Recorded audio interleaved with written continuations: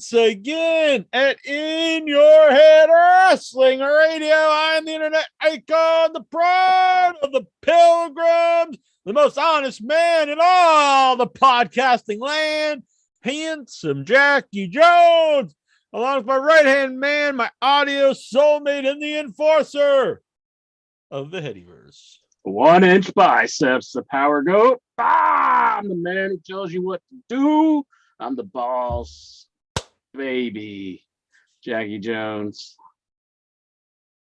I'm elated with what we have on our feet tonight. Boom! Huge news that's gonna rock the foundation of podcasting, not just the Headyverse.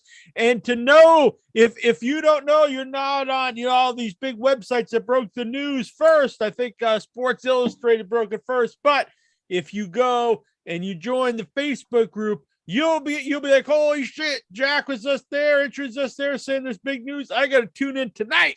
And that's right, huge news here on In Your Head. Say it up, Jones. Daddy. Inch Daddy. You want me to tell everybody? You want me to let everybody in on the big secret? Yes. We got the Young Bucks shoes on tonight. Boom. Bam. Hell yeah. They Yeah. sold out. I mean, very, very rare. Hardly anyone got them. But boom, Jack and Incher, the only podcasting duo in the world that both have a pair of Young Bucks sneakers.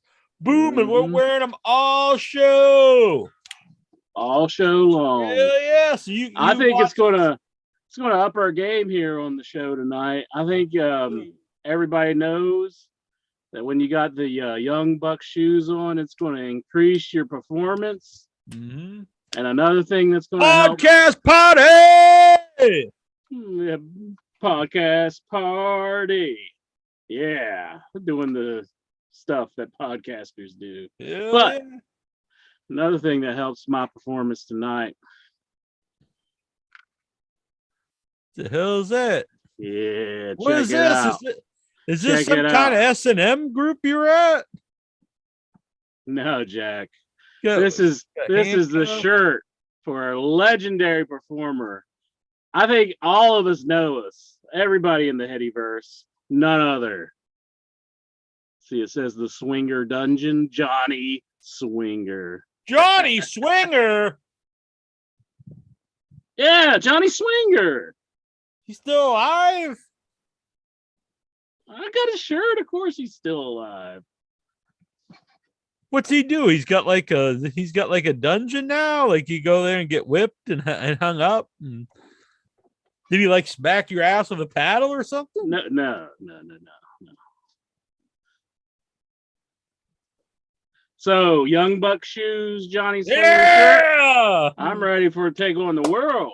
Yes. This is a rocking show. So all show long, everyone in the chat, everyone watching on the live stream, everyone watching afterwards, they be, holy shit, look at Jack and Incher rocking the Young Buck sneakers. They were paying out the pesos. Boom. Yeah. So super chat us and they help us pay for them. But yeah, boom, Young Buck sneakers. Be jelly. All you other podcasting losers, you're going to be jealous of Jack and Inchman. That's right. Bam. Yeah. Boom. I mean, they are comfortable.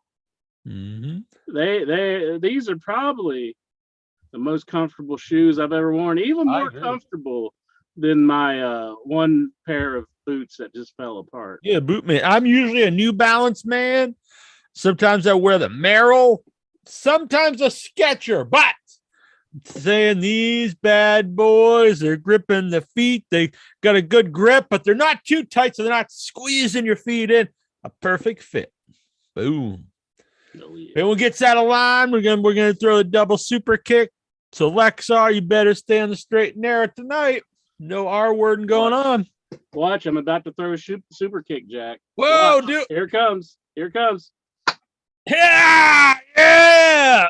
Ooh! I got him! Yeah, I got him! Yeah! It'll be super kicking all night. This is gonna be great. Gonna be a great time talking about the wrestling. Super kicks are a lot easier with these young bucks. Yeah, hell yeah, I agree. Mm-hmm. I didn't throw it. I didn't pull a quad or anything. Do you think they might have super kicked the super kicked the door in? They super kicked the door in. Yeah. Oh my goodness. Allegedly. Yeah. Allegedly, yeah. Allegedly, door kicking down. I'm kind of over all that shit. At first, it was like, this is the talk of the world. It's the talk of town. You don't want to hear about it anymore? It's not that we hear about it. I'm just saying, man up. Look, I've not been shy. I'm a pro Punk, but at this point in time, I say all of them, Punk included. You got Punk, you got the Biter, you got everybody.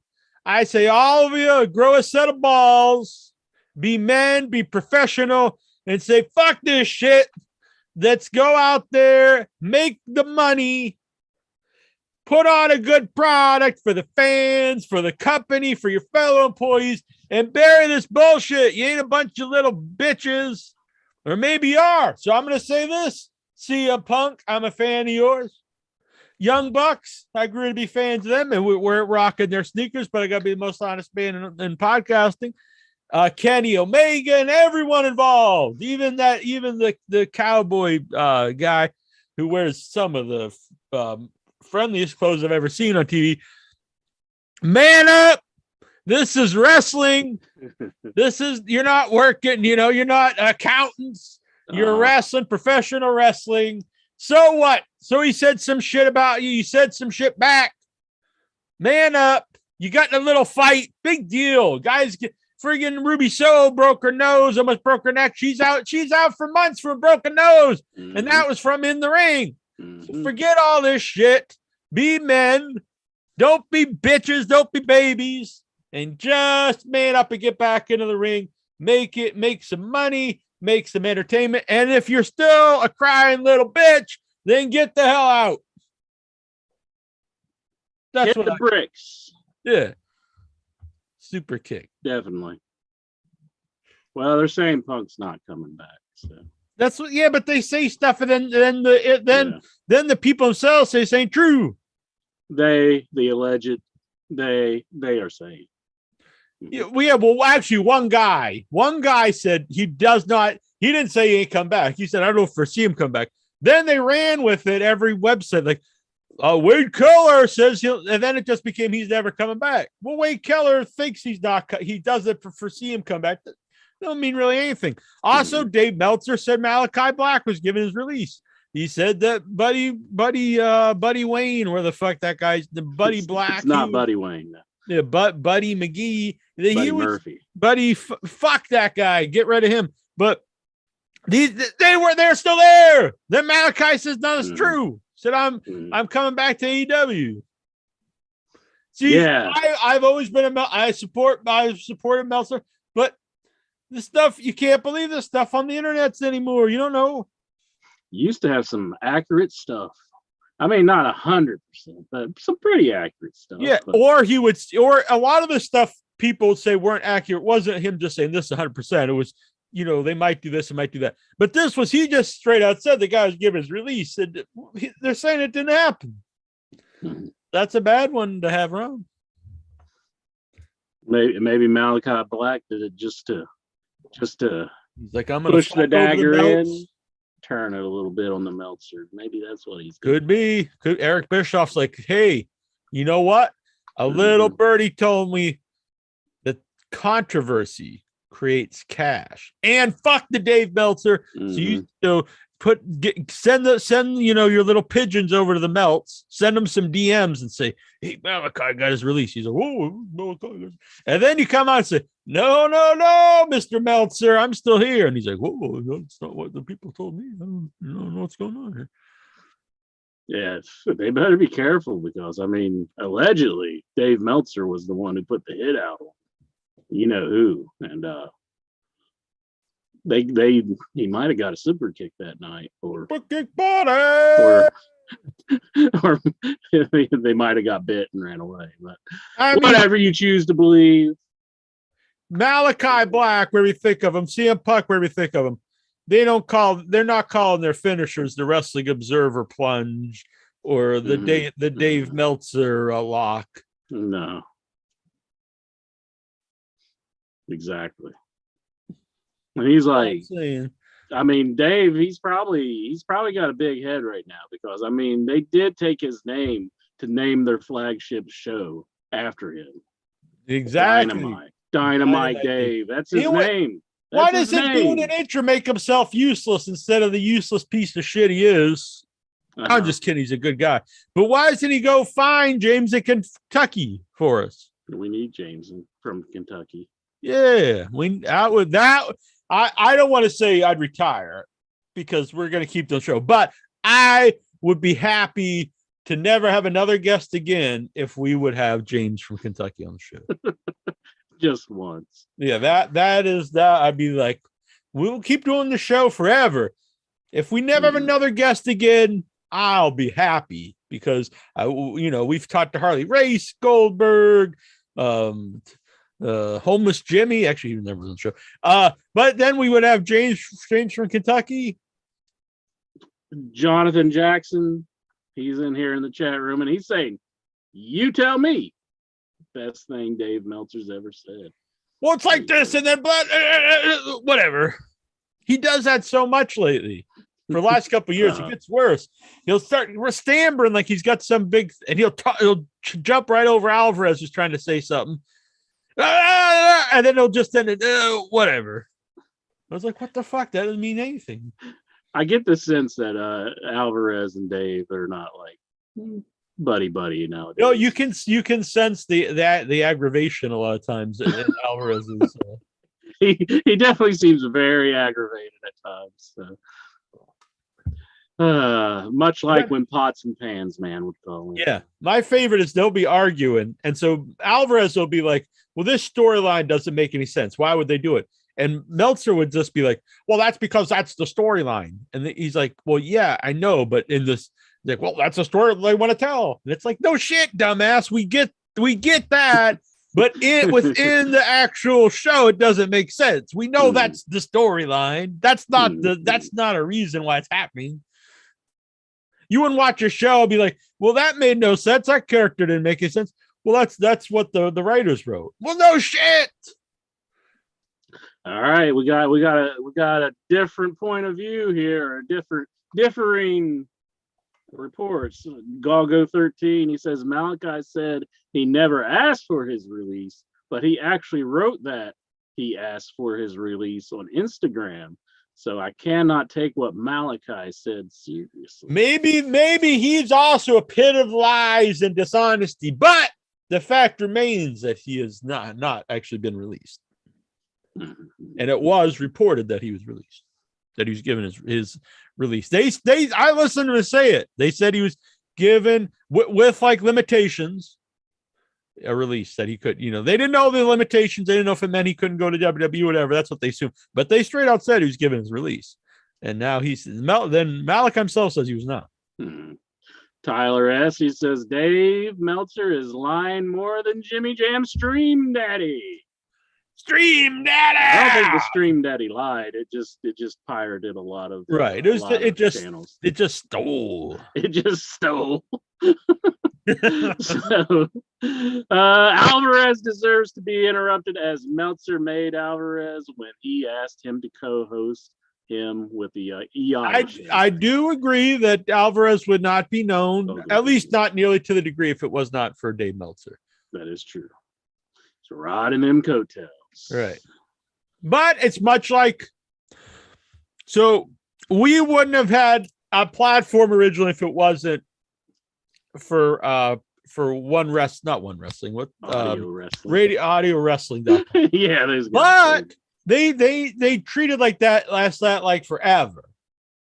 So no matter what we did, no matter we have Harley Race, Terry Funk, we still were treated as like the three goofs that were on the message board. You know what I'm saying? So at some point you're like, but at the same time we also left there then and then did create our own identity. So Alvarez is still with Dave. Maybe he should be like, I'm gonna prove myself. And he's like, fuck the Dave Meltzer, and he turns on. That'd be a sad day, Jack. That would be a sad day. Would be. We can't have that. No. They gotta last an eternity. Yeah. I think you're just jealous that there's two other audio soulmates out there that are been at it longer than us. They have? I think that's what it is. Could be. And I'm still not anti-Dave. I still like him, but especially this last few months, I do question some of the things and I don't think he's a dishonest guy. I think he's a little naive and will run with things that people tell him. Persuaded a bit. Yes. He's suckling up to the teat of Tony Khan. Is that what you're saying? I agree. I think so. Which is I get it. Because all those guys he was fans of before they went to AEW. Did you see Tony Khan with his arms stretched out? He's like, "Come on, Dave. Come on, suckle up to the teat." I do think it's on people who don't listen to Dave thinks all he does is praise AEW. He does say things he doesn't like about it quite a bit, especially lately. And a lot of things like he didn't think, that they're going the right direction. But so it's not fair to say that he only just praises it blindly because that's not true either. So I was going to recreate this, but I want to get kicked. I shouldn't even mention this, but I did not expect yesterday to see, if people might not know who this is, but I did not expect to see Lloyd Kaufman's dick on Twitter yesterday. I did though. You did. Yeah, it's been deleted, but there was a brief period of time when Lloyd Kaufman of Troma's penis, at least the top shaft, was on Twitter. Yeah, not expect to see it. Maybe I should go on Twitter more often, or even less than I do. I don't know. For the wrestling fans that do not know, that is the head guy of Troma who produced Toxic Avenger. The man here, Andrew, is the one who brought this to my attention. He's look. Dave has his people out there. They're like Young Buck's like, "Hey Dave, CM Punk's a bitch," and like, "Whoa!" And then these other people tell him stuff. Andrew, he's like, "Hey Nasty Neil, hey Jackie Jones, guess whose dick's on Twitter?" I'm like, "Whoa!" He's my go-to dick man, Andrew Horseshow. He's got all the dick news. How exactly would you rate Lloyd Kaufman's? Well, I didn't see the whole thing, but I will. I'm an honest man. So from the top of the shaft that connects to the body, so it wasn't like the lower shaft that goes. I don't know. For an older guy, it looked like he might be doing pretty well. Mrs. Kaufman might be pretty happy. That's why maybe why they've been married so long. Maybe. Yeah. Plus, let's be honest. Like. Andrew Horseshow. If you're going to accidentally get your dick out on Twitter, you're probably not going to do it unless you're not ashamed. So you probably either are shameless, where even if you have like a little whoop, whoop, whoop, whoop, but most likely you're probably pretty well endowed and like whatever, people can see it. That's why my dick's all over the place. You're making some pretty heavy accusations here, Jackie Jones. So you might want to throw a legend. Legend. He has an alleged penis. No, he has a penis, but I mean, like you're making the accusation that it might have not have been. I also saw Carmella blowing Corey Graves, but it turned out it was a deep fake. They went into some depths to do this because they took a picture of Carmella sucking on like not a penis, sucking on like a popsicle that she put on like Instagram. So they took that to get like the facial thing, you know what I'm saying? But they took out the popsicle. Then they put her on like they put her head on an actual picture of a woman giving the oral whoop to a dude. And then to top it off, because you couldn't see the guy's face, they took the tattoos off of Corey Graves, and then they put them onto this guy's hands. I was like, God damn, like who would sit there and do all this work like to make some, a fake picture? Is it really that important? It wasn't me. If you're not talented, why don't you do something worthwhile? It wasn't me. No. I didn't do that. No. Wasn't me either. If it was me, it would. If I Photoshop people's heads, I always make the head slightly bigger because it makes me laugh. Mm-hmm. And I like the slightly unrealistic elements of it, as opposed to trying to make it, completely believable. The MVC, that's what every great successful podcaster should have, a meat gazer informer. That's right. Andrew Horror Show. He's a good man. I like that guy. He's going places. Definitely. He does some cool photoshops of me. I like that guy. Yeah. No penis involved as of yet. But so Jackie Jones, everybody's all up in arms about this promo that Paige, now known as Saraya, that she did on Dynamite last week. That whole segment was I actually liked the Dynamite, and I know they had issues because not everyone was there, and I liked the whole show except for that women's segment was the shits. It wasn't good, I'll say that, but I didn't think it was as bad as people made it out to be. It wasn't good. I mean, it was not good, but I think people are nitpicking because I've seen worse things on wrestling. Yeah, I mean, I've seen worse, but nothing. It was not good at all. The match itself was completely dead. I'm gonna say this every week. Turn Britt Baker babyface. She's the only woman they want to cheer in this whole division. And then when you don't, and you fight the fans and make them want to boo her, instead of having a really over baby face or a really hated heel, you just have the crowd sitting there in apathy. They're like, I don't give a fuck. So you have completely dead matches. I like Tony Storm, but you got to face facts. The crowd don't give a flying fuck. Jonathan That's not Jackson, my opinion. That's just reality. Jonathan Jackson, getting my pizza cutter out because he has corrected me in the chat room here. He says it's pronounced Saraya. Can I say it? Saraya? Is it Saraya? How do you say it? Say it. Saraya? Saraya? Shit. Well, no, I'm a fan of hers. It's not the end of the world if you have a bad promo. She's usually a very good promo. I thought her, I've always been a big fan of hers. I'm not that up. I mean, it wasn't a good segment, but I agree. It's not the end of the world. Who cares? Yeah.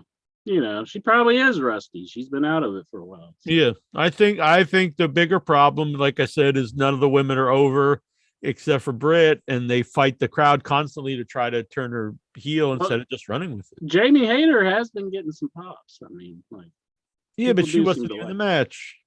I know. None of even the ones that have some pops, like they like her to a degree. They actually like Willow to a degree, but none of them are anywhere close to Britt. Willow, you mean Athena?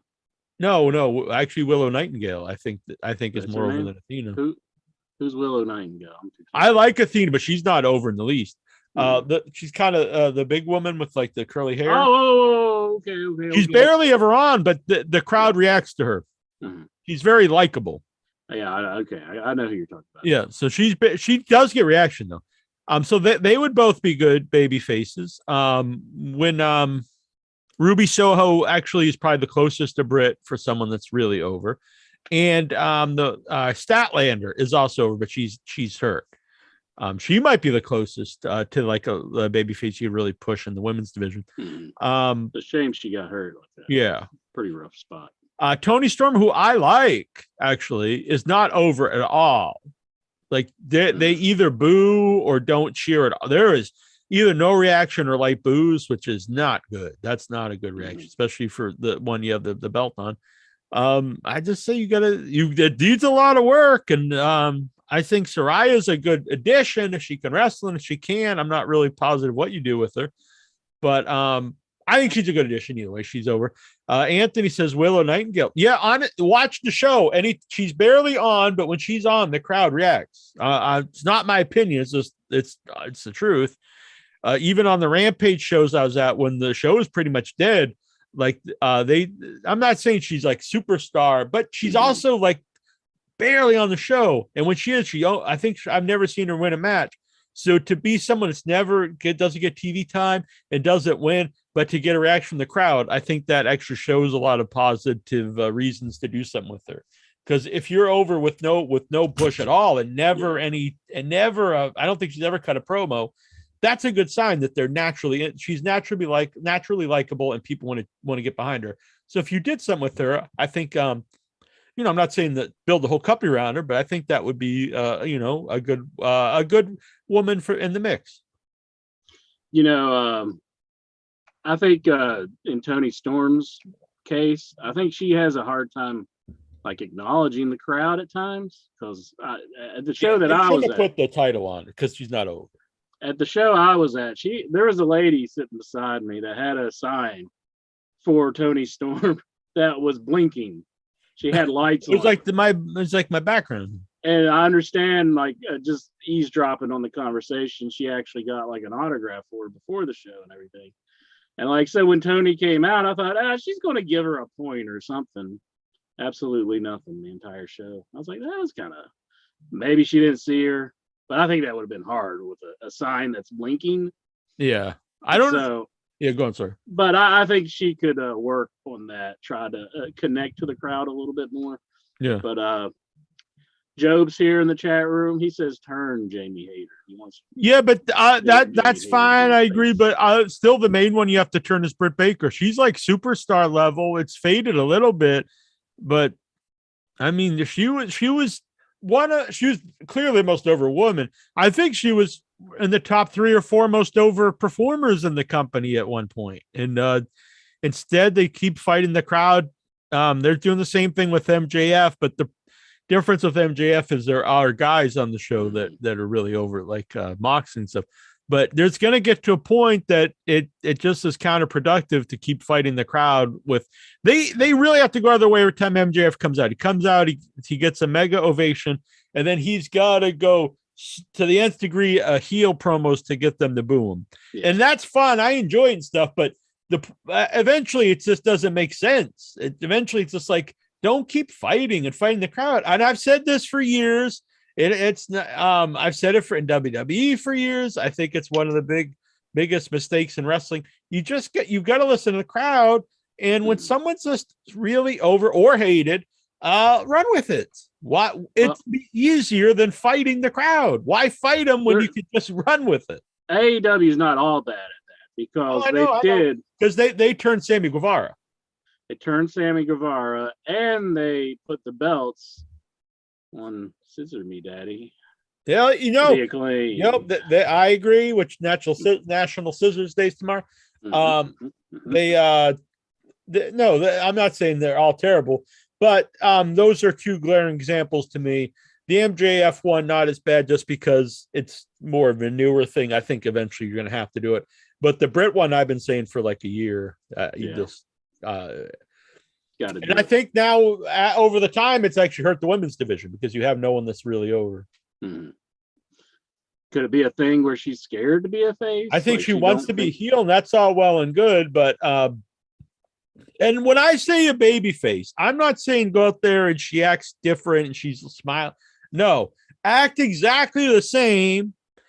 You just don't insult the crowd, and she wrestles the heels. It's like when Steve Austin turned babyface, it would have been idiotic. Some people said on our group that they liked him better as a heel and they should have kept him a heel. Like, come on, that would have been asinine if you would have kept Steve Austin a heel when he was the most over guy in the world and all of wrestling. Like, it wasn't even close. So you might have enjoyed him as a heel, but it would have been they probably wouldn't have ended up beating WCW if they kept him a heel. At that point, you got to end The Rock.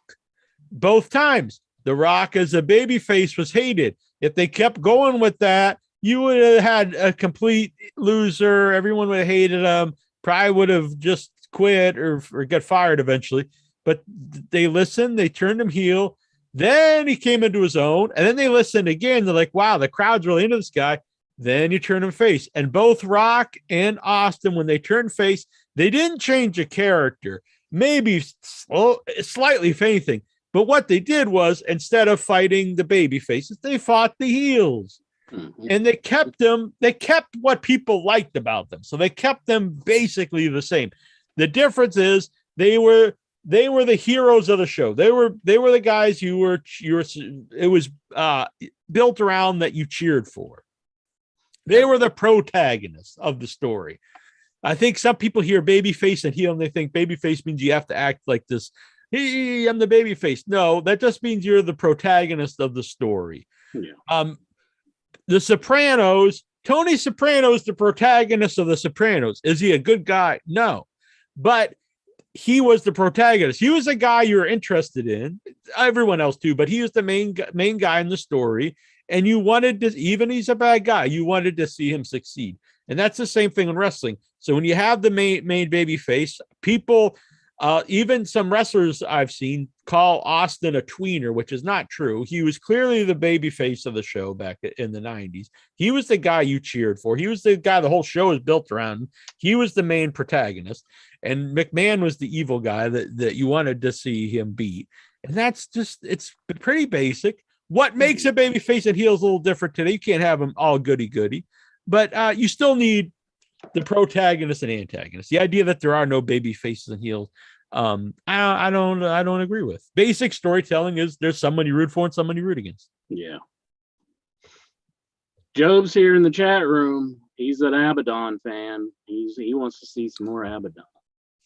Yeah, Abaddon. Yeah. Well, I was never a big one. It's October, so it would work for this month. Yeah, for sure.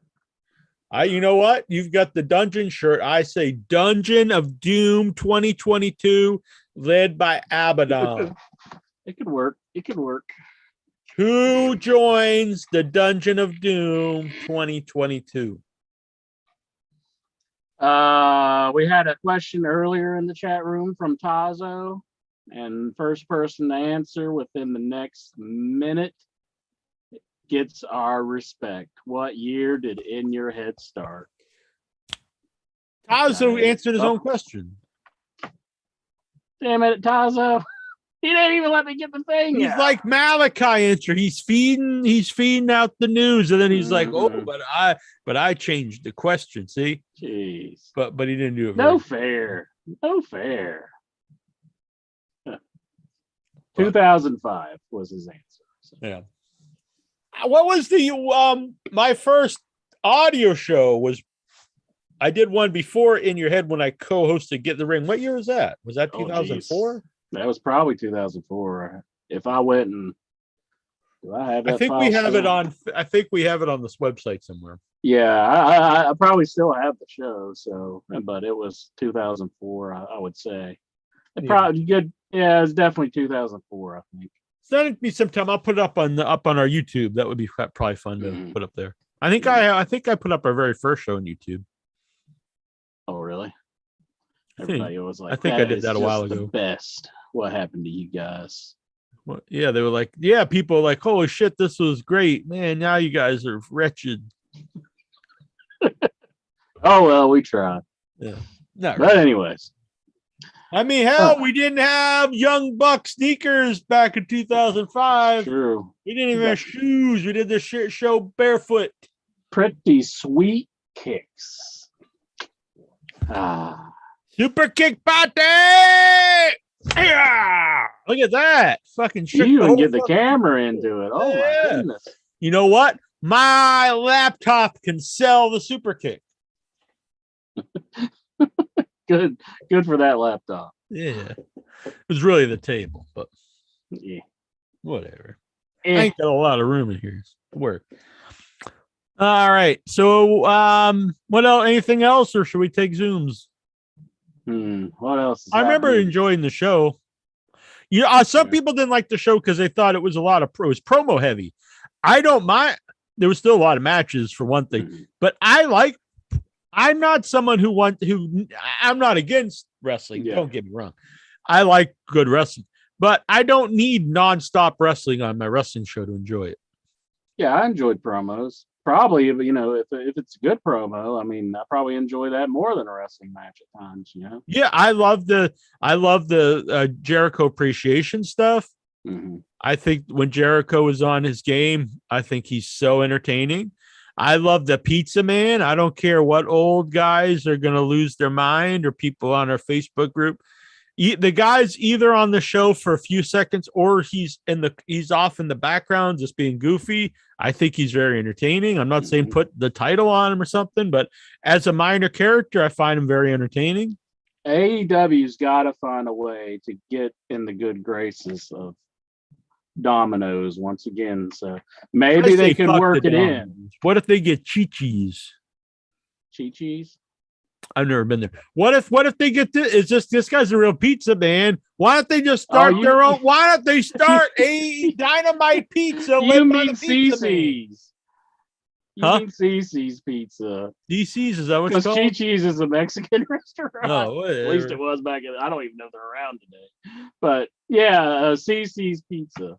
Yeah, I don't have them here. I get ads for them, and then I looked it up, and the closest one's New Jersey. And I was like, why do they advertise it here? Yeah, we had one, but it's gone now. So I say start Dynamite Pizza, and you use the Pizza Man as their mascot. Primo Pizzeria Man, whatever the fuck his name is. Boom. I'll go 13. Give this man a medal. He's in the chat room speaking the truth. Domino's is the official pizza sponsor of In Your Head. Can't we get like edible pizza? Domino's. You're going to lose our sponsorship talking like that. I had pizza tonight. Today's my mom's birthday. Mm-hmm. Happy birthday. I asked her what she wanted for dins, and she wanted a Moto's Pizza, which is my favorite local pizza. And so went and got a pizza. And then tomorrow we're going out to the casino for her birthday. Her, and my bro. Going to make some money to pay for the shoes. Yeah, exactly for these shoes and all these fucking trips. I'm going to in 2 weeks. I'm going to LA for 5 days. Then from LA, we're flying to Ohio for 4 or 5. We're gone for like 10 days. Then we were accepted to Morbido, which is one of the most prestigious and biggest film festivals in the world, in Mexico City. I would love to go, but flying from LA to Ohio, then home, then to Mexico City in like a 2-week period doesn't really seem like probably the smartest idea. That's a lot of stuff going on in a 2-week period. Plus, I've never been to Mexico. Do I want to? I'm sure Mexico is safe as can be, but do I want to fly into the heart of Mexico by myself? No. Well, Mexico City is a real like tourist heavy city, and it's very safe. Well, from what I hear. The thing is, I thought Mexico City was like right over the border, but it isn't. Mexico City is like very deep into Mexico. So there's a lot of traveling. And also when I looked up how to get there, it suggested flying into Mexico, then taking a bus to Mexico City, which did not seem like a good idea to me. I hear it's very safe, but I mean, it's probably I've never been myself because they probably wouldn't have a festival there if it was in a rotten area. But yeah. Plus, there was no direct flights. It takes a long time. I didn't realize it took like 17 or 18 hours for me to get to Mexico City. It only took me 6 hours to get to London. That is strange. Yeah. We'll see. I would love to go, but if it was a different month, maybe I would pull it off. But seems like a lot of stuff going on at the same time. And then coming up in December, movie will be playing South Texas Underground Film Festival in Corpus Christi, and New York City Horror Festival, which is awesome. Both these are big. The plan originally was, but I don't think it's possible, was to fly to Corpus Christi.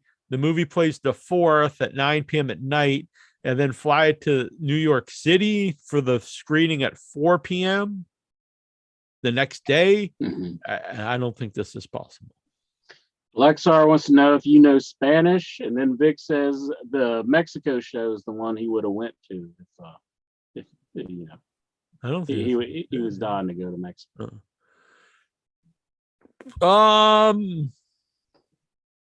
Do you speak Spanish? Habla español.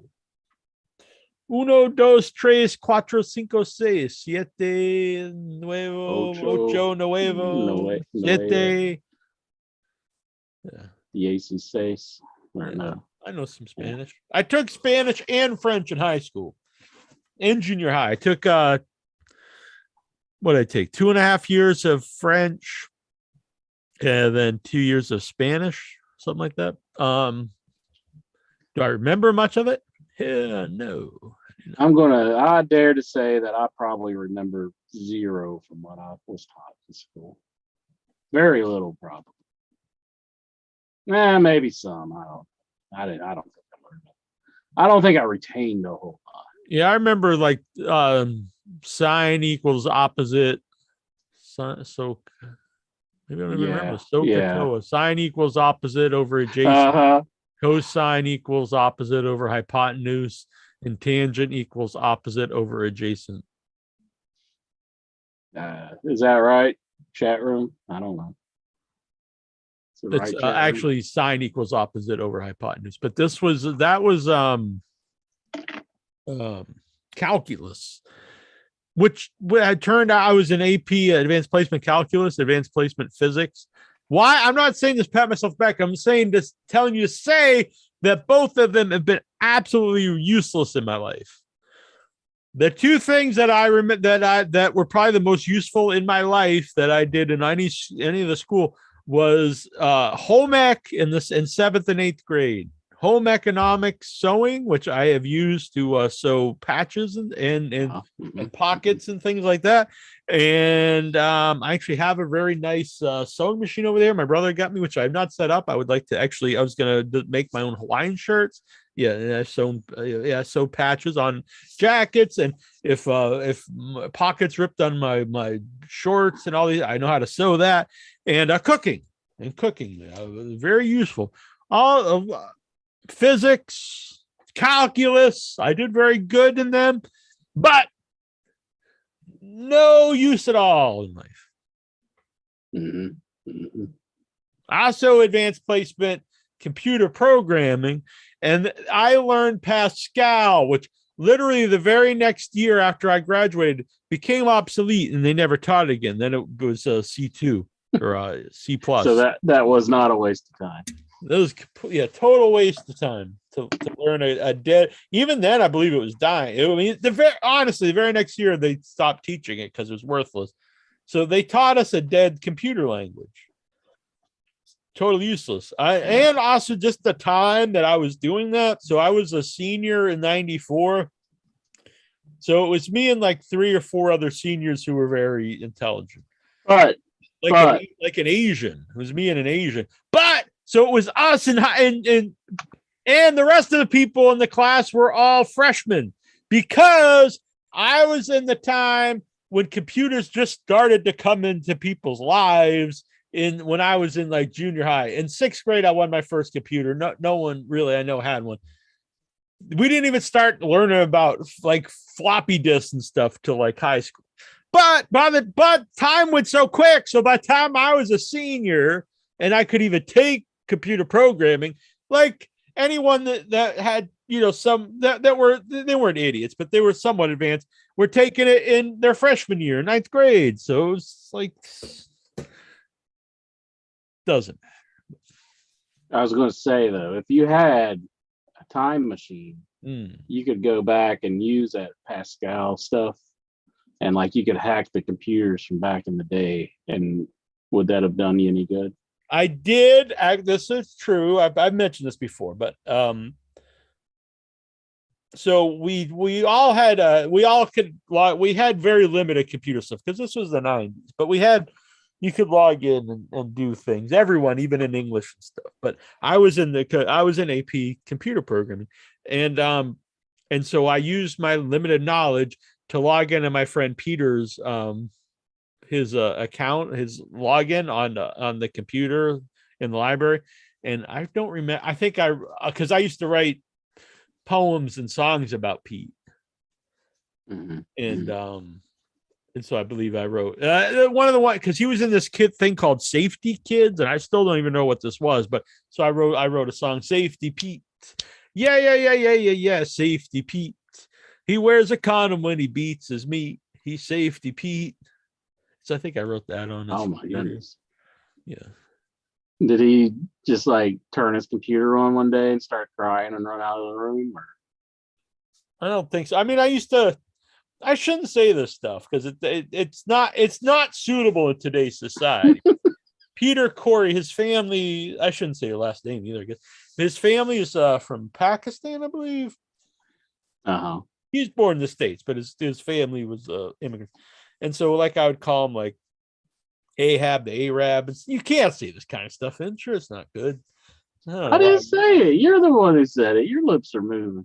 Yeah, but it was, you're just joking with your buddies at the time. I think it's actually even in my yearbook, which probably looks very bad if someone would look at it right now. Oh my goodness. Calling people. It was like in my memories, Ahab the Arab. That used to be a song. People liked Ahab the Arab, Sheikah the burning sands. Don't sing that here on the show. Oh my goodness. What? You and your beloved KKK hymns that you wanted to sing on the show. No, don't sing those. It was a fun-loving tune back in the day. But yeah, Andrew, you can't be saying this stuff now. I'll tell you, fucking crazy. Fucking West Virginian over here. He's not all civil like this liberal from Massachusetts. It's progressive up here. All right. So should we take the Zooms? I love to take some Zoomers because I love the Zooms. And Jack can't hack. It makes him look whack. Did Lexar just become Songman? I think so. He's trying to steal your bit, Songman. You better watch Lexar. He's trying to get a new bit. Golgo, if you remind, I still have something to send Golgo. I'm really sorry. I forgot about that. I have, it's upstairs. It's actually packed away to send you. I can get that out. But remind me, Golgo, if you like, I'll scan you my yearbook if you want, if you would like to read it.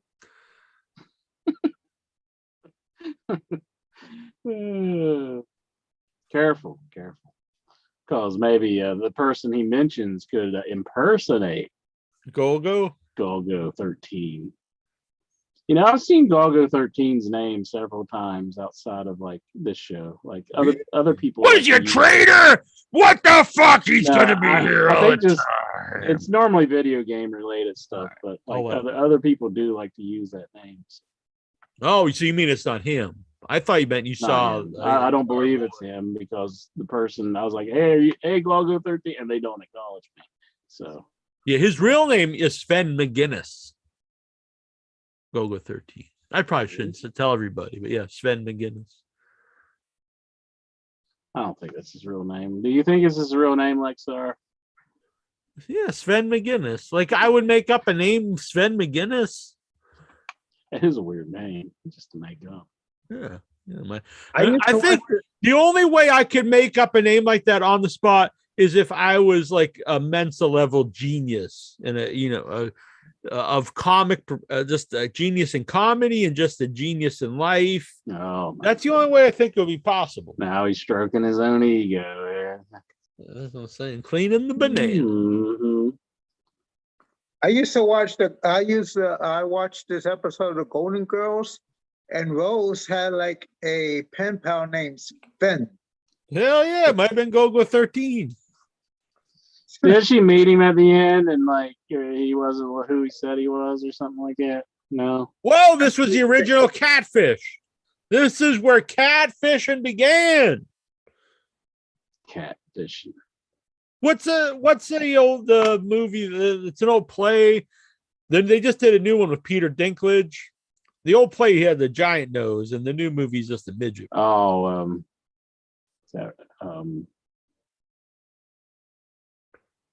Dick Nose McGee.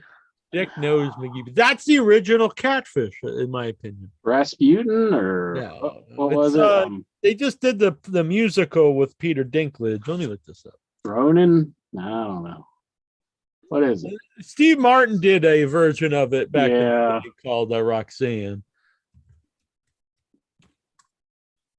It's really good when you have to, in the middle of your little bit, you have to look up and find out what you're talking about. Cyrano. Cyrano. Cyrano de Bergerac. So Cyrano, that's the original Catfish, because he tells this dummy who's hot. He's like, hey, say this shit, it'll really get her all wet and hot. And then he's like, oh, my love, blah, blah, blah, blah, blah. And then she just sees this hot dude, and he's not a moron. So she's like, ooh, blah, blah, blah, blah, blah. But all along, it was really this big nose ugly dude. Dang. But the moral of the story is he could have just won her over if he just, but would he have? Or she probably would have just saw his big nose midget bastard and be like, well, fuck this guy. Wait, so they didn't bang at the end? No, they died. It's a very depressing story. It's fucking die. He just lives his life and dies. Damn. They never get together. Oh my goodness. Lexar life story. Yes. It's not uplifting. Is that Butch over there? Is that Butch Lexar? Who is that? That is Butch. And if you notice that NXT has brought back their black and gold, there's no multicolor. Are they fucking? Oh man. Well, that's an old episode. That's what that is. Are they butt fucking there? You wish it were. They're cleaning the banana there. I'd be watching more of that NXT if that's what was going on. I'm not a homophobe. I've been yelled at now that I'm a homophobe because I don't go see that fucking stupid ass movie Bros. They're like, oh, all the straight people didn't go see Bros. I didn't go see it because it looked like shit. I went and saw Smile because I like horror movies. Oh, that movie looks terrible. Smile was really good. Smile's like, I don't know. It looks like a parody or something. Oh, it was great. Movie. I think it's one of the best horror movies of the year. I don't know. The previews just make me think. My goodness. Number one movie, and it's getting great reviews. I loved it. I think it's before that though. You should be wanting your own movie to be number one. It's not theatrically released. It's playing at festivals. The ideas of playing festivals is to get distribution. Mm-hmm. So if we get distribution, it probably will not be a theatrical film. But it's possible because I have seen movies get theatrical releases from festivals. But our goal is to get streaming on like Shudder or an Arrow release, like a dual Blu-ray. But it's possible. You never know what will happen. Yeah, but I just think that Smile movie looks like something off of like Grindhouse or something like that. It just like Grindhouse is good. But I actually saw the movie and I thought it was great. I honestly I am judging from the preview. The best horror movies of the year. And almost all the reviews are really really positive. And it was the number one movie of the week. There was a song by the Killers that's called Smile Like You Mean It. And I want to know if that song has been used as the theme song for the Smile movie. No, I'd say not. Probably not, Lexar. It should be, though. I know the song you're speaking of, but I don't think that was in the movie. Yeah, I agree with Go-Go. The trailer for Smile creeped me out a little bit. And I agree. It was I don't get scared of movies, but it's a creepy movie. Really well made. And it also great. I'm not anti-jump scare like some people, and a really creepy ass ending, Jack, and good themes. Lots of themes I'm interested in. Grief and suicide. It's a good movie all around. You can have your Smile, but I'll have myself some Spaceballs. Yeah, but you're just like you just live in the past. You just keep watching the same thing over and over. I like to see something new. Jonathan Jackson, how great is watching a new movie doesn't erase old movies. They still exist. But yeah, I like to see new. I like to experience new things. I don't just sit there and watch movies over. No, that's wrong. And Spaceballs sucks. Let's be honest. It's like fucking dumbass shit. All right, so this is my review of Spaceballs. All right, guys, we got to go comb the area. Yeah, let's get that huge comb and run it across. Oh my lord! Yes, yes. But it had its moments. I won't lie. It had its moments. Exactly. That wasn't one of them. That's what I was saying. That was a bad moment. Goosey, what's up? How's it going? How you doing? Oh, I'm perfect. Man, are you guys hooking up? Doing the old whoop whoop whoop? How was Cleveland? Well, I don't know. Look, I could feel the sexual tension there for a minute. Couldn't you, Jonathan Jackson? It's always here on Highway. Like, what's up, baby? And like this whole cast is just sexual tension. Yeah, we're ready to R-word. Oh yeah, yeah, hell yeah! Let's ride the. We're ready for the Raw report. That's what he means. Yeah, we respect each other. Yeah, show lots of respect. I don't know what I've walked into. I was just trying to acknowledge Goosey. I know what you're backing up into. Back that ass up. Oh, Lexar on Facebook said. Who was we were talking about? Lexar jumps some girl, like some gal, and Lexar jumps in with the comment. Girl. I would R-word her. Yeah, it was. I like the Lex man, but that one was a little creepy for me. Lexar, have you ever committed rape in your entire life? Whoa! He did not say. Just dive on it. He said R-word. That could have meant. I said the R-word. Oh, I'm sorry. No, so Lexar, you're in the hot seat. You're now. not allowed to say the word. No, you can, but Lexar never said rape. He said our word. It sure just drops in the rape. Well, let's see. I want to. Well, he asked the question. I want to know the answer now. Exactly. Let's hear the answer. I don't want to know. What's the question again? Is he avoiding, or does he? No, I think we know what the answer is now. Should I say it? Do it. You already asked it once. We can't get kicked off twice. Have you ever raped anybody, Lexar? No. That's a hell of a question. I think that's the first time that's the man has burned down a place and he said it on the show. You never know what he's going to say. Yeah. But that's just like a one-time thing, they're burning down the house. I was about to say the R-word thing. Okay. Oh. Jack, have you ever burned down a house? No. Oh, my God. Goosey, have you burned down a house? Oh, I thought about it once, but never pulled the trigger. I thought about it. Jonathan? No. Okay. And I've never R-worded anyone either. Lucy was like one, yes. So have you ever R-worded a house? Oh, now that's different. Like, oh man, look at those gutters. Right in the look at that washing machine exhaust. But speaking of R-word, I see Tasso's logging in. We might get a different answer there. We might not. We might want to avoid it with them. So let's go around the horn, as they like to say. What's on your mind, Mr. Lexi? Well, enough with the rape talk, and let's talk about the ass. It's the rape report with Lexa. Oh no. There's plenty of wrestling this weekend. There's just chock full of wrestling that probably Jack and Jonathan Jackson won't pay attention to, especially this Friday, because you got the season premiere of SmackDown, you got live Rampage, and it was supposed to be on tomorrow, on the next day, on Saturday night, but they moved it to Friday Night Live. I thought it was a Tuesday show. Tuesday went tonight or something? No. Battle Bells 4. And on top of that, you better call William Morey because he's bound for glory this Friday night on pay-per-view. Yeah. So they're doing a live battle. Here is my story. Ha! For glory. So Bound for Glory is going up against SmackDown and our women here might be hoary. Woo! Bound for glory. How many people do you think watch Bound for Glory? 7? Our matches, they might get gory. Woo! Bound for glory. Shout out to William Morey. Woo!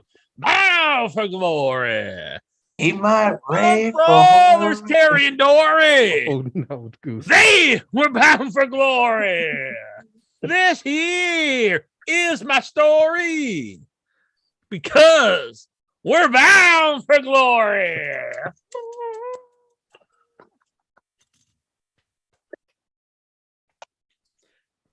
Excellent. Ooh, put that in your crack pipe and smoke it, Tazo. I'm pretty sure you could come up to Jack on his deathbed and you'd be like, sing Bound for Glory, and he would just belt out. Hell yeah. Yeah, I would hope he does. Go out with a smile on my face. Yeah, never mind. So I'm sorry to interrupt you, but I heard Bound for Glory, and that put life back into this old man. As it should. Hell yeah, Bound for Glory. Yeah, you're probably gonna skip SmackDown and Rampage and Battle for the belt just for Bound for Glory. I'm gonna predict no. Well, there's your Impact viewership. Well, the live Rampage that would probably the last live, well, it wasn't live, but the last 2 hour Rampage was really good. I do think Rampage would be better live. It's never. I'll say it's forever. It's never going to do great on that time slot. But yeah, I'll look forward to that. I'll be going to a live Rampage when I get back from England. I mean, when I get back from LA and Ohio, unless I go to Mexico. But I'm probably not going to do that. I mean, there's Mexican wrestling there, so You you could go to see some I wouldn't have time to do this. I would be at my movie. I wouldn't be like, I'm going to my movie, then I'm going to go see wrestling. NXT Mexico. I would be in a theater, interacting with other filmmakers, because that's part of why we go here, to try to, work with other people. And then I'd be there for my film. And it would be cool to go do all these other things, but that's not what I'd be there for. I wouldn't have time for this. Yeah, but in the back of your mind, you're thinking about El Santo and Mystico, and I definitely not thinking of Mystico. El Santo, isn't he dead? I think there's like an hijo del Santo. Santo Loco? What? Oh yeah, man, he's not dead. Yeah, he's in like Louisiana. Oh. He's in New Orleans, I think. Yeah, New Orleans. Go there and get some etouffee. I ate etouffee for the first time not that long ago. It's good. I tried to get it with shrimp, and the waiter's like, "You fucking asshole! You gotta get it with." He didn't say it quite like that, but you kind of read between the lines. He's like, "You gotta get the way it's supposed to be with crawfish." And I was like, maybe spit in it. Yeah, exactly. You fucking asshole. Fucking took a shit in it, but no, it was very good. I normally don't like crawfish; they kind of taste muddy, but these were all pulled out of the shell, and it was good. I'll have to admit, etouffee, answer. You ever have the etouffee? No, I haven't had it. All right. Tazo the Greek, he's here with us. Toronto Stevie's here. Are you going to watch all that wrestling he brought up? Probably not. I might watch some of it. I've been very lacking on the wrestling viewing the last. What are you, some kind of bitch? I watched a little bit of Raw, but I didn't watch the whole thing. So I definitely need a Raw report later on tonight. I get you. If we're allowed. What? All right. So should I ask Tazo the question? Yeah, if you're feeling manly enough. Thanks for acknowledging me 1-inch biceps. How are you? You're welcome, sir. You're welcome. Thank you. I'm doing very well. I talk to you. Look, I spend my free time every now and then conversing with you. So don't try to act like I'm just like fucking not paying attention to your existence. Listen, Mr. Hollywood superstar over here, I heard you're going to New York because you're going to be replacing Coolio at the Abramovich Museum, where you're going to be eating like sushi off of some like naked bisexual's body while they're splayed out. I actually said I probably wouldn't be going to New York, but now I might change my mind. Why is that? Did they send you like a code? No, it just didn't make a lot of sense time wise. But if I could eat sushi off bisexuals' bodies, then hell yeah. Yeah, it's probably because the Lolita Express isn't running anymore, right? Between I did, I read Lolita for the first time recently. Look how Jack likes to deflect everything. What? It's a fucking book, right? He's conditioned everyone here. This social conditioning, especially Lexar, who's like the Pavlovian dog of Jackie Jones. Look, he's fucking shaking his head here and stuff. But what I really want to ask everyone here, hi Lexar, hi Jonathan Jackson, and trigger word Tazo, Lucy, and Stephen the Vampire Butler. So do you think Ruby Soho, now that she broke her nose, is she gonna like fix her nose now and have like a normal nose and look hot? Finally look kind of like hot, and not like I'm a big fan of hers personally. Not like a hobgoblin. I think her destination will be unknown. Destination unknown. Ruby. So, I think for now, though, the destination is known, and that is the me. Destination. Ruby Soho. Yeah, Ninja's loving him some Ruby Soho. It's a perfect time for her to actually do that. In fact, I like her.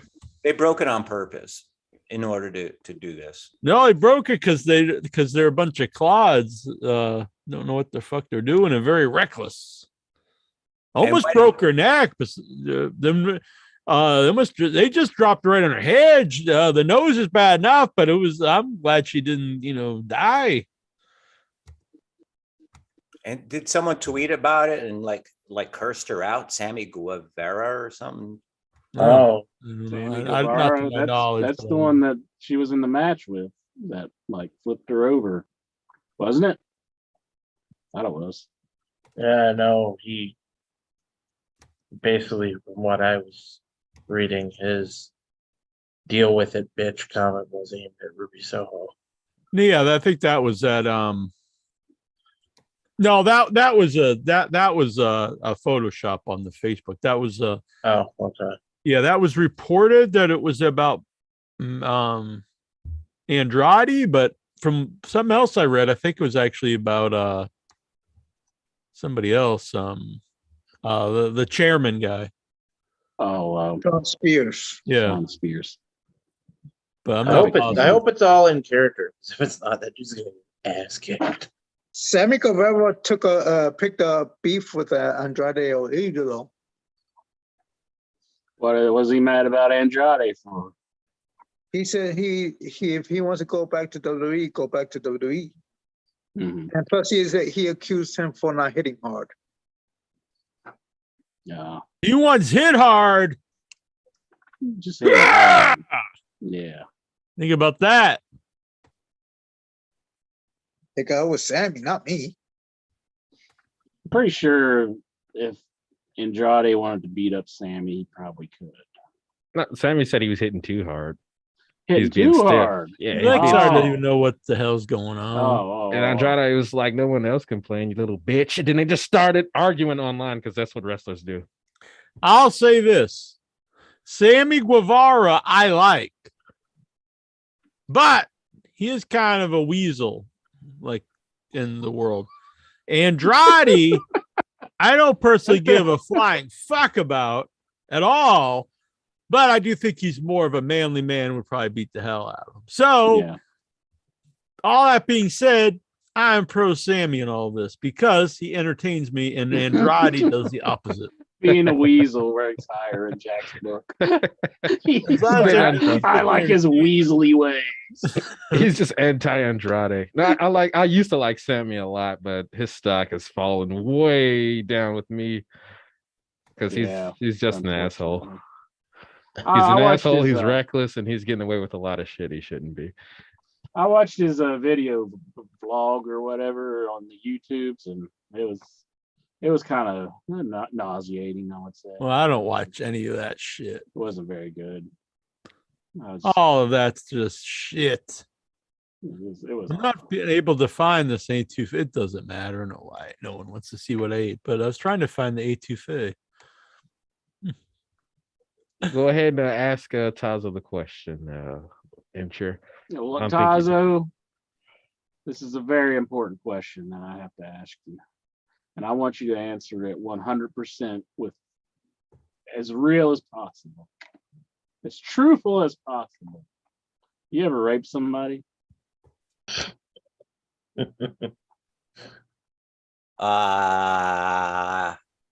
No. Okay, he says no. Do you believe that, Jack? Why did it take you so long to figure it out? Why were you like, to think about it?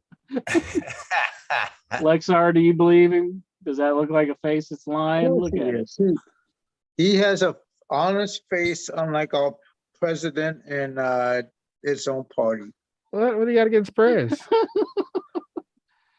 President Everybody Clinton? Yeah. What did President Clinton do to you? He's going to throw a fireball at you, Not Lexar. Clinton, the current commander-in-chief. Oh, why are we Yeah, the getting all commander-in-chief of political? Kick-Ass, President Clinton. What are you talking Why are about? we getting all Clinton. political? Can I ask though? The dementia patient in Washington, D.C. If you've paid for it, does that make you like when you pay for it, like with a prostitute? Is that rape? That's consensual. Yeah. It's consensual for. It's not legal. It's considered solicitation. Solicitation. So you are guilty of solicitation. Is that? I don't think that should be a crime, though. Jack believes it shouldn't be a crime. Around, let him Taza wants to sell that sweet ass of his. I think he should be allowed to. It's an interesting question, I guess, but I see the opposite. I see a lot of it's always this talk about respecting sex workers. If it were legal, I get I mean, I'm not saying you should treat people like like they're subhuman or something, but I also don't think that should be like something you aspire to, like, man, I really want to blow people I don't know for money. Like, I don't think it's like something. Girls in sixth grade shouldn't be like, hey, I want to spread my legs. You know what I'm saying? I mean, I'm not saying like you should treat anyone, that they're worthless or anything like that. But anyway, we're here to talk about wrestling. Yeah. Yeah. The fun sport of wrestling. Where they prostitute their bodies for our enjoyment. Exactly. Where they're half naked running around. And the companies that make them do that rape are And Incher and I, we've got the Young Bucks kicks on. We ready, Incher? 1, 2, 3. Ah, super kick. Boom. You guys jealous of these sneakers? Yeah. Watch out. CM Punk might be lurking. Yeah. You might get bit by a steel. You ever bite anybody, Tazo? No, I was once bitten by a tarantula, though. Really? I was bitten by Whoa. near where you are in well, you're not near Hunter Mountain, but it's in New York. Yeah, no, I work in a pet store, man. What getting bit by a tarantula felt like? But they're not poisonous, actually. Not the one that bit me was not poisonous, but it was really shocking to have this little animal shove his fangs into my skin and then use his legs to squeeze my fingers and like push them into my skin, as opposed to being bitten by like a dog. Damn. That is strange. It's gonna make you feel it. Did you bleed? No, but it was like a bee sting, but there's no stinger or anything. What are the most famous bites in professional wrestling, other than like maybe Tyson Holyfield, which is boxing? Yeah. Here is any more famous bites. This really happened. This is not special effects. When I was in Hunter Mountain, I was bit by a spider on my underarm here, and it ate through my skin. Oh, and Jesus! Was that and I also hallucinated, which was a very strange experience. In that hallucination, did you think like how you're like, Incher's such a great dude? No, honestly, the hallucination I had, I've said this on multiple shows before, I know, but I don't care, but was this was we were in Hunter Mountain, it was Annabelle and I started to we're in the room and I thought I had a triangle village on my head. So it was a whole village of people, but it was in a triangle and was on my forehead. and I was hallucinating that they were burning, and so I was trying to save the Triangle Village. They were all going to burn up, and I assume it's because I had like a high fever. But it was very. She just laughed at me. Thought it was funny. But sounds like Darkseid's fantasy. Very strange. A triangle village burning. It's a triangle. And I mentioned triangles, man. He's gonna think you're talking about the Illuminati. He probably does. That's true. Yeah. So then when I got back, that was in Hunter Mountain. When I got back, I went to the doctor, and they took a sample of it and sent it out, and they were like, if it's, anything, we'll let you know. And if not, you just won't hear back from us. And it's like, well, what the hell? Well, I want to know if it's not. What? Then I'm like, what if they just lost my number or something? Like, Damn, how do we contact this guy and tell him he's going to die? Oh, well. I think that's code for they don't really know what it was. They don't give a fuck. Yeah. They couldn't give a shit. Population. Tazo, he's there with his buddy Antonio Noki. Yeah, Antonio Noki passed away. That sucks. Mm-hmm.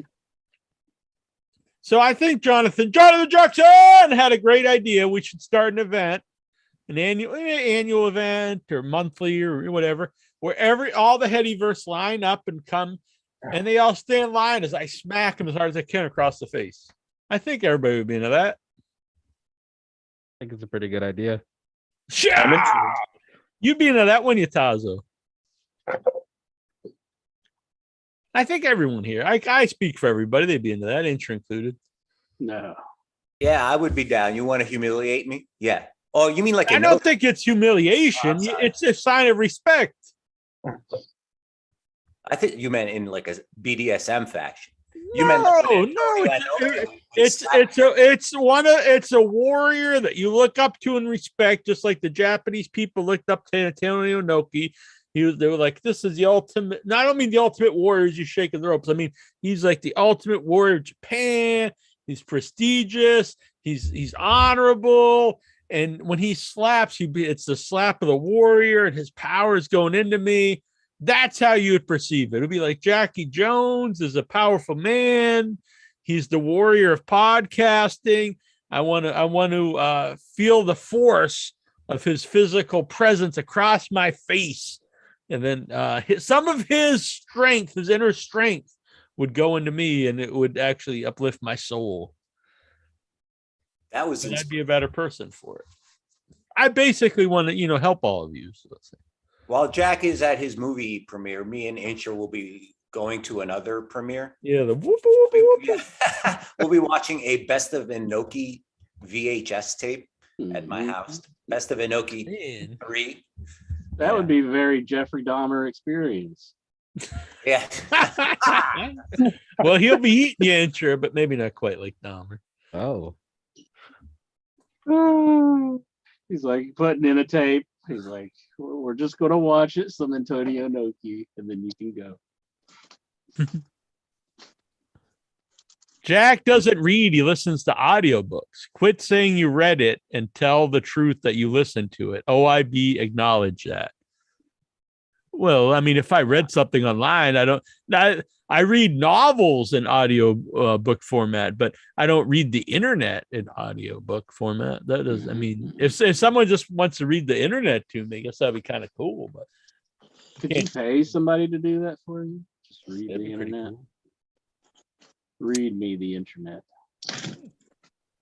It's better than this bitch in the chat. He probably don't even know. The only thing he's ever read is like a pop-up book. So, oh man, fuck that guy. That's what I get to say. Oh, Tyler S. He's a good man.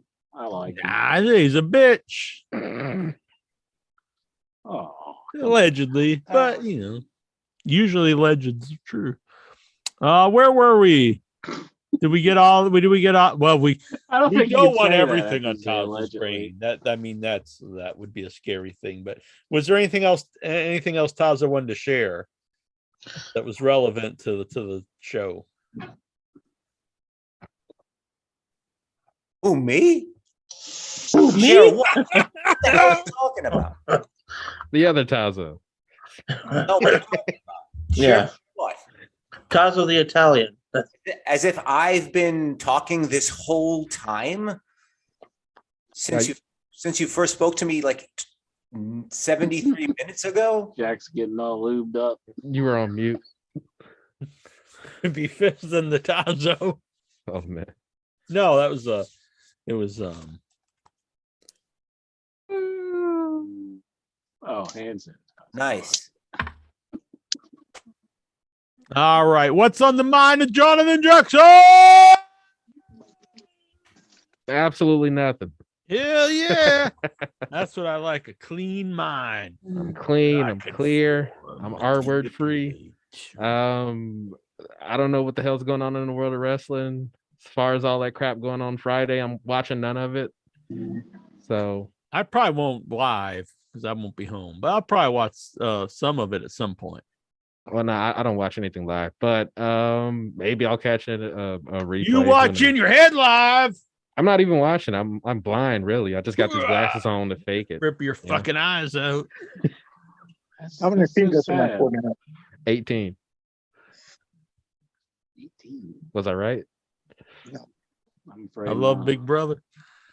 What's on the mind of the goose? The goose is loose. Goose, he's loose. Well, in your head. Goosey! we waited. They say he was coming, and we kept waiting, and then he came. Oh, Whoa! What the hell's happening? And now Beer is gone again. what? Oh man. Yeah. Later, Victor. He's back in NXT. Man. Damn. I can't wait for his comeback. I can't wait till the best of DVD. Well, that The rise and fall of Beer. what was your favorite memory of Ear? Yeah. When he came. Do you think Vince calls up Triple H and he's like, "Hey, when are you going to bring that Fear back? When are you going to have him coming back? I want to see him on And Triple H's like, shut the fuck up, old man. TV." Triple H is sitting there rolling his eyes. You don't run this joint, I do now.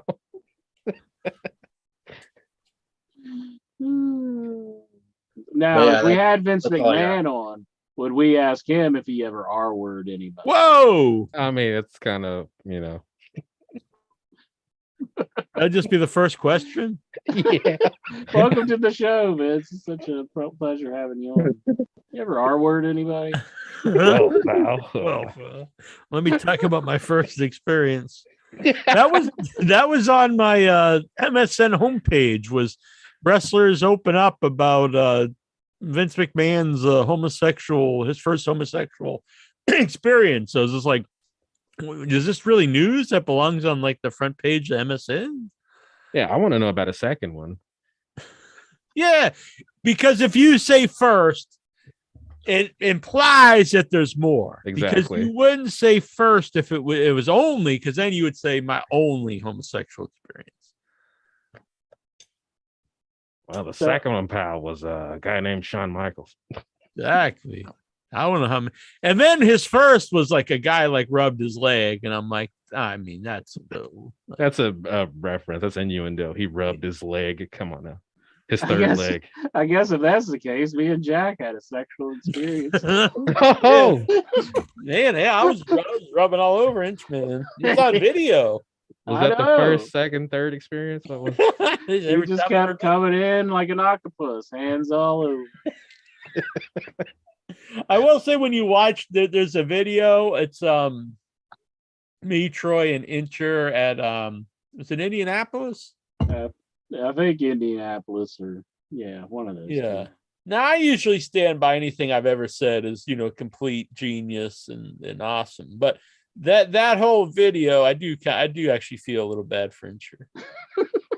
A little.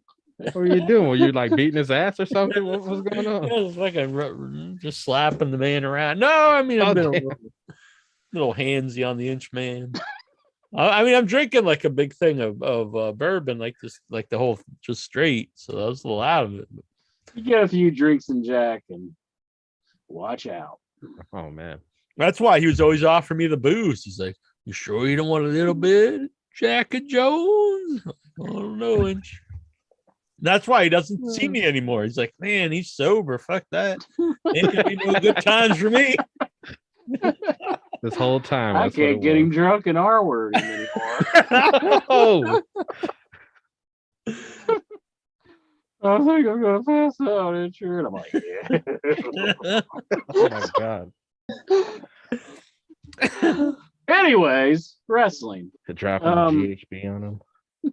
The Vince McMahon documentary. That would be a good next round table. Round table, R word. Yeah, they say there's going to be a Vince McMahon documentary, though. So really? Did you all hear about that? No. Yeah, and they said they're going to cover they're going to cover his departure too. No, really? I'd be interested in that. I'm interested into this Tales of the Territories too, but this sounds more scandalous. I think Vice is doing it, which they do the Dark Side of the Ring first. Yeah. So. Because if you do it now and you don't cover like some like real stuff, like people are going to be like all over that as like just the, like this is really lame. You have to cover this, Did they buy the footage from like Netflix that they were doing? Like, wasn't Netflix doing a Vince McMahon documentary and then I hope got canned because Ronnie James Hollywood or whatever his name is. I hope he plays Vince in the recreations. Thing about him though is he doesn't release his works. I mean, we still don't know where Andre Heart of the Giant is. I think it's just too good. It can't be released in his mind. That's where it is. It would just like melt your brain if you saw it. Really? That good, eh? Yeah. Maybe someone went back in time and stopped it. Like, no, you can't release this. It's just too great. Exactly. Yeah, the world just ends. People start burning their eyes out. We need to get a copy of that somewhere. I agree. Somehow. I found him on Facebook. I have to get back into contact with him. But what are you doing? Like the Men in Black thing to us or something? What you we gotta forget about mine from Andre. Just wipe this show clean. Just like nobody needs it anymore. Well, they could probably do that for every show I've ever done. Jonathan Jackson disappeared. Then we'd never know about the R word. He forgot he existed. So anyways, the Vince McMahon thing though, I am looking forward to that. So whenever it comes out, I'm definitely going to be watching that. So Patrick Howell says hi, Tyler. Hello, Patrick Howell. Patrick Howell. Oh, Patrick Howell. Patty Howell, yeah. Before we move to the Raw report, one more wrestling item that will make Jack's AEW viewing more pleasurable. Dan Lambert has left the company. He's not leaving the company. He just says to Tony Khan that if he's not getting used, then he's not going to overstay his welcome. Good, because he fucking sucks. Oh, is this another one of those? He says he left the company. No, I didn't leave the company. Type deal. Yeah, it's hard to believe what's happening or not. Could I put something out there to the wrestling people? Could we stop giving Tony Khan such a hard fucking time? I mean, he made another company so we can watch a wrestling. And could you bitches just stop being such bitches and stop giving him a hard time? I agree. The man's paying you a lot of fucking money. Make Tony Khan's life fucking easy. Yeah, and if you don't like it, if you really hate it, just don't watch it. But if you don't, I mean, to be so negative and like attack everything he does or anytime, it's like we saw what happened to wrestling when there was only one company around. It was not a good time. If this one would go away, the odds of anything ever happening again are very low, very slim, and it's going to be very bad for every wrestling fan and every wrestler. Not even just wrestlers, but everyone. No, Alexa, I mean, come on. The less places where people could work, there's less wrestlers that are going to be employed and can make a living. And not only just wrestlers, retired wrestlers, everyone who works out behind the scenes and stuff. There's no good that can come from one company owning it. The indies now are getting like TV deals, well, not on television, but internet television deals. Yeah, because there's more than one wrestling on TV. If there's only one wrestling on TV, that's not going to happen. Yeah, if no one ever saw Nick Gage come out and cut that amazing Domino's ad, even though Domino's sucks, then people would have cared about GCW and other indie wrestlers. We've seen a lot of rise of indie guys on TV. Plus, there's more places for these people to go, and TV will be say, hey, do we want to? Hey, there's 2 viable wrestling companies doing well. I guess we could start another one. The more wrestling, the better for the more wrestling where people can make a living, the better it is. Mm-hmm. It's like Christian Cage. Would you be getting these sweet checks if it wasn't for Tony Khan? No. The guy had to know he was hurt. Why did they even have like that match advertised? How did he get hurt without doing nothing? Arn Anderson, would you be having a resurgence in your career if it wasn't for Tony Khan? Nope. So I don't think Arn's giving him a hard time. But I'm just bringing up some examples. Right. So let's be good to Tony. Well, a lot of the wrestlers that do bitch online, like they might. I like Sammy Guevara. Would I even know who he is if it wasn't for AEW? I don't think so. He definitely wouldn't have the platform he has. He was a guy from what's that? Lucha Underground. Dressed as a panda. And it's like, who the fuck knows? There's a fucking panda.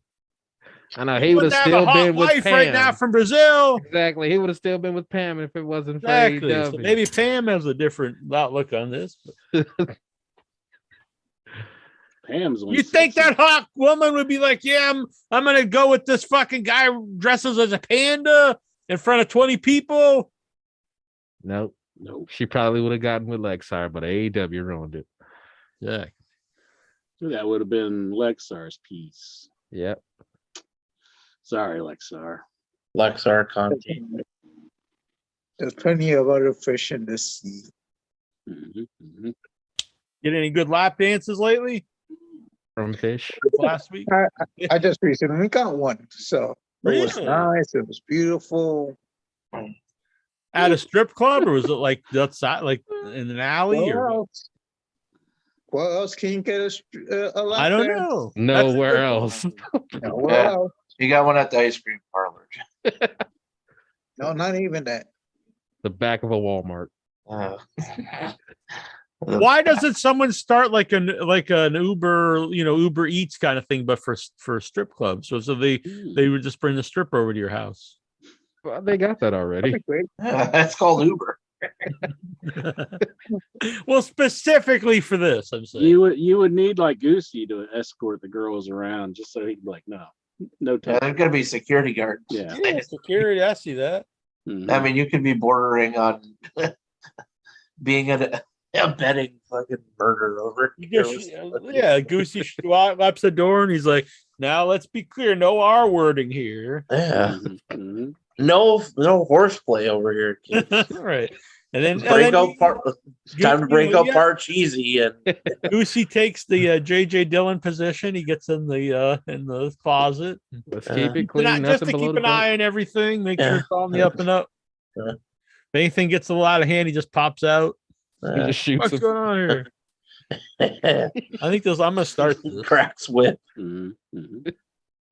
We All got right. ingenious ideas here. It's hot. Now it's actually cold down here, but I'm getting hot. Oh shit! You're getting all hot and bothered about it. Oh, all this R word talk. Yeah, that's what I'm into. No, I don't. I'm not into that. I mean, you did play someone who. I did play real life rapist. There you go. Mm-hmm. He's a legend killer. He's not even known to be an actual killer, but he was known to be a kidnapper and an R worder. But yeah, I played him. I did a good job. All right.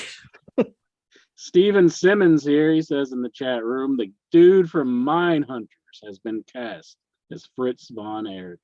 I've never seen Mindhunters. What is which one? The older guy? The guy that that's actually cool. That's the you would know him from Creepshow 2. He played the Indian with the long hair who gets scalped. Oh, the guy who owns the shop? No. He's young in Creepshow 2, because that's many years ago. Young? Yeah, he's the guy with the Indian who gets scalped. He's the guy who kills the old guy. and then he's going to go to Hollywood and become a big actor with his long hair. Yeah. But I didn't know that was even him until recently. But yeah, he's real young in that, and now he's an older guy because people age as time goes on. Is that what happens? Mm-hmm. But yeah, he's a good actor. I saw him in there's a movie about like a client, like a white supremacist in prison. He was in that. He's really good. I don't know his name, but he's a guy like I see and stuff and always thinks he's a good actor. So that's cool. Are you still excited? have the scalp? He doesn't have the big long hair anymore because he was scalped. Yeah. Are you excited for the Von Erich movie? Yeah, I mean, it's got like real actors in it. Yeah, that's a plus. Yeah. Real actors. They could have cast Insurance Carrie. Well, I'm supposed to be like Chris, right? Was it Chris? That's yeah, the one that I look. Yeah, like yeah. Oh well, yeah. Chris. I mean, Vic Schiavone could be Fred. Probably that fucker from Richard Jewell got it again. He's probably in the role. He's beating me out of all my roles. I wonder if you think Michael Hayes as a character will be in this movie?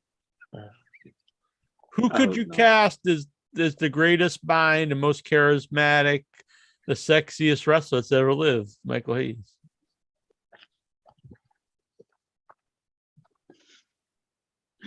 You can't tell me Michael Hayes hasn't done Hulk Hogan. I mean, yikes. You can't tell me. You can't tell me he has. I mean, I listened to the Paul London show where he was on with Rene Dupree, and he was talking about him looking at him in the shower, and Michael Hayes goes, "Looking good, boys." Well, so we complimented him. Looking damn good. I think that's no. A compliment is looking good, guys. Yeah, let's get it on. Let's put the tag belts on. No, just stop it. He said, "Looking good, boys. Looking real good." Now, looking real good. What would that you puts every bit of the spin on it. You want the guy to go in there and say, "You look like a bunch of losers. You fucks, get the fuck out of my business." Tell him you're fucking ugly. God. All right. Just okay. You're in the shower right now. You're taking a shower. Okay? I remember Tazo was doing that on the show. Here I come. I save a lot of money now on hair products. I don't have to get a lot of shampoo or conditioner. That's the freaking Lully. That's why I shave my head. Here I come. I'm Michael Hayes. And I get up. There's Michael Hayes. I can do a bunch of shit. Boom. I'm strutting in here. Pay like $30 a month. That's the greatest mind in wrestling, Michael Hayes. There. But whoa, it's Michael Jack. Hayes. Yeah. Come on, Jack. my back. What? I see you there taking a shower. Yeah, man, I'm getting all clean for the ring. Yeah. Looking good. Oh, well, thank you, Mr. Hayes. Looking damn good. Hell yeah. Michael Hayes, guys. Hey, boys. You hear that? Hell Michael Hayes thinks I look good. Yeah. He's lying. Lying right now. You know that's creepy. Call everybody. Tell them what Michael Hayes just said. Lying. Lexar, he's lying, isn't he? He's lying. And he loves Wendy Williams' show. Ooh, yeah. What? Yeah, he loves it. He retired. He retired? Mm-hmm. He retired. Who was it? Jerry Williams? Wendy Williams. Who the fuck is that? Google. Is that the redheaded girl in the Wendy's? I love that we just had a role play where I told Jack he's looking damn good in the shower. And he's like more offended by being accused of liking Wendy Williams than he is of being like undressed. Well, next time we share a hotel intro, can we role play as Michael Hayes and Paul London in the shower? Wendy Williams never insulted him, so or complimented him. So yeah, I don't. Do you see the problem, Tazo? Another man complimenting you while you're in the shower. I think that's a positive. I think as a Greek, I see that as perfectly fine. Looking good, Tazo. We're cool with that. Tazo showered live on the show. I did. Yeah. And I thought, man, he's looking pretty svelte. No one's ever accused him of being homosexual, have they? I know he's a manly man. I know. He's doing the dirty deeds. Michael Hayes has never Women been are accused lined of up anything. at the door to get that PSA's. T.S. Hayes is the only person who've had authority. There's all this hush money. Not one of them was paid by Michael Hayes. He's got to be. He's got to be guilty. If you went with Michael Hayes, there was no reason for hush money because he'd be like, "I'm telling the world, and I'm proud of it."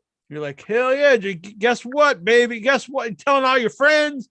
Guess who I got with? Michael Hayes and all their girlfriends. Like, woo! You lucky girl, you got with P.S. Hayes. Yeah, give us his P.S. numbers. Hayes stands for P.S. Purely Sexy. Exactly. I heard. You don't hear Vince Purely Sexy McMahon or Johnny Purely Sexy Ace. I heard that his buddy there, his partner in the Freebirds, what's his Terry name? Gordy. Terry Gordy. He said that stands for Purdy Shitty. No, they were close buddies since since they were like 12. He must have been upset with him at the time. Maybe he didn't compliment him in the shower. He followed my brother into the bathroom. Whoa. And he said, looking good, Drew. More evidence. Thank you, Jack. More evidence. He saw another good looking man and he with long hair. What? And he followed him into the bathroom and stood right behind him at the urinal. Seems like a normal thing to do. Looking down. I think he did say looking good to him over his shoulder at the urinal. That seems like what? I just looking think good now. You've got it. If you're confident in your sexuality, you're like, yeah, I'm gonna give this man, he's got his dong out, taking a urinating, like, so let this get this guy a compliment. He's looking pretty good. Yep. I think that's what two dudes do. It's what me and Tazo do. What me and Jack would do. Absolutely. Looking good there, buddy. And that's right. That's why high five each other. Incher never had the makings of a professional athlete. Exactly. Yeah, unlike me and Tazo were big time athletes, as you guys can tell. He's never experienced his locker room talk. Exactly. What? Where the guys compliment each other like, damn, you're he's tossing the javelin. That's right. When Jackson to come to New York during that ritual he's gonna have, we're all gonna take our clothes off, that Freemason ritual. Oh. I'm gonna turn to Jack and go, ooh, that's a good one. See? Yeah. Because flex my pecs. You're a pecker? Peck? What? Oh. But I think it's time for the Raw report. Yes. Raw report. Raw Is he allowed to do it tonight? He's looking a little scared. Oh, we got the intro. I'm sorry, I'm jumping ahead. Play the intro. I apologize. I don't think Steven said a word to us. Oh yeah, I'm sorry. I'll let me just. Does Steven have anything on his mind in the world of wrestling before we get to the coveted Raw report? Well, this past week on SmackDown, this was a really backwards, really weird build for Ronda Rousey and Liv Morgan. So Liv, let me get this straight. So Ronda is facing Natty, and he makes Natty tap out to an ankle lock. And then as she's getting out of the ring, going up the rampway, out comes the SmackDown Women's Champion, Liv Morgan, and I think she has a weapon in her hand. And Ronda doesn't back down from her. In fact, Liv attacks her with the weapon, and Ronda basically disarms her and beats the crap out of her. She cut her arms off. Yeah, I missed that. Dang. Gotta watch SmackDown. So Triple H must be a real fan of Pier 6 brawls because they had those two going at it, and I don't know, like in real life, Ronda could beat the crap out of all of these security guards and Liv Morgan. Mm-hmm. But I think I would put my money on Liv if it was a real fight. Really? Yeah. I put my money on her. Man, if the fight consisted of having a nice ass. Oh. Yeah, I'll give the edge to Liv Morgan on that. But that all bullshit aside, that was they do not work well together because it's very unbelievable that Liv can do anything to harm her when they wrestled. But I will say I thought the same thing would happen when Liv fought Shayna Baszler. But I think Shayna does a better job of working with someone who looks a lot less physically impressive. They worked well together. Their match was good. I'm not anti Ronda Rousey, but I don't think she's someone who can just work with anybody. She has to be in with a good worker to look good. Which there are people like that. You know, Nikita Koloff was like that. Goldberg was like that. So it's not like she's useless, but you can't just put her in with anybody and expect it to be a good match. So what else there before we get to the Raw report? Tell me when you're ready, and I'll play up the tunage. Oh, let's get to the Raw report. All right. Let me make sure it's all. Let's see. We got unmuted. I don't know if Taz has ever seen this yet. He's probably all excited. Probably dick's hard as a rock. All right, here we go.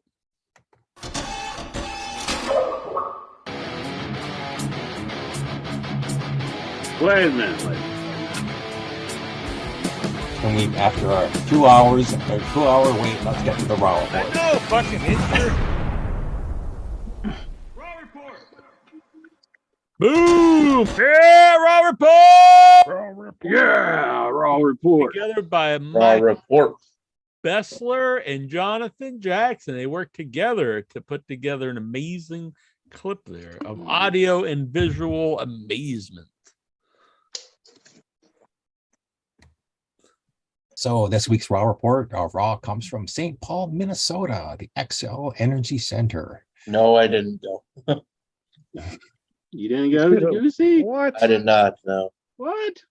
I had to work. Ah, freaking work. Always getting in the way. Okay, Raw begins. Out comes the Judgment Day. Finn Balor, Damien Priest, Rhea Ripley, and Jack's favorite wrestler, Dominic Mysterio. Fuck Dominic! Oh, you love Dominic. Gus blows. Loves him. So they come out, and Finn Balor actually is the one who starts the show off. He gets on the mic, talks about Edge, talks about how he retired. He wasn't medically forced to quit wrestling, and so now that he's back, it's going to be Finn who's gonna send him back into retirement. Damien Priest does this disingenuous praising of Edge, asks the crowd to praise Edge. But Dominic, they give Dominic some mic time, and he basically says he sends a message to his dad. I think the crowd is yelling, "Who's your daddy?" to Dominic Mysterio, and Dominic cuts this promo on Rey Mysterio, saying how much he hates him. Good, I agree. And he says, "I'm getting pegged, Dad. What do you think of that?" He didn't say that, did he? I seen parts of it. I don't think that was. That I'm getting pegged. But Dominic says he's got a new family now, and that's the Judgment Day. Mm-hmm. So, it's like now that Buddy Murphy's like all wrapped up with like Rhea Ripley, it's like he's got this like love triangle going on with the Mysterio family. It just won't end. He was getting with the Leah for that one time, and now Dominique's getting with his current girlfriend. It's just blurring the lines here. Just won't stop with the Mysterio. You think this will result in real family anguish? Do you think they'll father and son will actually they'll have bad will between them? Yes. I think Ray's going to join in. He's going to start fucking too. Hot damn. That would be good if actually Ray stole Rhea. What if Ray stole Rhea from Dominic? That'd be pretty awesome. Double pegs. Yeah. Is that why you never let your dad on the show enter? You were afraid that like it would bring, family anguish between you if like your dad sided with me or something? Yeah, it would. I'd like, how could you side with that villainous man who pretends he's never seen Wendy Williams? I honestly do not. You guys, you and Taz will think I lie about the Go too. I honestly don't know who this woman is. Loves. I mean, fuck, dude. I played D&D as a kid. I was in chess club. I watched silly horror movies. I'm not claiming to be this cool cat. I did a lot of nerdy stuff, and I still do. I'm playing some cribbage here on my phone. What? You're playing cribbage during the Raw report, Steven? I think that it's like an homage to Andre the Giant. What? He was an asshole too. What? That's a fucking legend. You watch your mouth when you're talking about a legend. Like they talk about him so glowingly, but like if you listen to all those stories, a lot of his stories, he's being an asshole. I think he's being the greatest. He's like saying nasty things to Bad News Brown. I mean, all kinds of bad stuff. Going to town like Bad News Brown. That's a line from the one of the greatest songs of our time.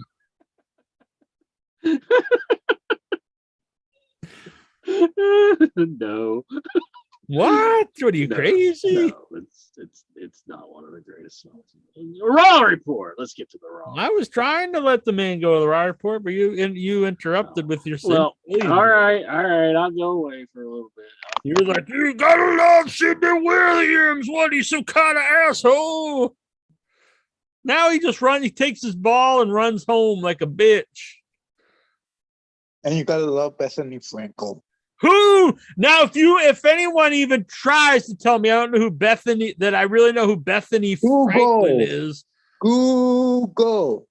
Fuck, don't care. You should. What is she, like Ben Franklin's like granddaughter or something? Oh, she's really hot. Like Ben Franklin. Is she hotter or not quite as hot as Ben Franklin? This is no lie. I had a dream where Tony Khan has like a little bit of financial issues, and he sold the company to Bethany Frankel and a team of associates, but they don't know nothing about wrestling. Except for one. These are your sexual fantasies? Out of 8 people. This is what you have like wet dreams too? You're dreaming about Tony Khan going bankrupt? Bethany has bought AEW, and their first show that they're in control of was Grand Slam. So she addressed the crowd in New York, and half the stadium booed her. Is this what the strippers talk to you about when they're giving you the lap dance? No. They usually stay silent during the dance. They don't talk. They can't speak English. They don't whisper about Tony Khan having financial issues. Maybe you should tell them to next time. Maybe they would for you. They don't know about wrestling. Like how do you know if they're silent? Maybe they're maybe one of these fine young women are big wrestling fans. I got ask, but most of them. Next time they're bending over, shaking their ass. You like the Russians? I'm sure a couple of them are Ivan Koloff. Yeah, what do you think about Ivan Koloff versus Bruno Sammartino in the garden? Yeah, they remember that match, Boris, whatever his name is. Boris Zukov. Yeah, Boris Zukov against I was a big fan of the Bolsheviks back in '92. Yeah, they had a really great run. These are the lines Lexar uses to pick up picks. Yeah. It's like, hey, did you see Raw last night? Hey, what do you think of Buck Zumba? Oh man, you want to be my daughter for the night? What you thought about Jeffrey Dahmer? Raw report. Follow that up, Steven. Andre saved Mark Henry's life, Gogo 13 said. Let's get back to the Raw report, shall we? So Finn Balor, I don't know. I'm still laughing at this man and his Irish accent, although he is trying to cut a good heel promo on AJ Styles. Anti-Irish over here. Yeah, I think he is Irish. I know I'm saying you're anti-Irish. No, is it Finn Balor trying to cut a heel promo with that Irish accent? I think he's just not a good talker. Anyway, not to be, I shouldn't say this, but I think he's on the spectrum too. And Dominic Mysterio, well, yeah, he's the fucking shits. I mean, I laugh every time he gets on a mic and talks too, actually. So let's get to the opening match of the night. It is Finn Balor and Damien Priest taking on AJ Styles and Rey Mysterio. And yeah, this was of course you had Dominic just standing there, not really doing much. Rhea Ripley interfering in the match. Did you make him a man? Yeah. AJ, AJ, I don't know. Like well, let's get. Okay, they had a great match, and Finn gets the win with the coup de grace. But afterwards, AJ, I don't know whether they're teasing a heel turn on AJ's part, because like he just keeps going back and forth between heel and face so many times. Mm-hmm. He basically shoves Rey Mysterio down. But just as soon as Rey, again, much like last time when Rey walked out on Edge, and then the Judgment Day beat up Edge. Well, this time around, Rey walks out on AJ Styles, and the Judgment Day beats up AJ Styles. And so I'm not sure. Fucker down. Poor AJ. He went from like being one of the best guys in the company to just doing like nonsense. Yeah. He's the new Big Show. So I don't know whether this means heel face constantly. Yeah, I don't know whether this means that he's gonna like join the Judgment Day, or whether I guess this was his big thanks, putting Undertaker over in his final match, and in this like Western that they filmed, and then he's just been treated like a goof. He was the tag partner for that big idiot. Well, I don't know whether the Good Brothers will come back and oh my god, about AJ. Anyway, this could go any number of ways, but to be continued. I thought Raw was supposed to be great now, but then you talk about like bringing the Good Brothers in. This is all stuff makes me not want to watch it. Well, I don't know. Yeah, I don't know.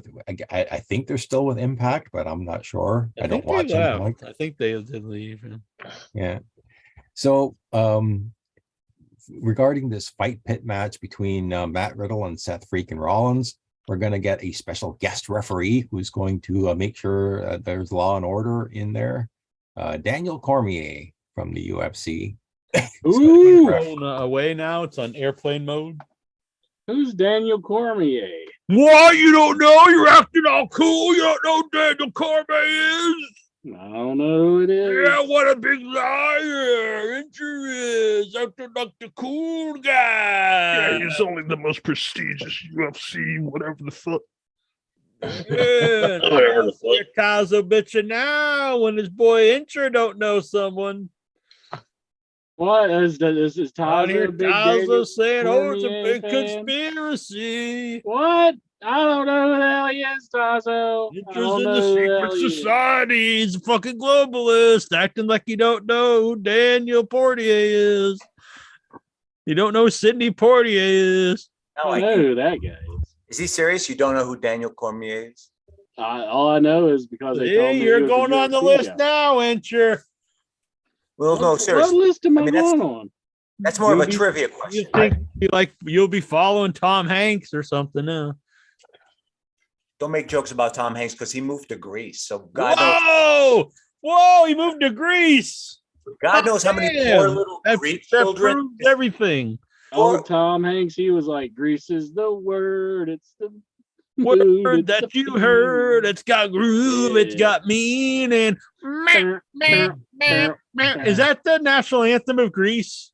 Like, when the Olympics come, they play the theme from Greece. Yeah. You got John Travolta statue. They got the chills. They're multiplying. Also worship Zeus, and we Oh. sacrifice lambs every I Sunday. like lamb. I ate lamb the other day. Oh boy. All right. So I was going to say that Daniel Cormier, I think he tapped out Kurt Angle on an episode of. That's not him. That's Daniel Pewter. Yeah, that's Daniel Pewter. We had him on the show, Daniel Pewter. Yeah, twice, I believe. Yeah. Oh, now we know who's the real Taza's leader on the good shit tonight. Yeah, fucking Tom Hanks over here. Yeah. All right. Raw report.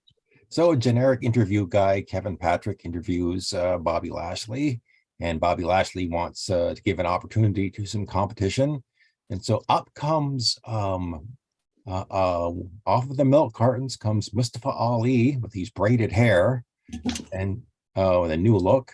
And he basically challenges Bobby Lashley to a match. And who the fuck wants to see that?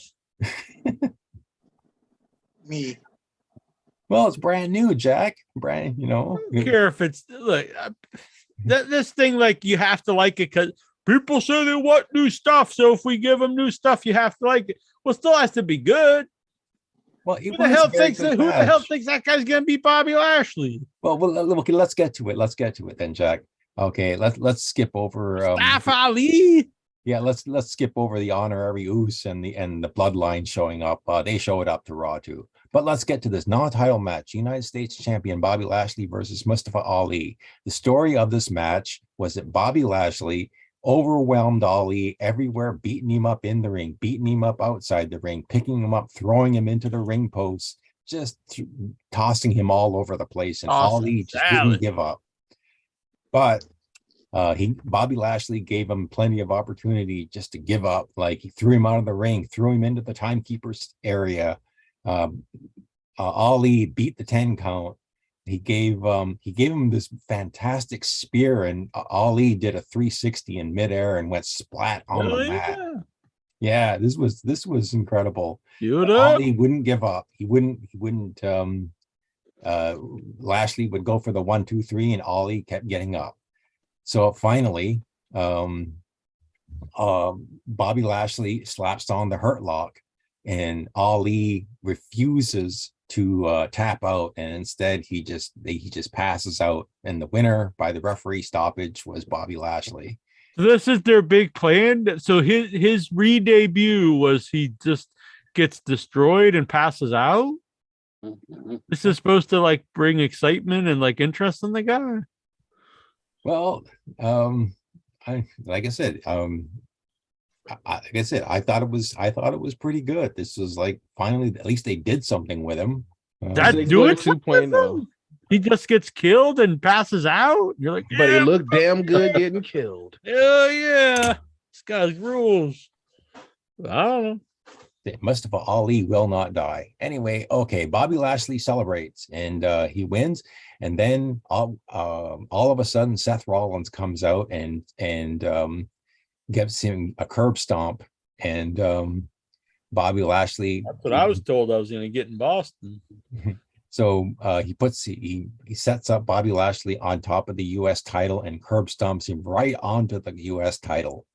And just for good measure, as he's leaving, Rollins sees Mustafa Ali and curb stomps him on his way out too. Yeah. I bet he deserved it. Can you, in fact, do a curb stomp when there isn't a curb in the ring? Are curb stomps legal in the WV? I like that pretty cat.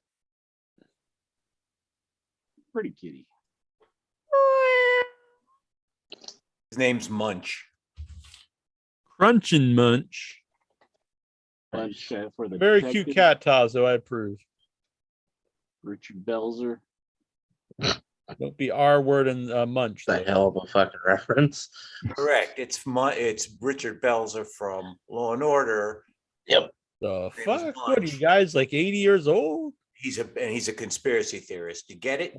You get it, man? There's layers upon layers upon layers, man. You think Hogan did that to him when he like cut off the blood going to his brain? Like had all these conspiracy theories when he got up. Maybe. Like I've been on a roller coaster, Meltzer brother. also got slammed by Hulk Hogan once, right? Well, he put him in like a hold where he cut his circulation off him. Right. A stranglehold. Yeah.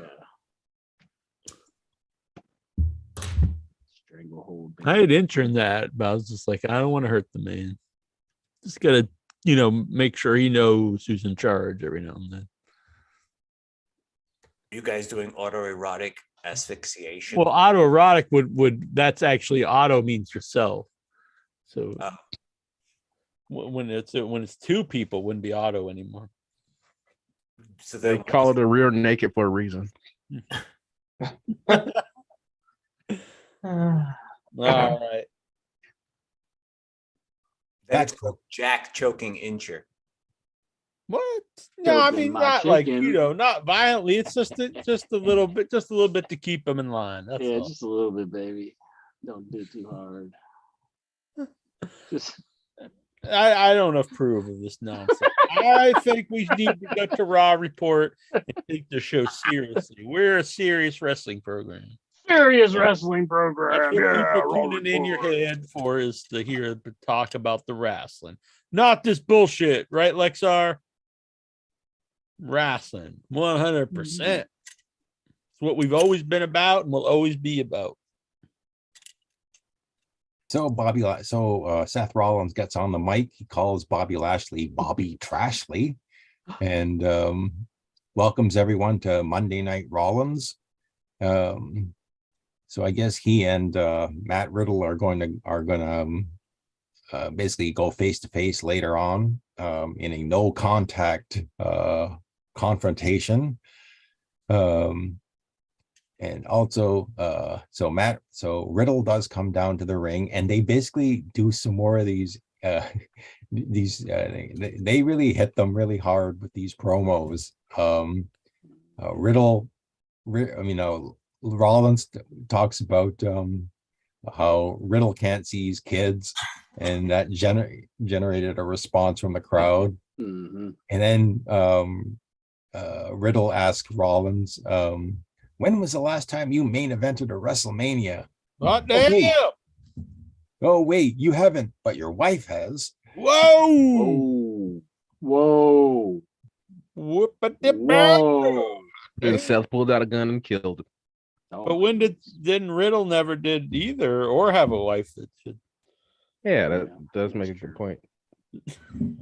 Jeez. I don't You even should have know. been on that promo, Jack. You would have shot Riddle down like nothing. You'd be like, oh hell, I don't know what to say now. Oh, Jack served me up. Yeah, I mean, Seth Rollins been on a lot more WrestleManias than this fucker. He's Seth freaking Rollins. He should be able to make fun of anybody's family if they Franklin. can't see their kids and everything. He should be able to do that because he's a good wrestler. Yeah. So fuck Matt Riddle. But Matt Riddle, didn't he he's alluded people, his ex-wife said he raped her or something. Alleged. Well, I'm just saying that's a lot worse than your wife main evented WrestleMania. I'd be like, okay, cool. You think Seth Rollins should have used that in the promo? Yeah. Yes. Now that's Did hard. you allegedly R-word your wife? Yeah, but she didn't main event WrestleMania, bitch. I'd be like, Oh yeah, in your face. Allison Tuckwab says Evil Doink Demolition with Crush, the Nasty Boys, Paul Roma, all for the 2023 Hall of Fame. And she just now subscribed. So I say Hall of Fame Rookie of the Year in the head. Yeah. Allison Tuckwab. Rookie of the Year. Rookie. With there's a lot of people up for Rookie of the Year this year. It's probably the tightest race ever for the headies. Yep. We got Real Allison stiff Tuckwab. We got the list guy who just names matches that happen. And we got Bruce from last week. There's a lot of... Oh, an interest boy. Papacito. Papacito. He's been around for a while, but I think he wants it. He wants it. You know, we break all the rules. You could be here for a decade and still be rookie of the year. Fucking matter. All right. Raw report.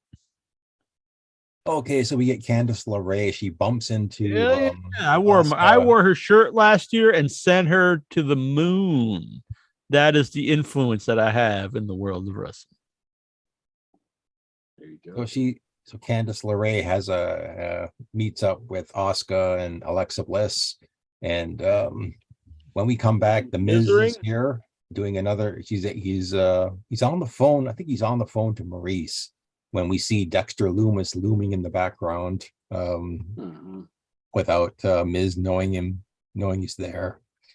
Anyway, next match, Candice LeRae takes on Dakota Kai with Damage Control. And long story short, they had a match. Dakota Kai won the match, and I don't know, I thought Candice LeRae in her second match on Raw, it's coming back, loses clean to Dakota Kai. Didn't like this decision. What a comeback. Yeah. I mean, Dakota Kai just kind of sucks. So what? Why should anybody be losing Dakota Kai? Oh man. Why are you so racist now? Huh? Why are you so racist? Well, what do you mean? Isn't she Japanese or something? Or that's a Rhoda Sky? A Rhoda Sky. Whatever the fuck their names are. I don't know. Just shut the fuck up, Jack. Jesus Christ. You have no clue what you're even talking about. I haven't watched this in years. I don't know who these people are. You accuse me of being racist, and then you don't even know what you're even talking about. Isn't that how it works, though? Basically, yeah. But Dakota Kai, I don't think she's very good. I'm not a very big fan of hers. I think Steven's gonna whoop your ass because I think Steven's fucking thinks she's awesome. What about it, Steven? You got beef? You got beef with me here on the Raw Report? Canadian beef. What's her name? Dakota what? Dakota Kai. Kai. Dakota Sky is actually a porn star. Oh, he just found that out. That's what Bailey called her by accident. She's like, Dakota Sky. Here. Oh, now we know what she's been watching. Yeah, Lexar's ears perked up like, oh. Did you see Bailey react to the person who had the "I'm here to see Bailey's ass" sign, Lexar? And Bailey kind of just she didn't look too thrilled. Didn't look too thrilled. You want to make a sign like that? I wasn't there, so. No. That's going to be his first tattoo. I came here to see Bailey's ass. Right down. And it's going to be on his ass. Yeah. There you go. Yeah. Would you get any of the strippers' names tattooed on you? No. If she gave you just the best lap dance, you're like, I'm going to get your Ruby tattooed right here. It's strictly business between me and the stripper. You know, she gave me the dance, and I pay for it. Dance, jizz, money. All in that order. There you go. No money till the jizz is a flying. Now, that's a kid who's got his head on straight. Let me tell you. He knows what it's about. Do you tip strippers or do you just pay them the set amount? You can tip them if you want. Of course, I give the tips. They come around the bar while the patrons are just kind of tipping them is all you really do. Exactly. You're always tipping them. He's always giving them the tip. You gotta tip just them, the tip. Yeah, mad. You don't want to give the whole shaft. What? That's when security gets involved. Right. I heard Jack say that before. I didn't pay any mind to it though. He just enters, just like slide it all in, baby. All right. No, it's the other way around. Steven was there. He's seen it. Let's get some of that Raw report. So we go from Mrs. Wrestling to Mr. Wrestling. Johnny Wrestling is walking backstage and he sees Dexter Lumis coddling the Miz. And then it was strange. He had like a passed out Miz. I think he was R-word in the Miz. Oh my God. He did. He had like his head in his lap. He was just Yep. like cuddling him. Yep. And then next thing you know, Dexter Loomis disappears. Gargano wakes up the Miz, and the Miz is all freaked out, and he runs away. Mm-hmm. Okay. I think Johnny Gargano did that for a fellow Clevelander. Just he had to wake him up. He was like, help the man out. Oh my! What are you doing with Ultimo Dragon, Jack? I'm jealous now. Andrew wishes he was the Ultimo Dragon, right? Dazzler went to relieve himself. It got too real too quick. Raw report. So we get a quick video package honoring Antonio Inoki. Oh, that's very nice. And then we get Otis taking on Johnny Gargano. And they had Gargano actually the small man versus big man match, and Gargano used some good moves to try and take down Otis, but Otis just powered out every single time. He tosses Otis outside the ring, and then ignores Otis and goes after Austin Theory, who was on commentary. And for this, behind the referee's back, Austin Theory takes the Money in the Bank briefcase, whacks Gargano in the back, allowing Otis to hit the world's strongest slam and pin Johnny Gargano. The winner of the match is Otis. Damn, him and his Johnny wife. Gargano lost to Otis? Yep. The Gargano family, bunch of fucking losers. Good Lord. I saw people saying they should put that Gargano should beat Reigns. I thought they were giving a big push, and he lost to Otis. Yep. Hey, I think I tuned out around this time, so I haven't seen. Yeah, I wonder why. Well, I didn't even see the ending of the match. I didn't know that he won. But Man, fell asleep midway. Hell yeah. I personally like Otis, but the idea of you brought Gargano back, and I remember I did see the reaction he got was pretty big. And a few weeks later, he's losing to Otis. That doesn't sound very Otis has promising. been doing a lot of training. I've witnessed it at the Bob Evans, and he's really putting his muscles into the effect and taking care of Johnny Gargano. Congratulations, Otis. Plus, I saw Otis get destroyed, him and 7 other guys versus one dude. That was in the past. It was the past of 2 weeks. Speaking of getting destroyed, Austin Theory and Alpha Academy triple team Gargano until Braun Strowman runs down to the ring to make the save, and Braun Strowman just shoulder tackled Otis and knocked him senseless. He then climbs into the ring, and we immediately start Braun Strowman versus Chad Gable in a squash, and Chad Gable gets a power bomb. He gets flattened. Dude, is he with Gargano, or did he just beat up the other guys? And Gargano's he just beat up the other guys. Yeah. He was just wanting to beat them up. They're kind of doing a little angle. Sounds very similar to what Raw's been like to me, but I don't know. And during this match, we did get cut to the backstage to notice that Omos and MVP were watching the match. So this was actually, I think, Omos's only participation on Raw this week, was that he was watching a match backstage with MVP. I will say, since Omos has had TV time, if you write him off by you feed him to Braun, the new monster, that makes sense. Is it going to be good? No, but I think it's good use of the guy. Then he's with Veer on NXT. Yes, he definitely needs development. I think he's beyond hope, but Burger. Whatever I think, Braun gets reactions from the crowd. He's a much better monster than Omos. He's not quite as big, but he has much more star power to him. He has a presence, and he knows how to react to the crowd. And he's not like Ric Flair or something, but he's like a decent, worker for a big giant dude. Way better than Omos. It's not even a comparison.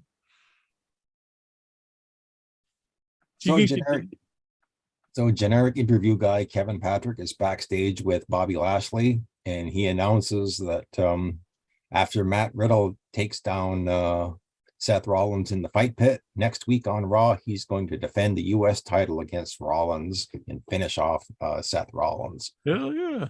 The hell, all in the same night? Nice. Next. Get it all done. Taking care of business. Yeah.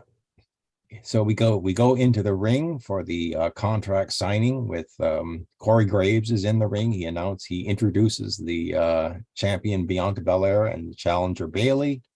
They just basically cut promos on each other as they're signing the contract. I got a theory who photoshopped the picture of Corey Graves. Got a theory.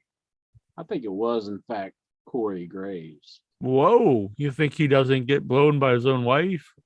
He just wanted to. He wants people to know that. Yeah, maybe the popsicle thing was the deep fake. I gotta edit out my dick and put in the popsicle. Yeah. Now What flavor do you choose? I just got this email, true story, while we're doing the show. This is from Sessions. Dear DJ Curly Bear, do you want to become a better songwriter?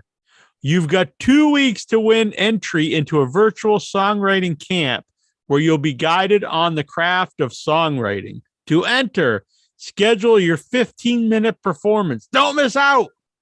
We know it takes time to set up your live stream. That's why we give you $25 for promoting and completing your first performance on Sessions. Learn how to promote here. Hot damn. Damn, $25. Good money, man. DJ Curly Bear. Boom. The Ooh, star get done. performance. Maybe they'll pay for you to do a concert in Mexico. True. My only question is, why would they think I need to become a better songwriter? I'm a fucking great songwriter. All my songs are big fucking hits. There's just genius here. The hell do these people think? Just because check us out in Billboard and Rolling Stone? What the fuck do they know? Fucking DJ Curly Bear. Pete beats his meat and Pete is a skeet. That's what you write, right? The hell? Beating meat and skeet? Is that on Cindy Williams? Yeah. You wrote it. You said it. No. I think Lexar was close with his lyrics, but Yeah.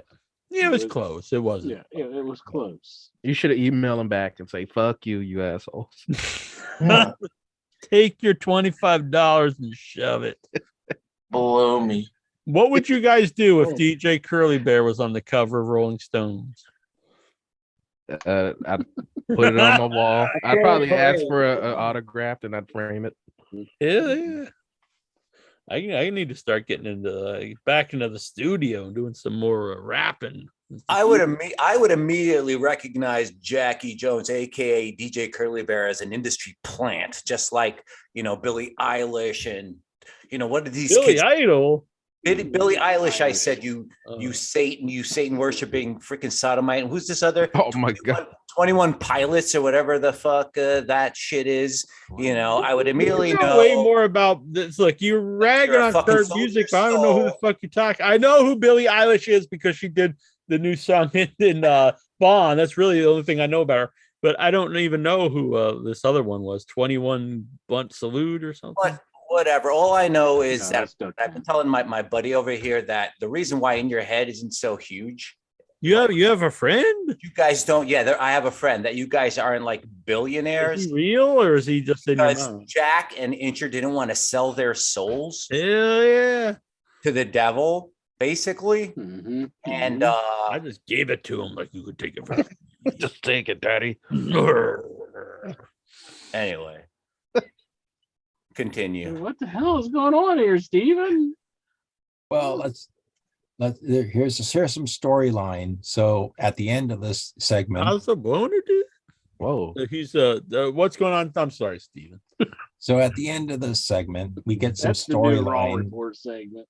Yeah, because backstage, Io Sky and Dakota Kai are beating up Alexa Bliss and Asuka, and At the same time that this is going on inside the ring, Bianca is distracted and allowing Bailey to sort of jump her, but she beats off Bailey, runs to the back, finds Asuka's leg trapped in a chair. It looks like somebody Pillmanized Asuka's leg, so she could be injured, and that leaves them down because Asuka's injured now, and who knows. That was plays into the main event later on tonight. But then we get Solo Sikoa taking on Angelo Dawkins. Solo, we've got Solo Sikoa, Dakota Kai, and Solitaire Sky or something. There's a lot of names that sound very similar. But anyway, Sikoa hits. Now this. Oh, that's the new Usos guy, right? Yeah. They call it the spinning solo, but it kind of looks like a variation of the Rock's rock bottom. I don't know. That's what it looked like to me. Only he spins into the move, his opponent into the move, and drops him and pins him. Hell yeah. Yeah. Lay the smackdown and interest candy ass. So Andy sounds good right now. Yeah. So we get Austin Theory celebrating with Otis, and meanwhile Chad Gable is still recovering from getting beaten up by Braun Strowman. But he says next week on the season premiere of Raw, he's going to take on Johnny Gargano. And he's going to A-Town down Johnny Gargano. So next week he just got his ass kicked. So why would it be a big deal for anyone to beat Johnny Gargano? He just got beat by Otis. He's a fucking bum. Who cares? Jack, you haven't watched the show in a while, but Otis is probably the premier athlete on Monday Night Raw. You know what? It wouldn't even matter. It wouldn't matter if he lost to The Rock. You can't then challenge a guy who just lost the match. Like, that's a big deal. I'm challenging the loser. Well, who gives a fuck? Why didn't he challenge Otis? If Otis beat him. It's like, if Otis can kick your ass, so can I. Yeah, like that makes no sense. You challenge a winner if you want to advance. You don't challenge a loser. Anyway, Edge does a pre-tape. I kind of skipped over this. This was kind of like a low-key Edge promo. Steve was like, "Fuck Edge." No, this was a low-key Edge promo. This wasn't one of his crazy-eyed, yelling, screaming crazy-eyed Edge. You know, Dominic, I want to beat you. Off. Fuck the Mysterios. You love the Mysterios. Fuck the Mysterios. You love them. Fuck them. So who's in the ring? Edge. So Edge cuts a promo that they tape. Yeah, backstage somewhere. Anyway, no. This is the main event. We're already at the main event of the show, and in my opinion, again, I thought something else should have been in here instead of Alexa Bliss versus Io Sky. Mm-hmm. This was the main event of Monday Night Raw. I thought, what do you think? I think this link looks pretty good. Just a little bit of the shadow here. Yeah, it's pretty manly. So this main event time? Yes, main event of the evening. Alexa Bliss versus checking out Io how Sky. sexy I am. Mm-hmm. Alexa Bliss versus Dakota Kai. Or Velvet Sky. Who is it? Alexis Bliss. Alexa Bliss versus Velvet Sky. Yeah, that might have been a better match against Io Sky. So Alexa Bliss hits all of her moves, her DDT, her Twisted Bliss. Yeah. But Bailey, Bailey, I thought it was Dakota Velvet. No, she's on the other show, I think. What's that move? The IUD? They've got some weird names for these new moves. Wow. What the fuck? What does IUD stand for? come on. Interacting all cool like he doesn't know. Should I know? Acting like the cool man over here. You don't know IUD. You don't know Stanley Ipkiss and all these other people they brought up. Stanley Ipkiss. Bubkiss. Sandy Williams and Sandy Williams. Roger Atwood and I don't know all these people they got. 21 Blunt Salute. That's Dunk Man. All right. So what happens on this Raw report? So Io Sky hits the over the moon salt to get the win on Alexa Bliss. What's the over the moon salt? Is that like a Denny's breakfast? No, it's just a traditional slam, baby. Grand slam. Moon salt over Miami.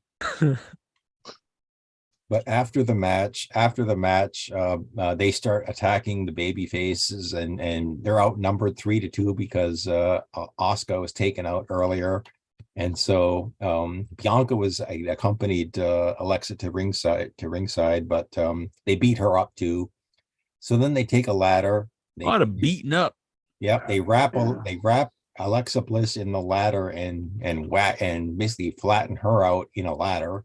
Oh yeah. So it certainly seems like Bianca is going to be entering this ladder match at Extreme Rules. So they like beat people up with a ladder to build up to the ladder match. Yeah, that's right. And so it looks like with the ladder match at Extreme Rules, Bianca's going to be there by herself.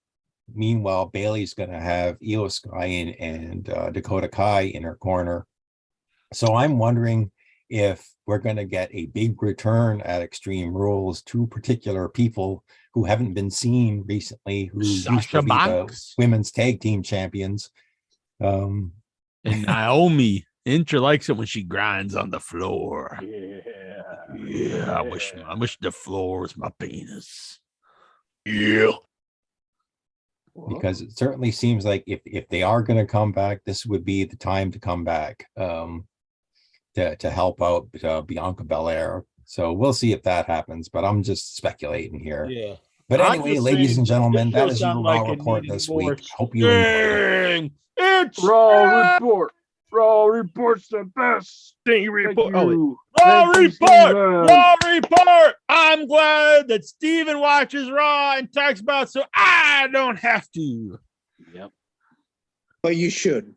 No. I should. Yes. I don't miss watching this shit. I haven't watched it I did watch it one episode. So you're not gonna watch Extreme Rules Sunday? No. Saturday? Do you pay attention to the show for the last 3 or 4 years? I don't watch the TV, but I do always watch the pay-per-views. Unless they're from Saudi Arabia. Fuck the Saudi Arabia shows. Not watching that shit. It's called Premium Live Events now. Whatever. God, get it straight, Jack. Premium live events. Huh. What's so premium about them? Premium. It's premium. I pay the premiums to watch them. Totally free off my cable. And I'm not using Stream Daddy. All right. No Stream Daddy. Papacito! Papacito! Papacito!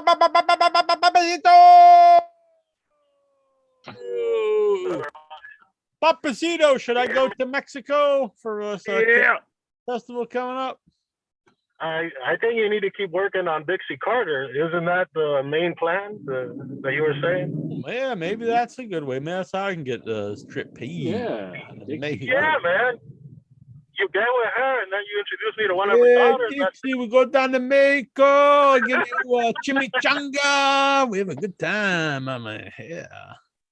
That's it, bro. Yeah, I speak fluent Spanish. I don't know. That didn't sound like Spanish to me, Jack. I speak the universal language of love. There you go. You know, you could be the new head of Impact Wrestling, bro. Yeah, well, I'd really go with you can. What, you want to be an EVP or something? I mean, maybe. You know what? I could run Impact. I have some ideas. I'll bring in Inch. I ain't gonna forget the Inch man. I'm gonna bring him in. He'll be my right hand man. We'll write this show. I think Impact written by me and Incher, that show would be money. It'd be the bomb. They lost D'Lo Brown, so they bring up. They lost D'Lo Brown. Oh man, they're going out of business now. What the hell? D'Lo Brown's gone. Yeah, he was there, and they were like, "Oh man, where's D'Lo?" They lost him somewhere. They can't. Yeah, maybe we'll go and find him. There he is.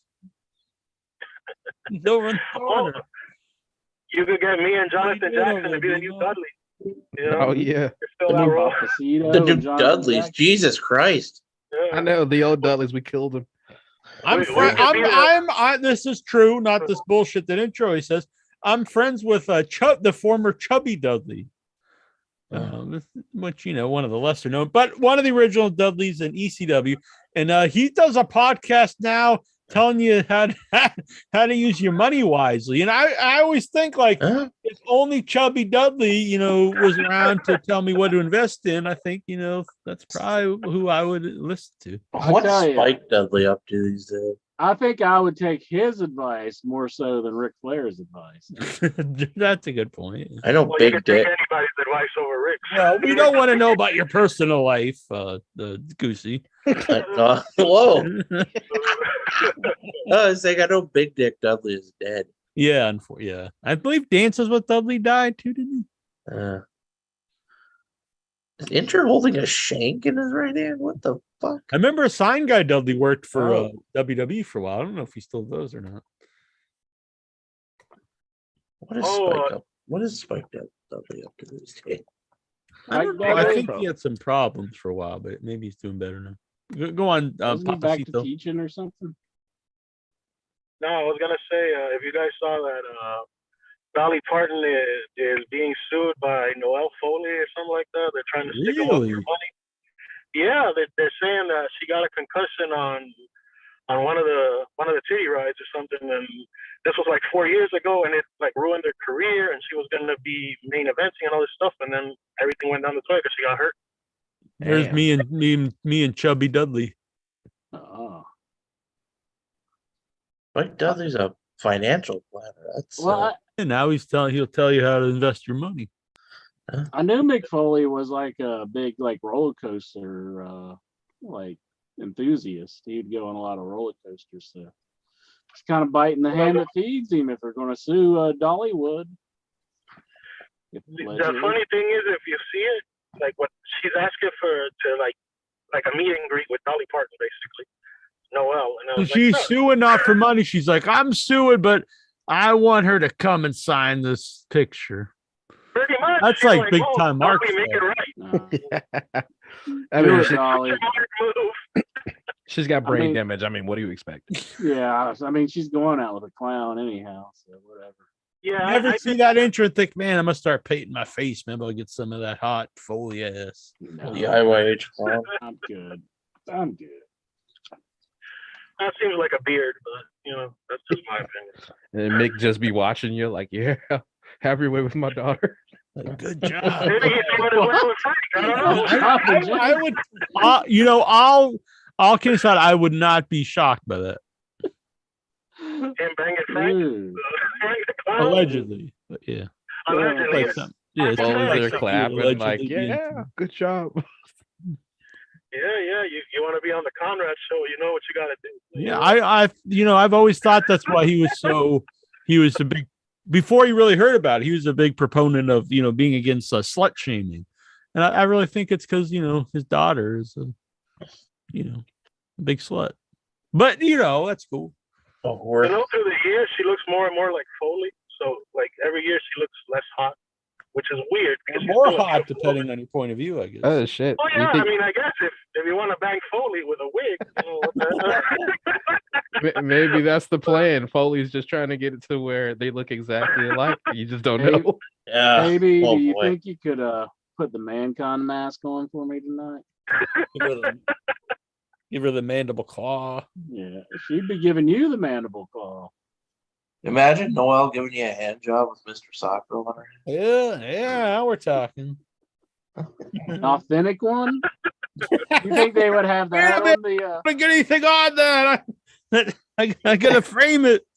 You think they would have that on the I gotta go hidden sell it treasures on of WWE? Not only this a real Mr. Sacco, his daughter used it to give me a hand job. She's doing it wearing a flannel shirt. And you just start blading mid fucking blowjob. Holy shit! Have a nice day. Bang, bang. Have a nice day. Bang. You could start doing that with the plastic bags, like start putting a smiley face on them, and you can call him Mr. Baggy or something. Maybe I should look through eBay and find Walmart smiley face bags. There you go. That would be a good prize here on the show for super chats. Alexar used Mr. Bago. Yeah. Oh God. We ain't getting no super chats if that's what they're getting. You need to rethink this one. No, I mean, look, when you have all these, gold ideas, every once in a while, one misses the mark. Is all. Yeah. I'm sorry. No, go I on. had a theory. This could be for the round table, but you know how there's a big heat with Cornette and Russo. Yeah, I've heard tales of that. Yeah, I hypothetically, I would ponder that. It's because Cornette probably offered his wife, and Russo said no. Oh, interesting. I think Russo passed on that ass, bro, and he was like, "Oh my God, that's my wife." The most insulting Maybe thing that's where all the heat really began. Have you seen Cornette's wife? That could also be what happened with Kenny Omega and the Young Bucks. And that's why A Steel bit him. It all goes together now. Isn't Kenny with Riho or something? I don't think so. I thought he was with Kitty's with Nakazawa. Riho's cute. No, I thought he was with what's her name?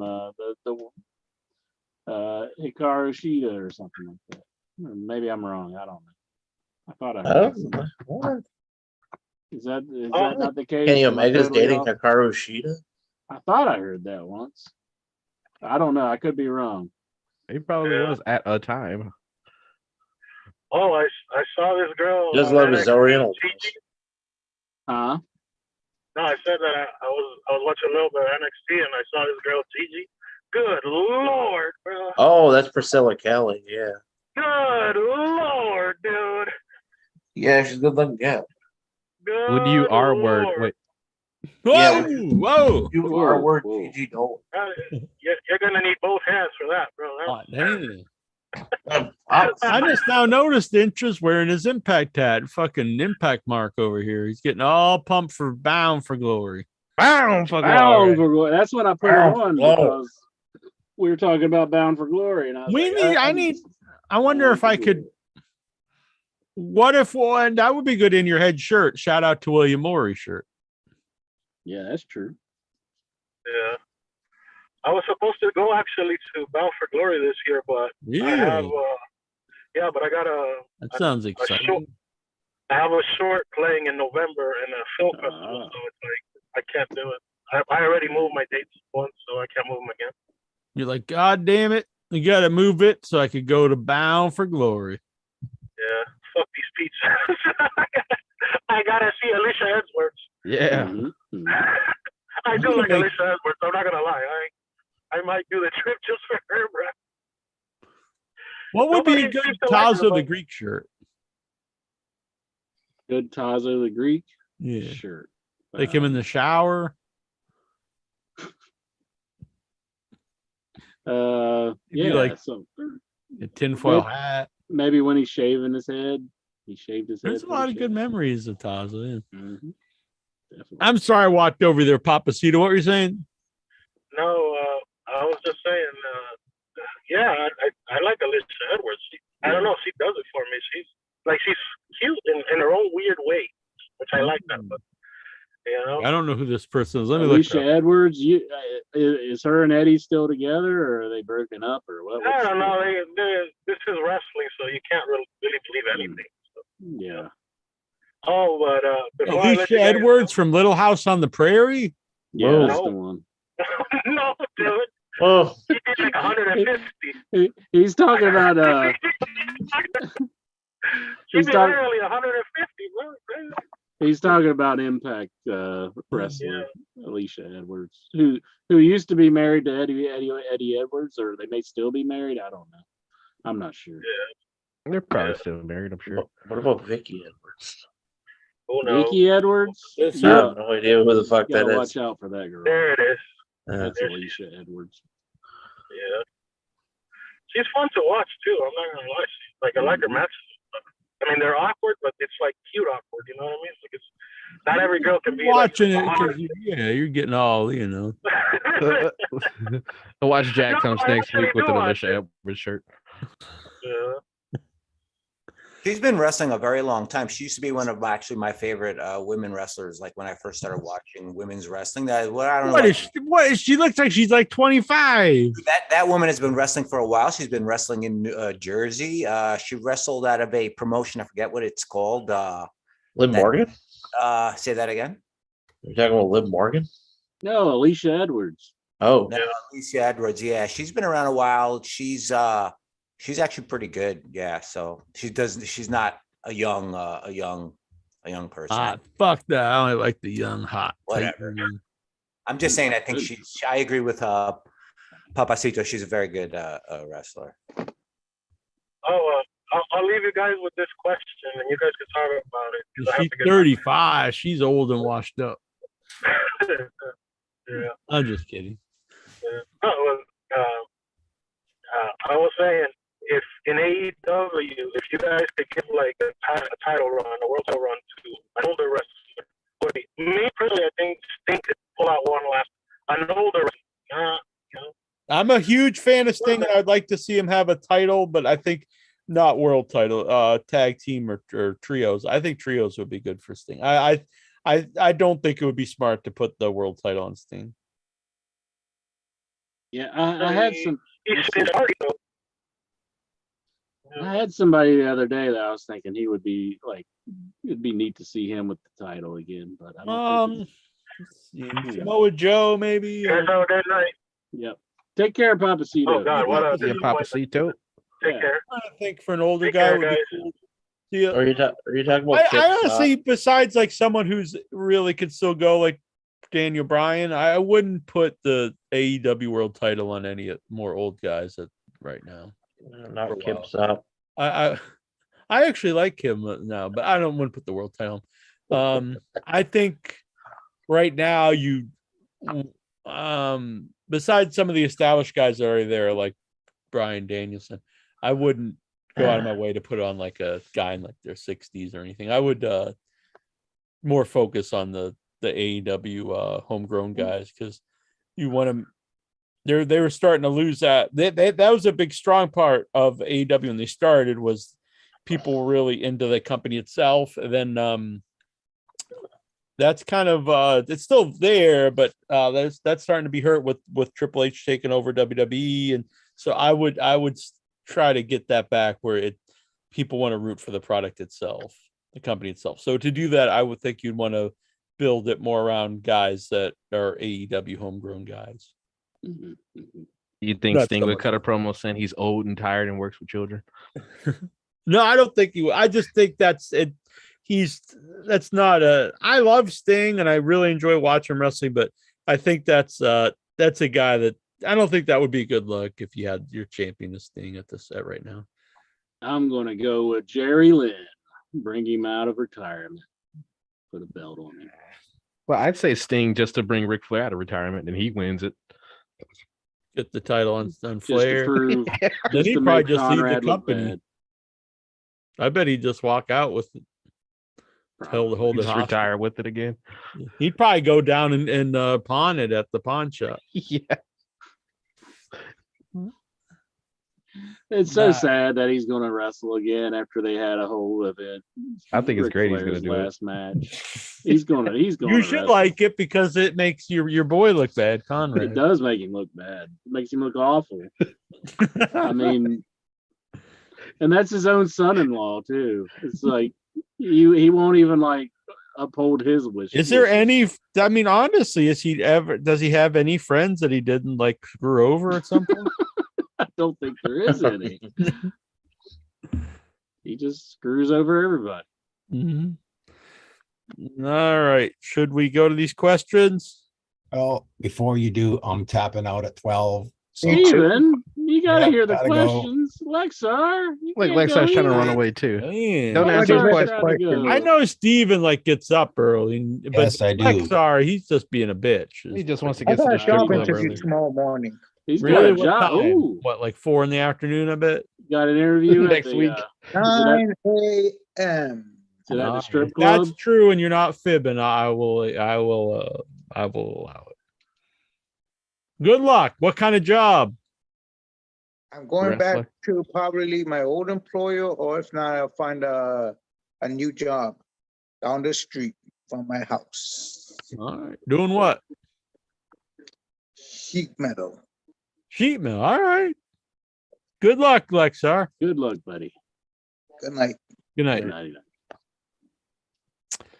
Dobbs Dean Maya wants to know. Sup, guys? So, Sup, dude? Yeah. He sent me something in the mail. I haven't got it yet, but I know it takes a while from England town. What were your initial thoughts, emotions when you first heard about the Dahmer news back in the early 90s? oh, I remember hearing about it when I was a kid. It was pretty terrifying. Like, just the whole like people being eaten and stuff. That's most of what I heard when I was a child. But yeah, Yeah, I lived in Chicago at the time, so everybody was, oh shit, watch out, Dahmer's gonna get you. Like, that's Yeah. not fucking funny. yeah. Man, I thought it was pretty awesome. I I don't know. thought it was pretty awesome. He's like, damn, he's eating the shit out of those people. Literally. No, I mean, like the stories that I heard about him, like God, that's got to decomposing be tougher than bodies and $2 stuff. steak, Troy. That was horrifying stuff back then. Oh, yeah. And then there was the joke about Jeffrey Dahmer was escaped from prison and he was in a truck heading down to Waco for a barbecue. Whoa. Remember that one? No. You all never heard that one? Going to Waco, Texas for a barbecue? That was like after the whole No, David Koresh thing happened. Yeah. I never heard of them. Were you a Branch Davidian? No. You know what I am. You know what I am. Well, I don't know. Thought maybe you dabbled in it. Ah, Now that he's dead, are there still Branch Davidians? Like, do people still like follow? I know he's dead, but I was just wondering, like, if maybe. people like followed him after he died. Like, if there's any of these who people? knows, maybe. I think the real question here is, within a 2-mile radius, does anyone in like near you speak to snakes or speak in tongues within like a 2-mile radius of your house? Can they speak? 2-mile radius. I don't know what everybody does. You want me to go knock on their doors and ask? I mean, Mhm. By the method of reduction, maybe we could figure out if Incher, is related to anyone who, possibly. You get what I'm saying, right, Jack? Jack gets what I'm saying. what? Is this what Cindy Williams does? I don't know who the fuck is Cindy Williams. Oh, no. Oh, Tazo acting all woke. Laverne and Shirley? William Morey's in the chat. William Morey, I'm watching. Love you all. Thank you for the shout out. Shout out to William Morey. Ah! Down for Glory. Hell yeah. William Morey loves Daddy. Daddy loves William Morey. Has Incher ever thought about putting another man's flesh inside his mouth? What the What? fuck? Who's asking that? Dobbs. Is that more Dahmer? I assume. Yeah, I don't know in what reference. I guess it's Dahmer. Gee. Or is he talking about like A Steel?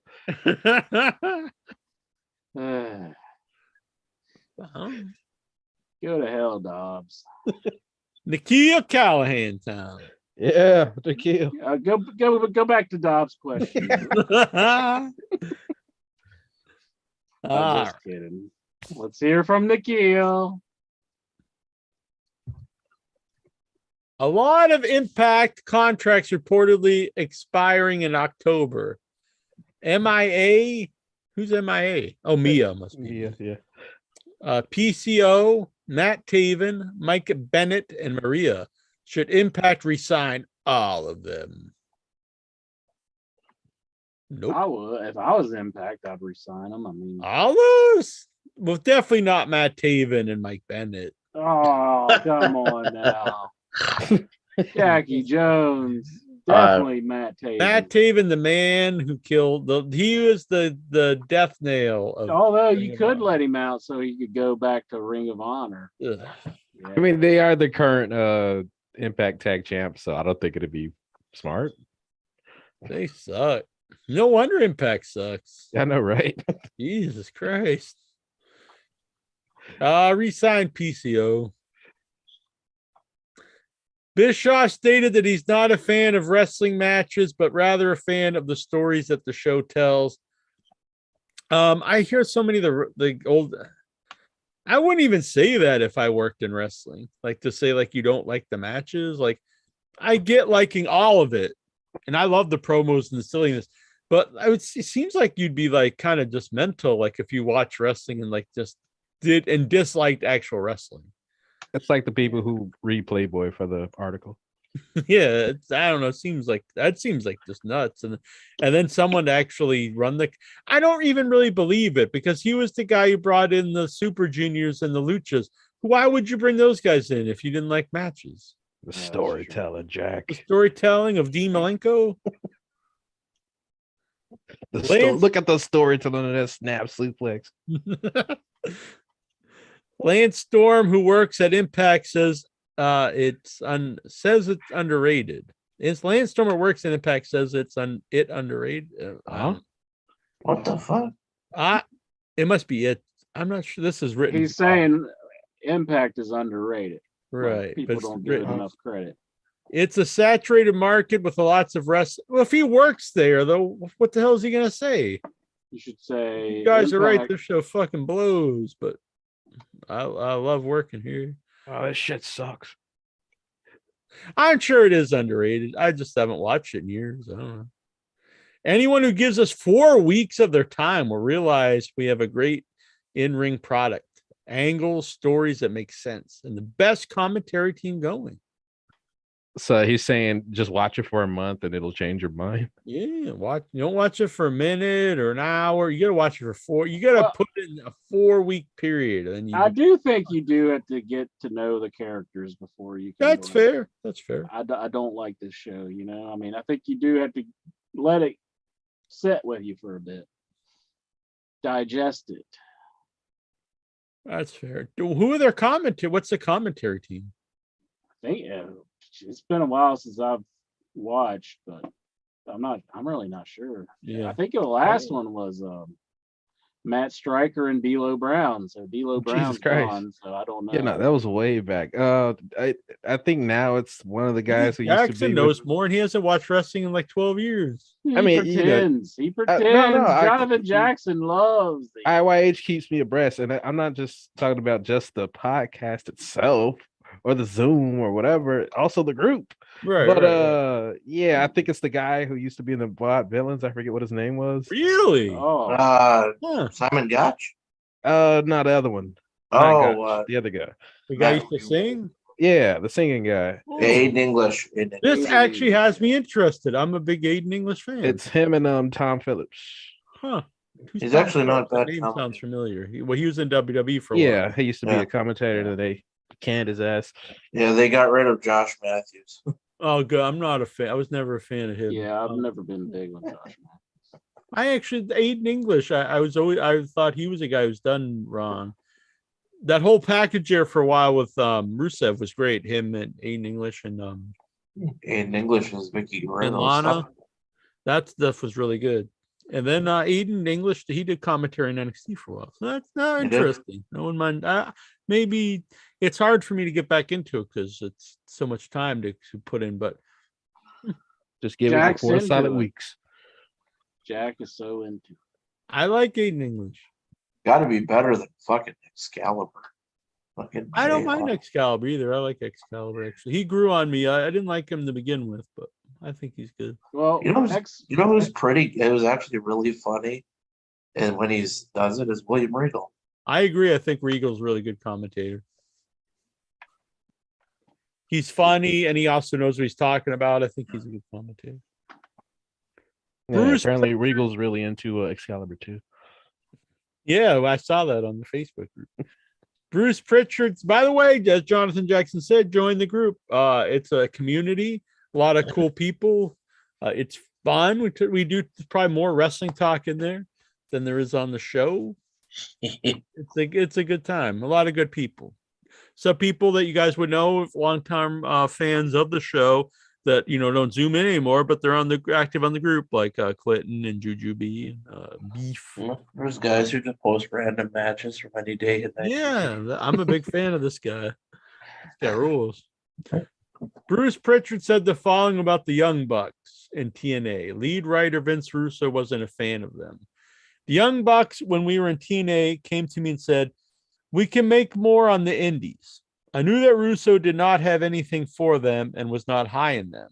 They told me they can make more on the independents, and I said, "Man, go make more on the independents." They said, "Can we have our release?" I said, "Yes. Right now you can have your release." Thoughts? I kind of knew they didn't have much for them when their name was Generation. Yeah.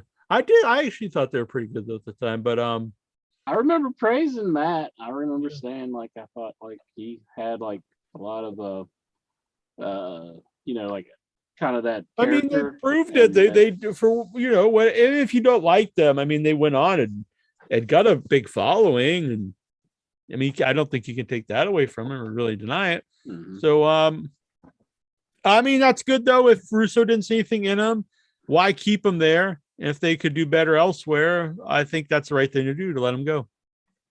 So yeah, it was decent of everybody, I guess. Thoughts on Brian Hebner's comments about AEW referee Bryce Remsburg? I have to call the elephant in the room. I met this guy several times. He's a very nice guy. It has nothing to do with him as an individual or human being. Bryce Remsburg, and once again, a very, very nice guy. It's time for someone to let this guy know he is killing matches and taking away the power and taking away the show and taking away the story, because it's not about him.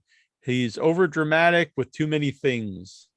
Do you agree? Actually, no. I think he's actually. I think that bald referee is pretty bad, but I actually always like Bryce Remsburg. Bryce Remsburg is. I like Aubrey too. Yeah, I like Aubrey and Bryce. No, the older guy, the older bald guy, I don't think is very good. Who does most of the tag matches? Oh yeah, I forget. But I always thought Bryce Remsburg was fine, and I'm fine with the ref doing some of that. I mean, it's not real. So if the ref does stuff and it's everyone puts over who is the guy that used to work in Smoky Mountain and then he was in WCW. He'd always do like this, and he did a lot of the refs that I liked had a lot of mannerisms that I remember. There are refs that were good. I'm sure that I honestly have no real memory of Brian Hebner. The referees I remember did have some stuff that made Brian Hebner used to do the beatbox, and he always had I know who he is, but I have no memory of him as a ref because I'm sure that's what some people want, blend in and not, he doesn't stand out at all.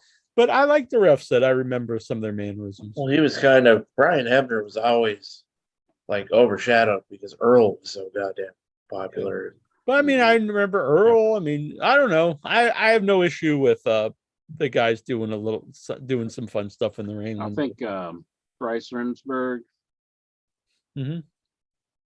He's good and all as a referee. But on social media, he's a complete asshole. Really?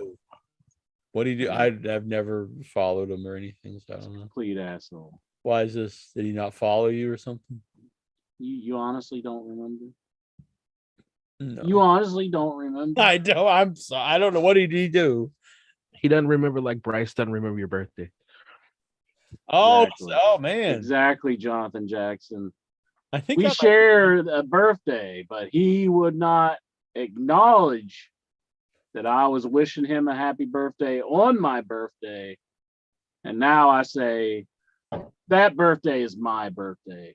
Man, you're claiming you were gonna give you were gonna share the birthday. I mean, it's fine if Michael Stipe wants to keep it. That's his birthday as well. But Bryce Williamsburg, that is no longer your birthday. That is my birthday. So if you want to celebrate on January 4th, that's fine. But you're celebrating my birthday. That's all I have to say. Man, apparently, I've been friends with Bryce Remsburg since January 2012. Oh man, he friended you on his birthday. Yeah. I've been friends with him 10 years now. And he friended me on his birthday. So I gotta say, pretty good man, I think, this Bryce Remsburg. You're making up stuff. I have it right here. You're making up stuff. You can look this stuff up on Facebook. Well, all right. Would you send him a message for me and tell him that he no longer has a birthday?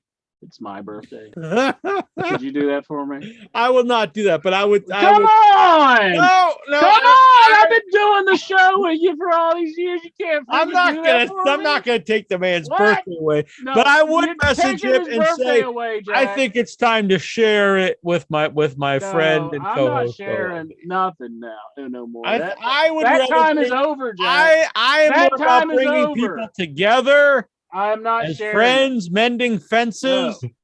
I'm not, I'm not going to take this birthday away. Take it away, Jack.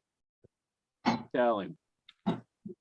He's going to take it away and give it I to don't Dr. hold grudges. I think life is short. We're not here forever. So while we're here, you should not take the man's birthday, but share the birthday. I know you tried. I'm going to help you mend the fence and bring you and Bryce Remsburg back together in harmony. It's not going to work. Harmony. Aren't you a good Catholic boy? Turn the other cheek and all that stuff? In all other instances, except for this one. Now this is eye for an eye. You take my birthday, I'm taking yours. I'm taking his. Oh, damn. It's no longer his birthday. Damn. It's mine. God damn. Kyle's you're get Catholic too, right? No, I'm Greek Orthodox. If that's really? Yeah. I don't hear you typing your message on your keyboard. You gotta send this to me. You're friends with him. I'm not gonna tell you. I gotta wage war somehow, Jack, and you're not doing it for me. All right. Come on. Yeah. I want to type that message. Oh, look at that. That's beautiful. Look at that. What? He's calling him. You calling him on Facebook? Oh shit! Hey, Dave. Yeah, this is Jack. He's calling Dave. He's not calling Dave on me, is he? Oh, really? Wow. Yeah. Okay. Dave, who? That better not be that asshole Dave Meltzer. Yeah, Dave Meltzer. Oh, so you changed the whole Hall of Fame this year? Dave did that? How? Oh, wow. So, you're actually adding more people. Yeah. So I guess this year, Observer, they're gonna add 15 people. They're not adding more, but you can vote for more. Yeah, I don't care. Did he get a rumor about that? All right. Yeah. All right. So I had a question. Yeah, I don't know. The Tokyo. Yeah, that's cool. All right. But the what did I ever do to you, Dave? Oh, whoa. What did they message you about the Young Bucks? I don't understand his angle here, Jonathan Jackson. What's he doing? Why is he talking to Dave Meltzer for? Man, so so Punk's still trying to get Colt Cabana fired? I'm pretty sure Dave's interrupting him right now. Probably. Well, all right, man. But I'm live right now, so I just yeah. Oh, you're listening. Okay. So you just heard the whole story? Oh, you're busy. So enter, and yeah. OIB. What a fucking mark. Yeah, the guy that's not me. Yeah. What? He doesn't know who I am? He doesn't know who I am? He said 3 stars. He said 3 stars. Oh, 3. I should be 5. Well, he said I'm 5, but whatever. Okay. Wow. So, he said I actually got bumped up to 6 this year for some. That's cool. I appreciate that. But all right, so Incher and Bryce Remsburg. Yeah. I know you guys are buddies. You guys are tight. Yeah. So they have the same birthday, right? And so Incher on it was on Facebook, right? Yeah. Facebook or MySpace. I'm not sure which. MySpace. I guess it was a long time ago. Yeah, he only I'm not uses letting Twitter. this go. He I'm only not uses letting it Twitter. go. Yeah. Well, Facebook is you know what it is. But, Lycos chat. Right. Twitter's the Tokyo might Dome have of been social that one. media. Right, I get it. MSN Instant Messenger. So yeah, Maybe so Intra, he shares a AOL. birthday with Bryce. Oof. And so Intra wanted to share the birthday. He reached out and he's like, "Happy birthday, buddy! I'm a big fan." Mm-hmm. And it's my birthday too. And right. So now Intra's like, he's like, so he I don't know what the fuck he's talking about either. All right, yeah, He's not talking about me there, is he? What? Well, I mean, yeah, he said, yeah, like, cool.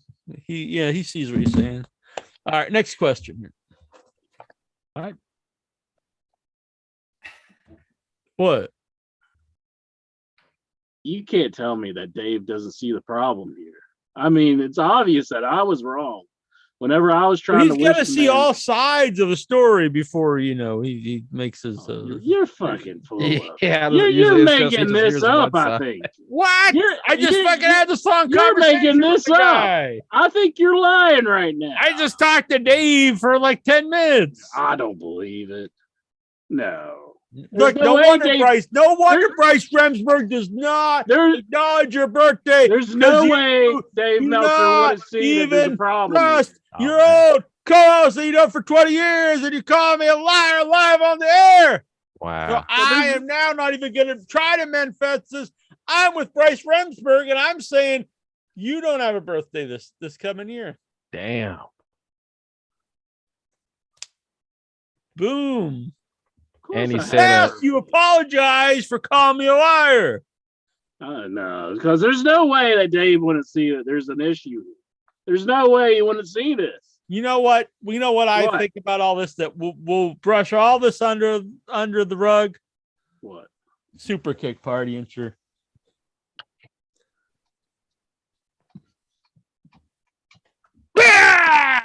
Yeah, boom! Hell yeah! High five! Fuck the Bryce Remsburg! Incher is the only birthday in all of January. Damn! Yeah. Took the whole month.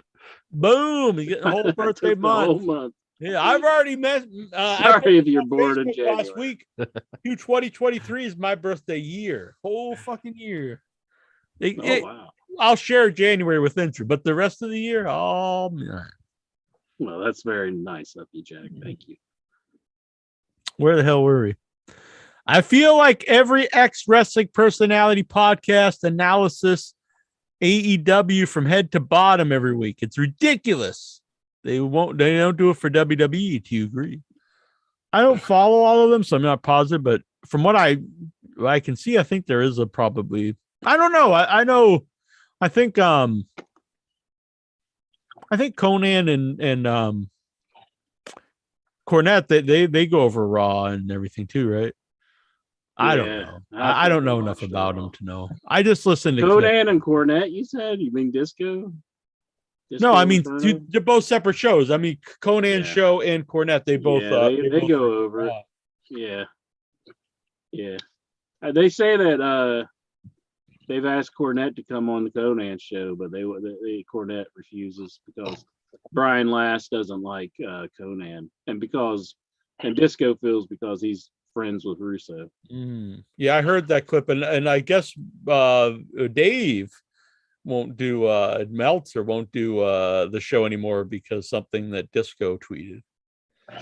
Well, really? Yeah. Damn. I don't know what's going on there. They all fight. It's like Dave didn't acknowledge that it was like Disco's birthday or something. Exactly.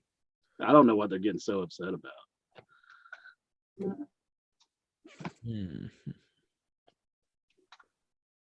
Let's see here. He wants to know our predictions for Extreme Rules. I predict pain. I think pain is on the horizon. So we got The Brawling Brutes, Sheamus, Ridge Holland, and Butch versus Imperium.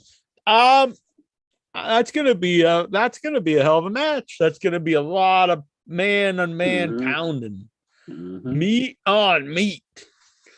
Yeah, that's how I like it. I like fucking hard hitting man on man action. Yeah, You better believe it. Wet's flying, red bruises. Where's my lube? Yeah. No lube involved. I say just pound it out. Raw. Yeah. I think Imperium's going to win. I'm going to go with Imperium. I think the Brawling Brutes take the 6-man, but you keep Gunther winning the singles matches. And the stipulation is a 6-man tag team, good old-fashioned Donnybrook match. Is that what they're really calling this? Donnybrook. Yeah. What the fuck? Did Jim Cornette book this? Yeah. I think he wants to. I think he wants some of that Tony Khan money. I think he's all about it. He'd come running if Tony said, "Hey, I'm going to pay you some, Cornette." I don't think so. I think he would. He'd come running. He was all, "I hate Vince Russo. Oh, Impact wants me to work with him. I guess I'll work with him." I remember that when we were at the thing, and he changed his tune for a very brief period of time. But I really hate that, man. I'll piss on his grave and everything. Oh, if Impact wants me to work with him, I guess this is the story. I remember we were at the Q&As, and it was always just, everyone knows this vile hatred for Vince Russo. The brief period they actually worked together, he at the Q&A, we were out, so I'm live say this. He said that looking back, he actually thought it was Vince McMahon that pitted him and Vince Russo against each other. And then when he left, not long after that, it was back to just, vehement hatred of Vince Russo. Yeah, he was taking the liberties of pissing down our back and telling us it was raining. That's what he was doing. Yeah, I know. It's amazing. Yeah.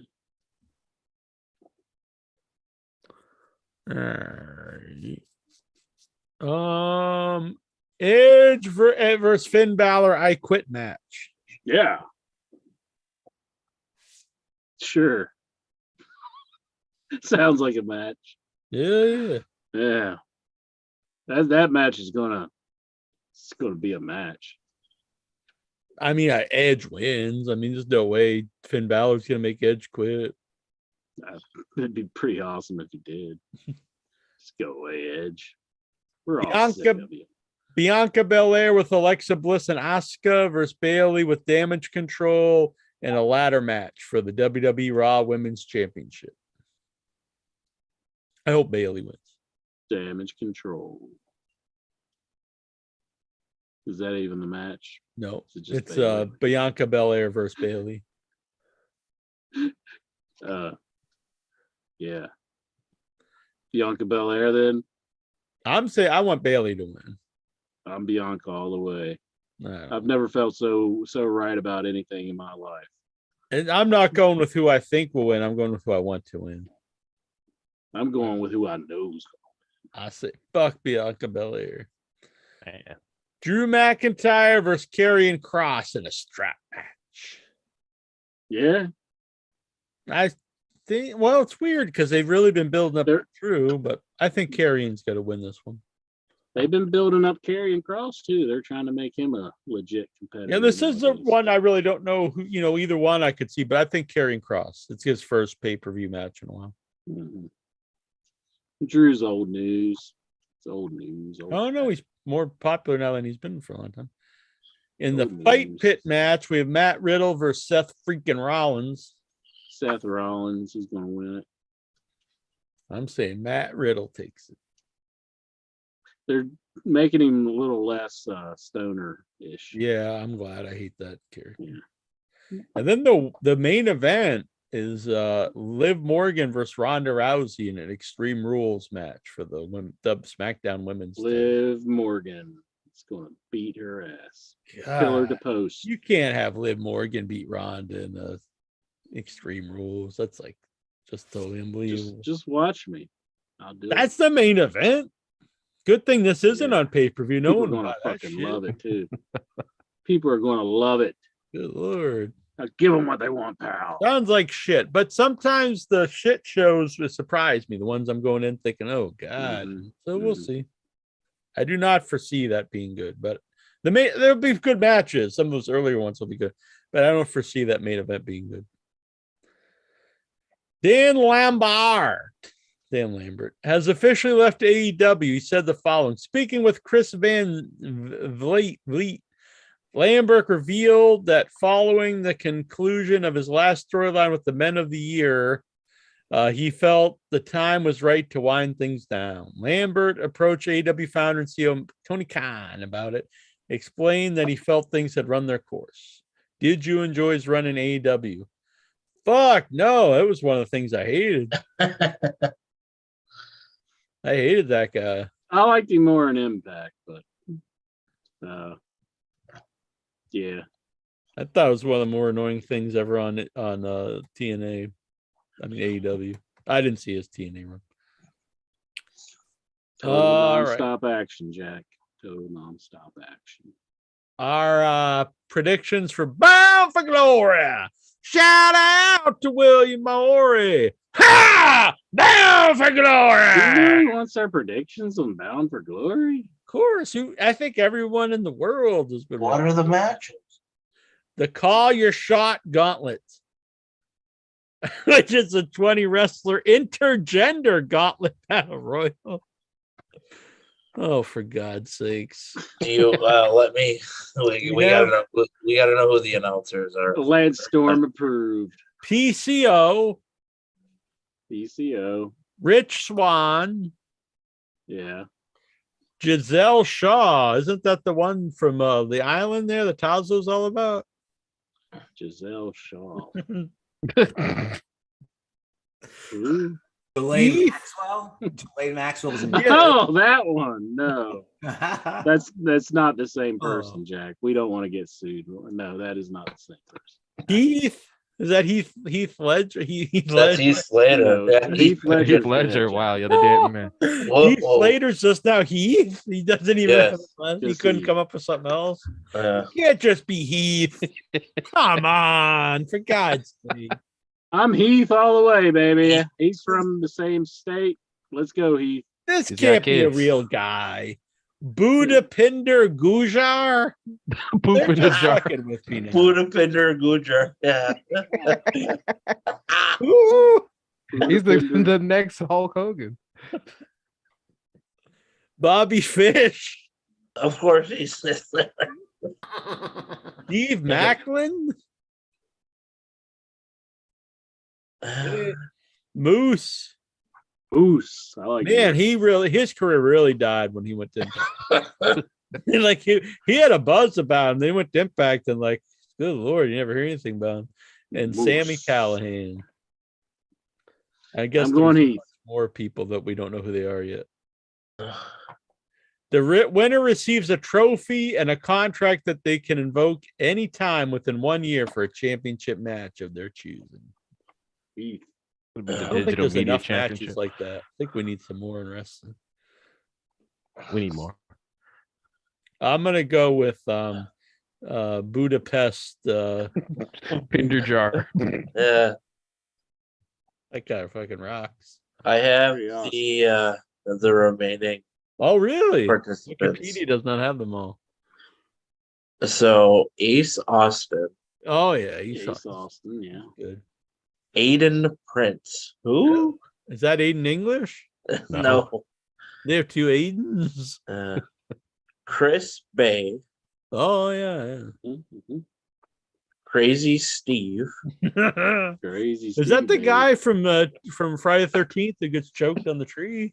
No, that's Crazy Ralph. Oh. Yeah. Crazy Steve is the guy from the Menagerie. The Crazy Ralph character, I don't know if you know this intro, that they Ralphus. Really took that from End Zone 2, the Backwards Bob character. Oh, they did? Bunch of thieves. Cody Diener. Come on. He's not around anymore, is he? Yeah. Oh my Lord. His character's all different, though. I think like Eric Young was making him into like a more like militant kind of guy or something. So. Chris Bay. Well, we said Chris Bay, right? Oh, did you? Who's Chris Bay? It's like a really generic name. Jack Price. Ooh. Jack Price. I think that's Vincent Price's great grandson.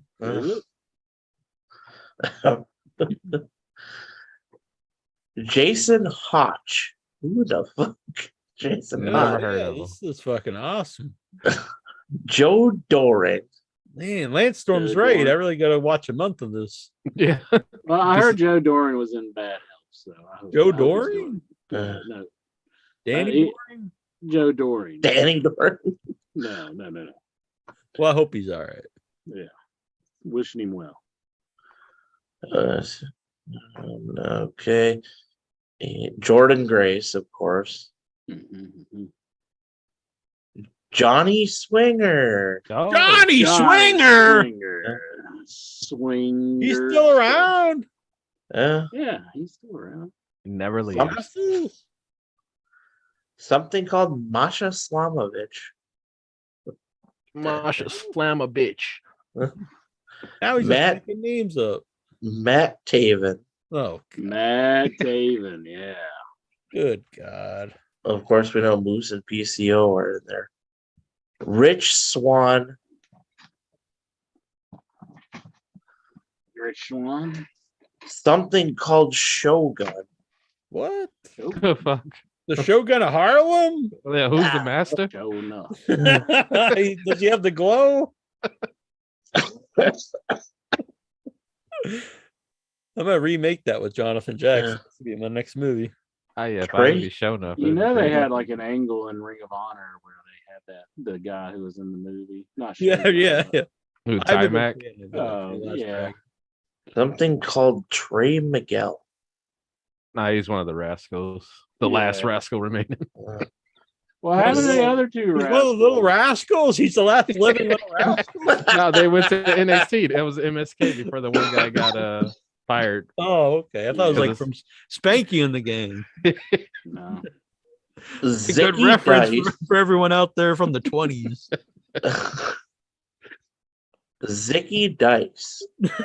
This is a guy I remember Bearded Interest a big fan of. Oh yeah, he was in what's Billy Corgan's promotion? Oh, Power! Yeah, NWA. There we go. And finally, Incher's favorite Indian. Tatanka? Oh. Let's see. Mahabali Shera. That's it. Who? He was in. He's been there for a while. Do I have to go over the rest of these matches? Do they still have Paula Bond, that company? Who? I don't know. He quit earlier in the year. That dude was the fattest motherfucker I've ever seen in my life. And he was out there doing X Division. Well, he sounds. I like that guy already. I don't know him. Paula Bond. He would start the match going, bah! Trying to be the power goat. Then we have VXT, Chelsea Green and Deanna Peruzzo versus Jessica and Taya Valkyrie with Rosemary. And that's for the Impact Knockouts World Tag Team. Jessica Havoc, you know. That's I guess I'll go with Jessica and Taya. I'm going to go with Chelsea Green and Deanna Peruzzo. I'm going to go with Chelsea and Deanna too. Maya Yim versus Mickey James in the career-threatening match. If Mickey James loses, she will retire from in-ring competition. I'm going Maya Yim. Well, so hold on. There's some news about that I saw. Hardcore country.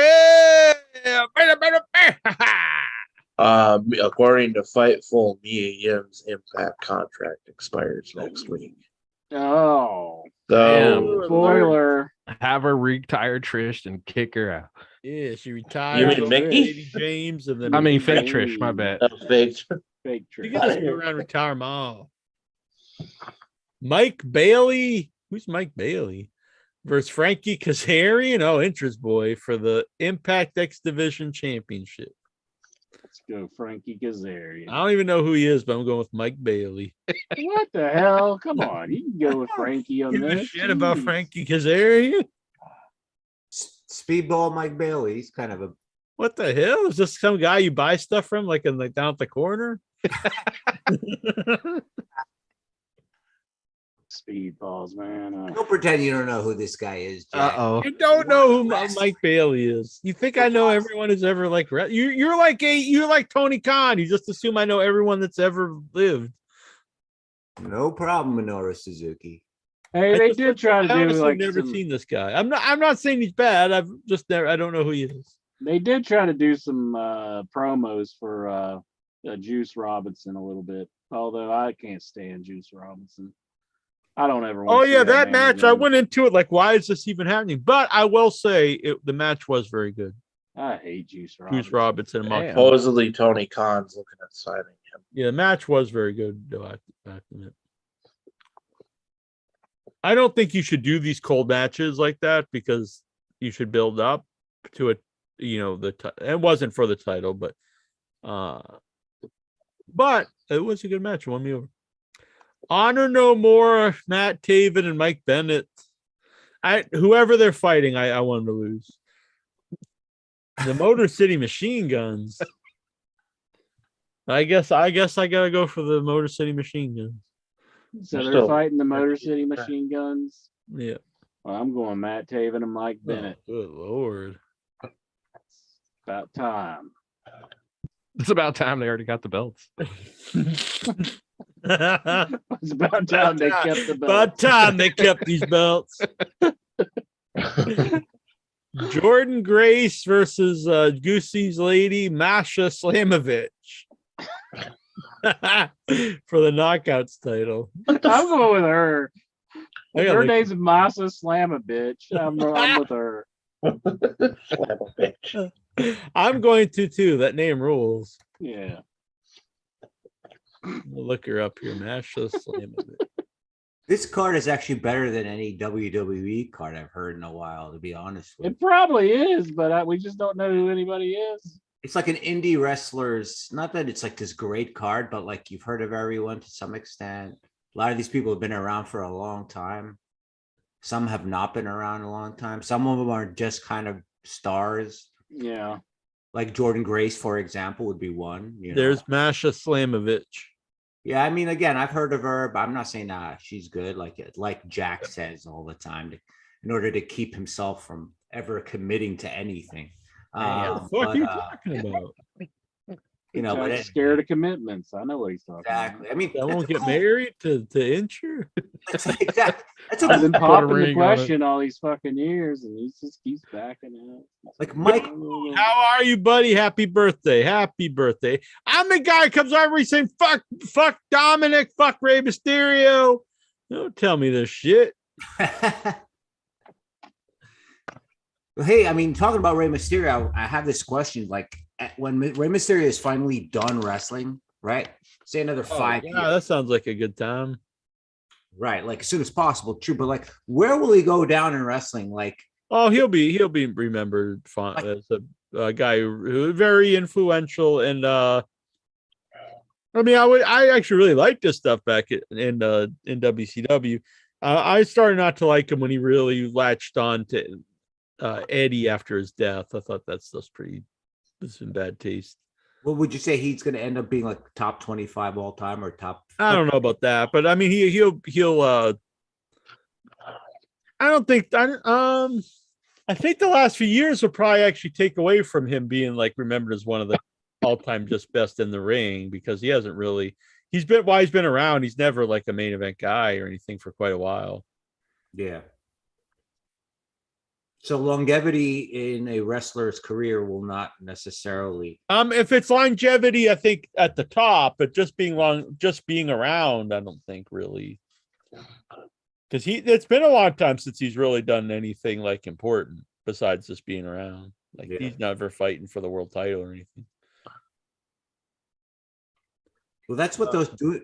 Having all those tag titles dilutes having the tag any tag. Yeah, having all those so many titles, having 2 world titles, having multiple tag titles, mean, what does it mean? Everyone's had multiple championships. Even the IC belt like used to mean something, but I mean, half the guys when they win it, they'll be like the 7-time champ or 10-time champ. And if you're slotted like not as a top tier guy, you've had the IC and US belt like you multiple. All those guys have had it multiple times.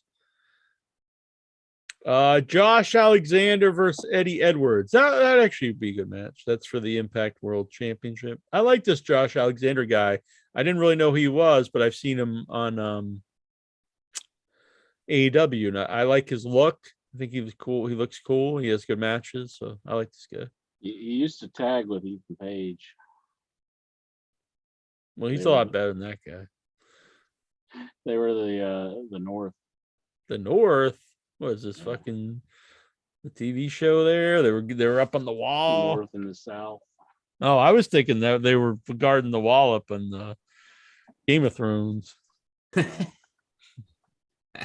This was like a Civil War reference? No, it was. Jeez, I thought it'd be bad enough. Canada, the North, like Canada, okay. the North. Winter's coming.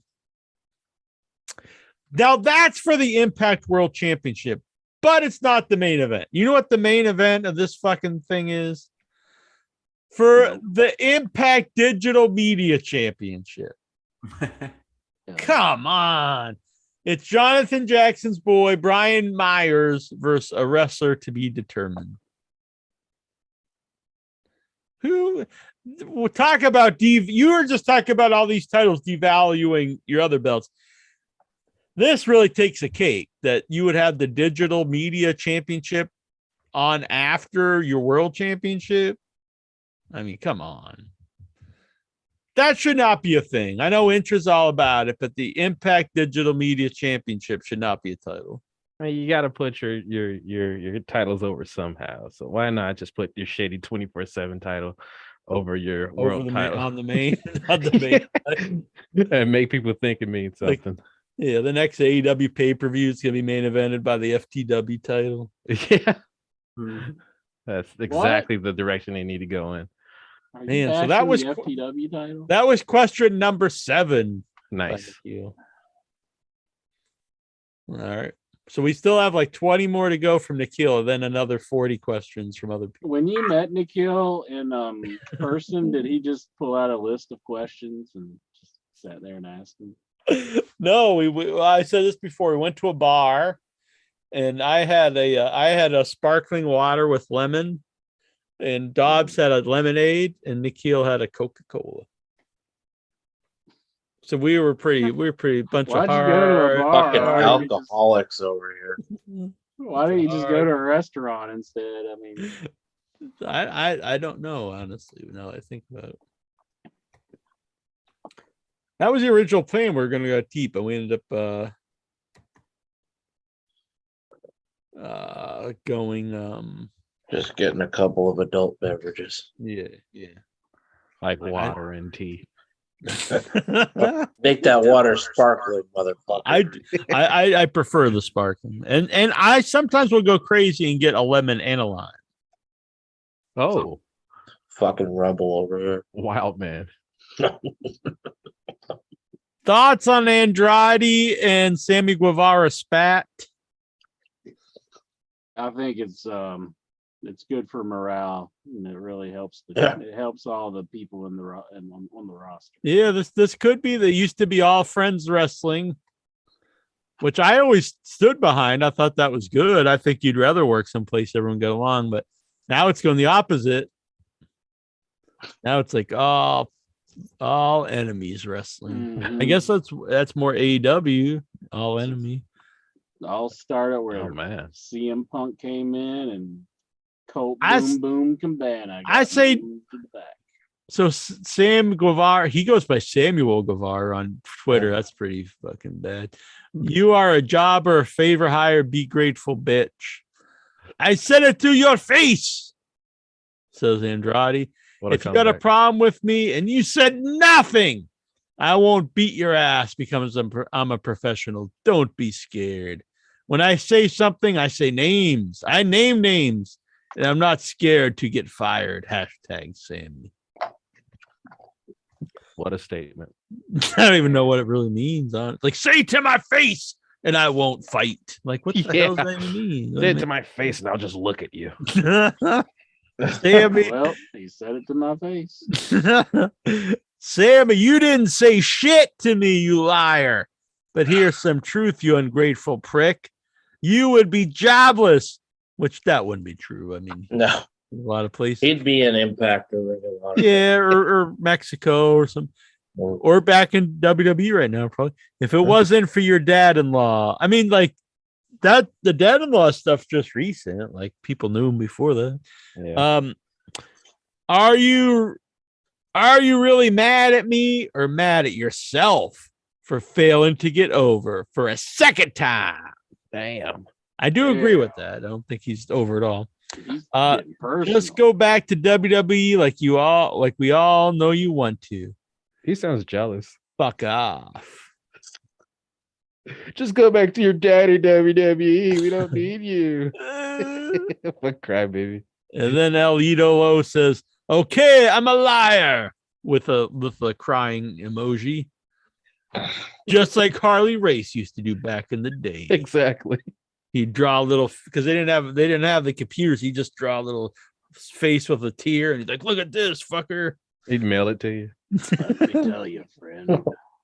I'll just draw a little crying face here. Give it to you. Just wait until you see me shoot a promo on you through the mail. And you'll know my anger. See you on Wednesday. I'll tell you to your face again, and nothing you say that you do not have any what? And nothing you say that you do not have any problem. I don't know what that sentence means.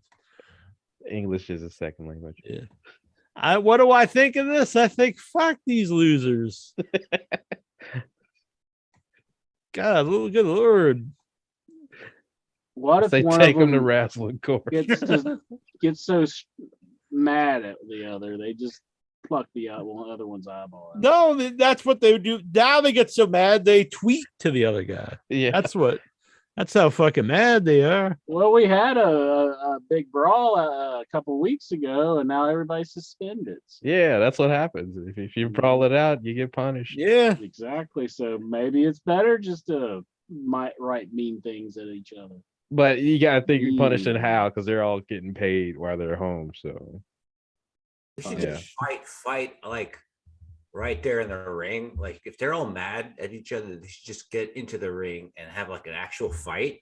Right. And it'll make like huge Bill Watch style. Like, yeah, is that legal? Like if they actually have a real fight and then they film it and they show it. They brawl for all too. What if we saw that Tony Khan puts in for copyright for Brawl for All? Oh man, we would bring back the Brawl for All. That's how this is all settled. Brawl and everybody for be all. kicking Sammy's ass because he's got heat with Eddie Kingston. Yeah, you got Eddie Kingston, Sammy Guevara, Andrade, Punk, the Young Bucks, Kenny Omega. They all just go in the big old Brawl for All. And this is how it's all settled. Brawl for All. I think it'll look like Punk's MMA career. Who would win in your Headyverse Brawl for All? Oh man, I know Incher thinks he'd beat everybody at one time. Yeah, I have to go with Incher because he's the toughest guy. Goosey, Goose on the loose. Goose is on the loose. So how are we doing this tournament style or like a battle royal? Yeah, they've never battle royal MMA. It's never been done. That's what I'm going to start. The battle royal MMA. Reverse battle royal MMA. Yeah, last person to get knocked out wins. What a shitty concept. So I think for round one, it's Incher versus Beef. Oh, shit. What? I think that's fair. He's trying to stack it. He's like, round two, Al versus the world. Jack takes on the kill first round. What the hell? What's that? What are you saying? The kill's weak? It's a fucking powerhouse. You think it takes toughness to write 25 questions a week? Yeah. The problem is I could not hurt any member of the Headyverse. No. Physically, Emotionally, spiritually, I love every one of them way too much to ever harm them. There's just one thing Incher wants to know. Can we bring guns? The MMA here in the WV is settled this way, boys. Oh, God. The kill question's over with yet. No, I think we're about halfway through. Not even halfway through, actually. Honestly, he's on number 10 of 23. Nikhil's had 2 weeks of burnt up. Yeah, that's right. Yeah. No, I asked his last week so too when I did the show myself. He's got the ones he was saving up for Incher. Yeah. I watched a Netflix program called Dom or Monster. Maybe you guys we've all heard of the Dom. Yeah. It's about a man who killed 17 boys between 1978 and 1991. That's the reported number. I'm pretty sure he's done much more. I found it awful at what he did. Well, that is very good. I too find murder and mutilation and cannibalism. I really just think the guy's a jerk. I mean, let's just put it out there. Yeah, I think he's got some issues that just caused him to. You need a shirt that says you're a better human than Dahmer. What was the shirt that was going around this week? If you can't beat him, well, eat him. Yeah. When you grew up, did you hear about them? Didn't he ask this already? Yeah, he did. What the hell? It was him or somebody else. Somebody stole his question. AEW Dynamite plagiarizing the kill. This is the third year of Dynamite. What are your memories of the first ever AEW show? I think we went over. I don't know. I took an all-out selfie.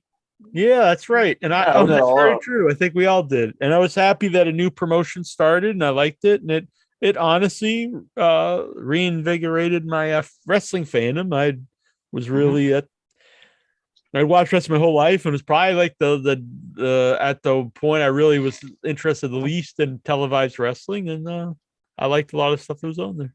Yeah, I was on the floor for all out, and the guy that sat in front of me was about 6'8". So that was fun. Yeah, watch the if you're on the floor seats, unless you're front row, it's honestly better to be like in the perched up. They call it. Yeah. Especially if on your chair. Not a giant. I'm giant. I'm a giant, but I wear the pit shoes, so I'm not. I'm normally like 7 foot, but I wear these special. Yeah. Shoes. I don't stand well, over. Not tonight because he walks on his knees on tonight. Yeah. Hell yeah, that's right, Incher. All show long, we've been wearing the rarest sneakers ever made, the Young Bucks shoes. We paid out the big bucks, and we did the whole show with them. Yeah. What do you think? So some people say it's hard to get them. Yeah. But I kind of found it pretty easy just to get a pair. Yeah. I mean, but we have connections. I called up Dave. Yeah. He sent a DM. He was all up in their Twitter, and boom, arrived at the doorsteps. Just like that. I still love AEW. Personally, I feel it's lost its way the last few months. I'm not sure why. Maybe the ROH stuff, injuries, arguments, and suspensions. How do you feel? I actually thought right after the suspensions, I thought they had like 2 or 3 weeks. This last week was different because people couldn't make and stuff. But the weeks right after the suspensions, I thought was great TV. Yeah. Yeah. That when Saraya made her first appearance. And Moxie winning the title. Mm-hmm. I think they got plenty of talent that they can use. So I'm pretty hopeful that they can get it together and do some good shows. I thought, like I said last week, which I think you have to overlook because there was the hurricane and not everyone can make it. Mm-hmm. I watched, and I still thought it was good. I watched Raw and SmackDown. Johnny Gargano gets no reaction from the crowd. Is this worrying? The first show I saw when he came back, he got a huge reaction, but I've not seen anything since, so I don't know. I think that one was in Canada. Are people not reacting to Johnny Gargano? I don't know. I don't watch the show. Yeah, we'd have to ask Steven. I mean, he got beat by Otis, so I don't think his future is very bright. Yeah, I think people are reacting. It just depends what town you're in, you know. Do you watch it? Do you ever watch half of Raw? I didn't. Did you see Johnny Gargano? Yeah, I saw the beginning of that match. Did they react to him? I can't remember. I think they did. Did you get turned on? Well, I know he was coming out, and that's when Dexter had Miz's head in his lap, and doing they did that, and they kind of reacted. The whoopa whoopa. Yeah. The whoopa whoopa. Showboat wished my mom a happy birthday. I appreciate that, Showboat. At least someone here in the Headyverse. So. Nice. I think I wished her a happy birthday. Go look it up.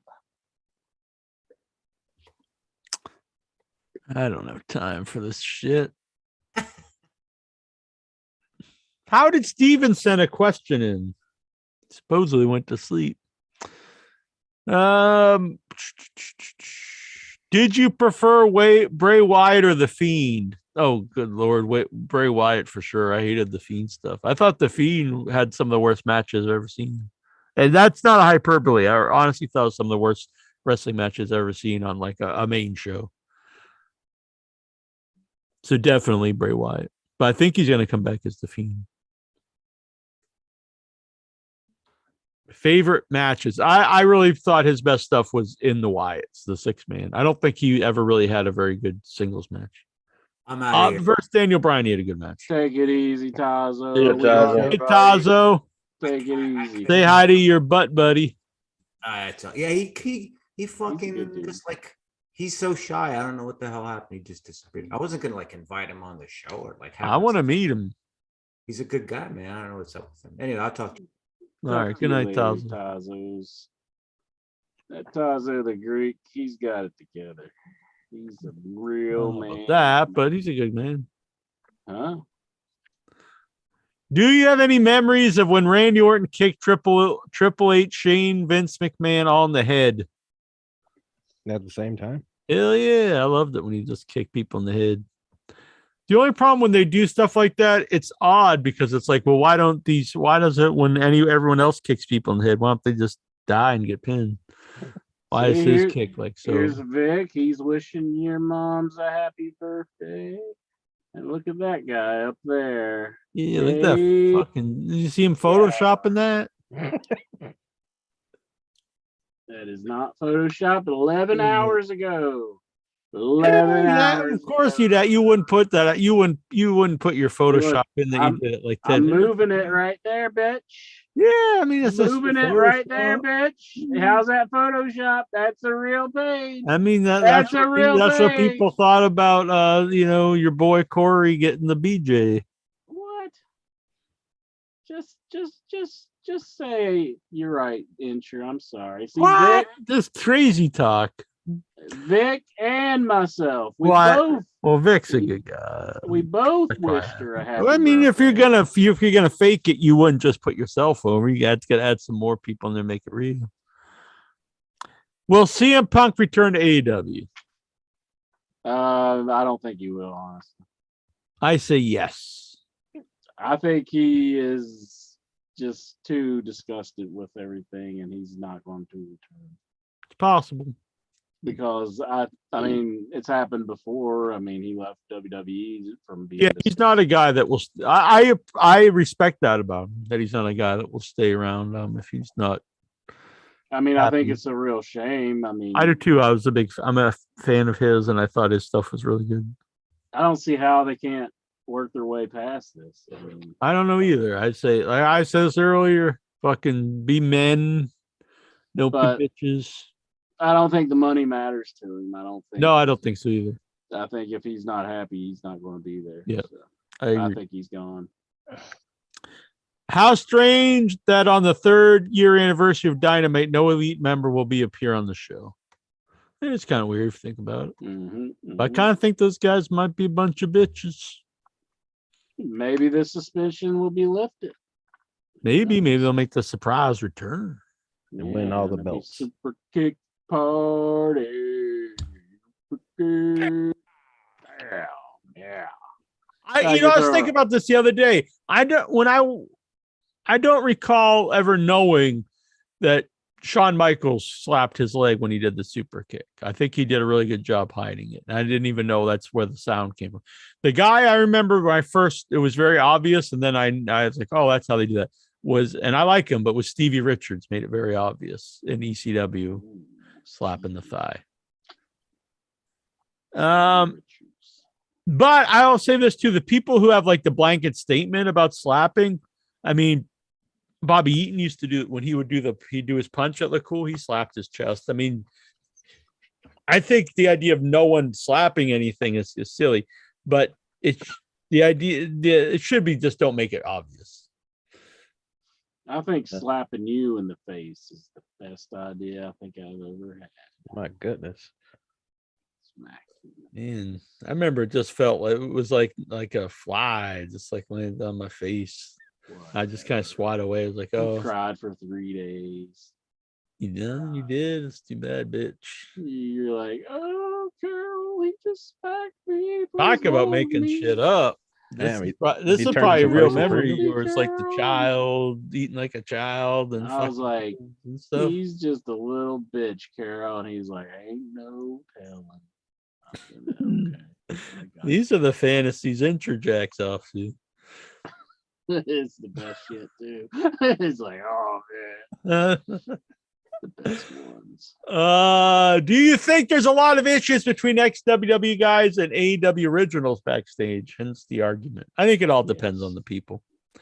I don't think Daniel Bryan's a guy that argues with people, or Moxley, or Jericho. Nah, they keep it pretty professional. At least, Moxley, didn't he leave without like a notice, or like he just told Vince he wanted to go do something else? No, I think like he wanted to do like a movie or something like that, and then he left. I really don't know. Or no, it was he wanted to re-sign a contract or something. I think. Well, he's talking about the ex-WWE guys fighting with the AEW guys, so I think it depends on the guy. Ex-WWE guys fighting with AEW guys in AEW. Right. I think it depends on the guys. But Yeah, I don't blame it just on the ex-WWE guys, though. I mean, Sammy doesn't seem like a good, easy guy to get along with. I think I put a lot of the blame on the Bucks and I think a lot of people are kind of headstrong because they feel like they created the company and that they were there from day one, and here's WWE guys. But I think they should listen to some of the WWE guys because anyone who's been around a while, you should at least listen to their advice. They have good experience, and you have a lot to learn from them. I mean, they're not there to just, I said this when they brought in Punk and Bryan Danielson. A big thing for me was I've accepted what modern wrestling is, and I do like it, but it's what's always missing from it, especially certain guys. Some guys do it better, but like the Bucks match, I could tell they're working together, and I don't like that about wrestling. But I can watch it and find fun in it. But when you brought in guys like Daniel Bryan and Punk, to me they were kind of a bridge between old style wrestling that I like, where they're doing that stuff that looks like you're actually in a competition, and the modern stuff where they can do the cool moves. So when younger guys would work with both of them, I think it's beneficial because you can't go back in time and not do flips and dives and the cool moves. It's just not going to happen. That's what wrestling is today. But you can add that air of realism where it looks like the guys are actually trying to hurt each other. So when you work with guys from another generation, maybe there's certain things you're not going to do, but you can learn a little bit of a different foundation of wrestling, where it should still be the foundation of wrestling, where it looks like they're trying to hurt each other. I mean, that goes for anything, though. Like an actor, a young actor working with a veteran actor, you're going to learn something. You should be open to learning from anything, whatever it is. If someone has more experience than you, there's something you can learn from them. Well, they got empty-headed idiots who've never done anything. So. I agree with that statement. I mean, to say I don't take advice, I mean, that's a really just ignorant thing to say, I think. Yeah. That was bad on Adam's part. I don't think he should have said that. But, and if he even acts like it, that's pretty bad. I mean, it's kind of stupid. Do you think when Punk made that comment, do you think he was saying Omega and the Bucks never did anything, or? I think he meant Paige, but I at the same time, I could see that angering you because Paige is the world champ in your company, and Bucks and Kenny Omega have done a lot. I mean, yeah, I think, yeah. I mean, I can both agree, and also I can agree with a lot of stuff he said, and also think a lot of what he said would be disrespectful. He definitely could have said things in a better way. But I also don't know the culmination. This is really a culmination of everything. It wasn't that one thing that Paige said on the show. I mean, it had to be a build up of lots of things. There's stuff we don't know about that's happening. Right. So like saying I don't take advice, that's a dumb thing to say. Is that just all he did and then he flipped out? No, it's all these things, add on to each other and it builds up. Mm-hmm. It's like when Eddie Kingston hit Sammy backstage. I'm sure it wasn't just that one thing. It was a build up of Sammy, I assume, being annoying, and then that's the final thing that made him hit the guy. But if that was a one-time thing, I don't think he would have hit Sammy Guevara. Or if this was a one-time thing, I don't think Punk would have lost his mind. Gosh, it is crazy how everything's just gone off the fucking rails. It's like it was all for wrestling, and then it's just like fucking mayhem. I like all these guys, but I've liked the show without him on the TV. So if the worst thing happened and they all left, I'd still like the show. So fuck them. That's what I'm saying. You gotta man up. It's wrestling, or just get out of there. I don't know. Maybe Cody was the glue holding all of it together. Then he said, "Fuck this." Looking back, I do because I still think it was wrong, but I don't know. I do think there probably was something to the Bucks and them, really arguing, and that's what led to Cody leaving.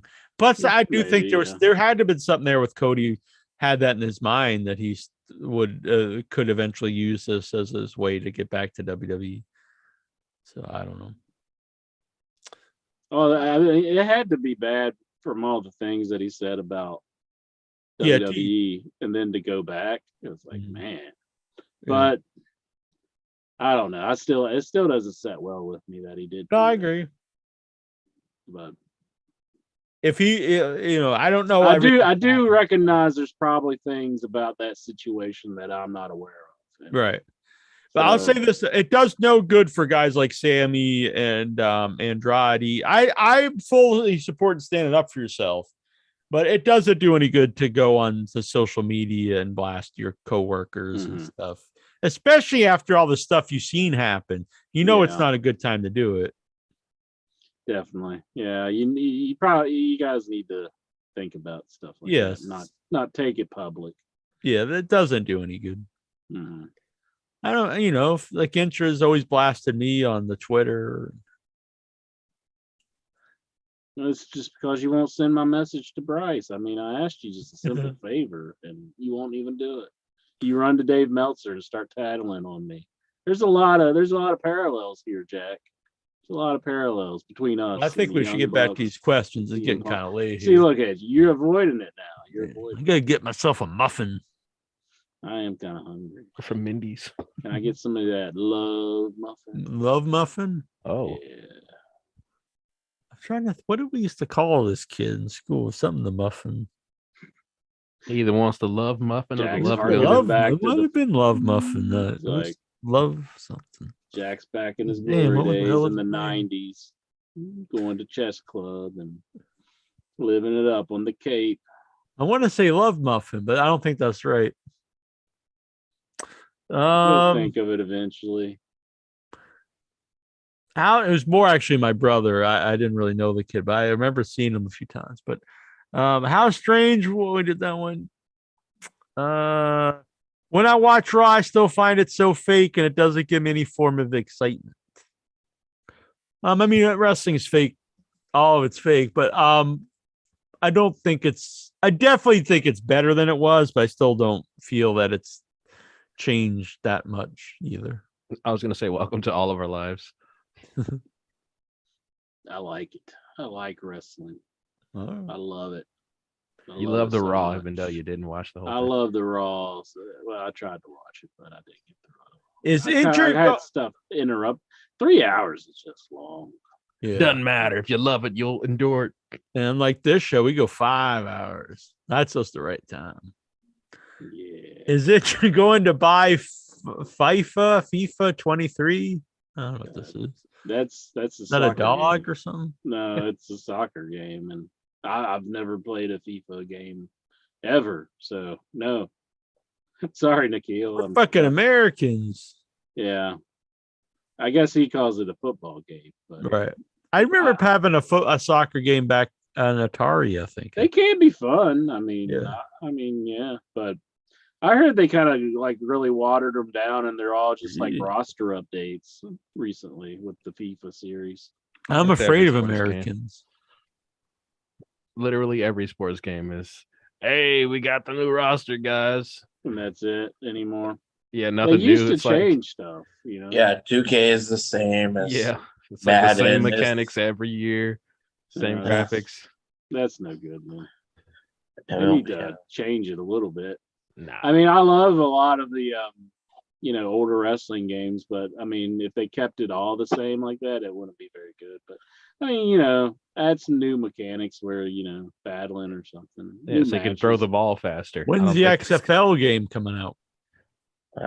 You got to ask The Rock about that. Yeah, he owns it. I know. I think the only game I'm turning my PS5 on for is Impact Wrestling, or not Impact. Oh man. He is going back in the day with the Impact Wrestling. With AEW video game, I'll play that for a bit. But... Yeah. Oh, is that out? It's coming out. I'm gonna get it for the Steam. December 31st, I thought. Oh wow, it's 31st. Okay. Yeah. I'll be down with that. Last I did play that I know Intra and most people loved it. That I played it on Steam, that Friday 13th game, but I thought it sucked. I know most people were like. I played it for about 5 minutes. 5 minutes isn't enough to figure out the game. It sucks. Oh, whatever. You gonna play the Texas Chainsaw Massacre, bitch? Probably. Gonna let me kill you? I'm gonna be the cook, and I'm gonna boil you, you little bitch. Probably not. If it's like the other one, I probably won't like it. Well, it's like I don't know exactly what it's like, but there's three. There's the cook and Leatherface, and then the hitchhiker. They're all playing. And Grandpa's in it, but I don't think you can play. I think what it is like they are over sections of the map, and you kind of work your way through as the survivor and hope that you survive. I think that's how it's going to be working.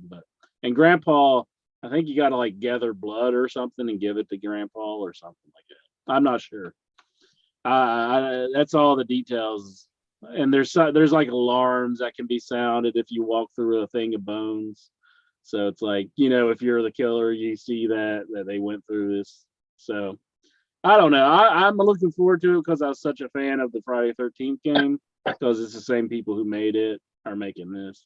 So I'm definitely going to give it a shot. I'm not a huge Texas Chainsaw Massacre fan. Really? I like the first one. First movie's amazing. First one and second one's funny, of course. Yeah. But no, after most of the ones that aren't good movies, but the first movie's a masterpiece.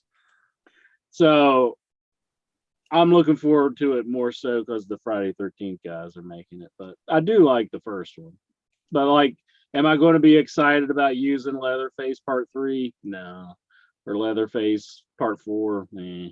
I'll probably stick with one. Yeah, but what if they had Matthew McConaughey with like the robotic leg?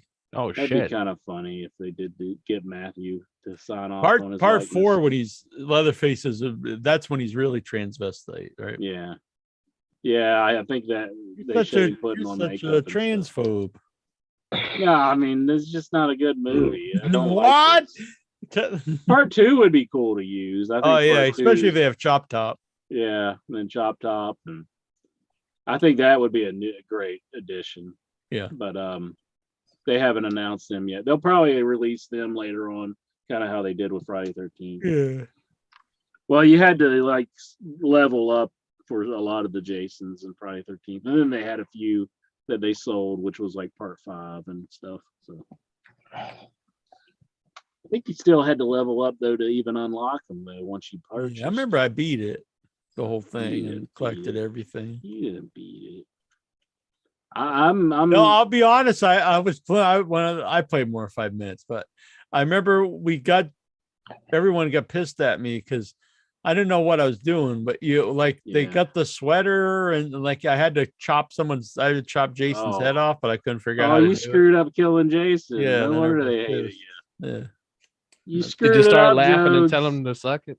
They all hate you because you messed up. Yeah, they had the sweater and this stuff. Oh, that's hard to do too. Yeah, and I had the machete. I think I had the machete or something, and I don't know how I couldn't figure out what the hell I was doing. I was supposed to cut his head off. I mean, that is a pretty pivotal part of the game, and like, I mean, if it was just your first few games, though, people online are pretty harsh, so I can understand that. But have you seen the Uncharted film based on the video game starring Tom Holland and Mark Wahlberg?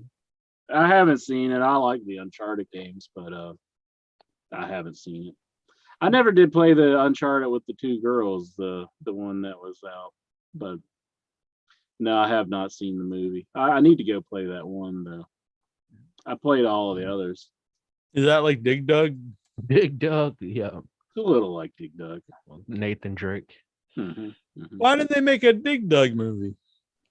I don't know. Mario's coming out. They got Sonic. They got what other video game movie? Mortal Kombat was kind of a big one for Warner Brothers and HBO Max or whatever that is. Oh, I didn't see the new one, so I don't know if it's good or not. But the old one's pretty rough. I'm sure you wouldn't like it, but I mean, no, I don't think I've ever seen a video game movie that was good. People did dig it. Pitfall would make a good movie. Probably would, really. Yeah, it'd be like a kind of an Indiana Jones kind of movie. Romance in the Stone a little bit or something like that along those lines. Q*bert, the movie. Oh, speaking of Q*bert, I got my thing signed. Your dick? Oh. No. Gallagher, the movie. If you got your dick signed, would you get it tattooed then? On your dick? Yeah. Get like Danny Trejo to sign your penis and then get get it tattooed. Warren Davis, the creator of Q*bert. The guy who played the Leprechaun? No, he actually is. No, that's Warwick Davis. Oh. He actually has been in like some like shows like ER and stuff like that. Just as a but yeah, Warren Davis. So I'm always bringing up Q*bert. You act like a shit. And here you got this fucking shrine. I never act like Q*bert shit. You just I love Q*bert and Dig Dug. Like, those games suck. You got to play a fucking Tecmo Bowl. Yeah. Duck Hunt. That's very cool, though. Honestly, yeah, that's cool. I'm not saying that facetiously. I like Q*bert, and I think that's a very cool thing to have. Yeah. Thank you. Okay. So, yeah. What is your favorite Antonio Banderas movie? Mine is Spy Kids. Interview with a Vampire. Dusk Till Dawn. That's a good one. I like Dusk Till Dawn. Is he even in it? Oh yeah, he ain't in that, is he? I'm confused. Desperado, I guess. I like Interview with a Vampire. Yeah, Interview with a Vampire is good. Desperado. Are you excited for the new series? Your senses. You've been out riding fences for so long now. Are you looking forward to the new series? Yeah, it started last night, I think. My brother. Oh, it did. Yeah, I haven't seen it yet. I didn't know it started already. But I read the book recently, the first 3. There's like 13 books, so I realized there were so many, but I really liked the first two. I couldn't really get into the third one, but Interview with the Vampire and Vampire Lestat both were very good. If I understand, the first 2 or 3 seasons is going to be Interview, and then like after that will be Vampire Lestat. And I don't know if they probably won't go through all 13 because I think they'll probably follow Lestat because Lestat's in a lot of them. Geraldine Arroyo. I miss you guys, but we all miss Geraldine for sure. She's in Puerto Rico right now. Oh, okay. And I wish all her family and loved ones out there, during the hurricane, they've stayed safe. And it hit, hard, and we got the remnants of it. So we got a lot of rain and wind the last couple of days, but nothing very bad. Yeah, we got some of the rain here, but I mean, it was just rain. It wasn't. Yeah, I lost power, but like honestly, it just went out and came back on. But yeah, I know I saw some people I know in Florida on my Facebook, and they had to leave, and saying that we're told that they might be without power for over a month, which is that's horrible. Oh goodness. I lost power last year for 5 days, and that seemed like an eternity. So I couldn't imagine a month. I mean, some of the beaches like Sanibel Island, Palm, West Palm or Borderline, fucking destroyed. It's crazy. Lexar, UFC Hall of Fame member and former UFC lightweight and heavyweight champion Daniel Cormier is going to be the guest referee for the pit fight against Seth Rollins and Matt Riddle. Are you intrigued? No, I don't care. Could they not have got anybody else like Jeff Jarrett or somebody? I don't. Yeah, the great fighter Jeff Jarrett. Yeah, he showed how much of a great referee he was. But you could have got like I don't know, Ken Shamrock. Somebody that the wrestling fans would actually care about. Tito Ortiz or some shit. But they love Daniel Cormier, who's never made an appearance on like who cares? I don't care. I don't even know anything about this guy. I don't know either. So it does. I guarantee maybe he'll do the show and he'll really entertain me. But as of right now, I don't care. Damn. It'll change their ratings by literally nobody. It'll boost their ratings to nothing. Yeah, I don't think. Why give him a paycheck? I mean, it's really not doing anything. The money, for the show, I don't think. Because he has anybody in the MMA world on Twitter. I do think Triple H is a big mark for these Twitter fools. But I mean, Jesus Christ, they couldn't have gotten. He's not even popular in MMA anymore. Like they couldn't have. Works. They're big. They're friends with Dana, right? They couldn't have called up Dana White and been like, "Hey, give me your." Someone either middleweight or welterweight, middleweight or light heavyweight champion. Bring in Brock. I guess he would overshadow everybody. Brock as a referee would be fucking interesting. Yeah. I mean, they did call Dana. He's like, I got the perfect guy for you. Yeah.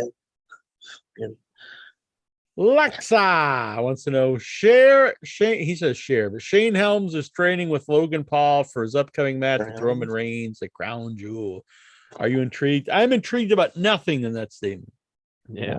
The only thing that sounds cool, I like Shane Helms. I would rather see Shane Helms versus Roman Reigns in America or anywhere else besides Saudi Arabia. I don't want to watch a Saudi Arabia show. I don't care about Paul Logan or Logan Shane Paul. Helms teaching him how to duck so he doesn't get his head chopped off. Yeah. It's beneficial.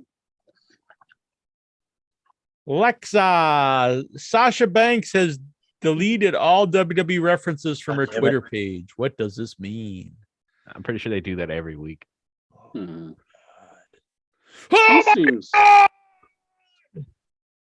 I don't know. She seems really difficult. I don't know. Maybe, I have to always I respect anyone who stands up for themselves. So I respect what she's done.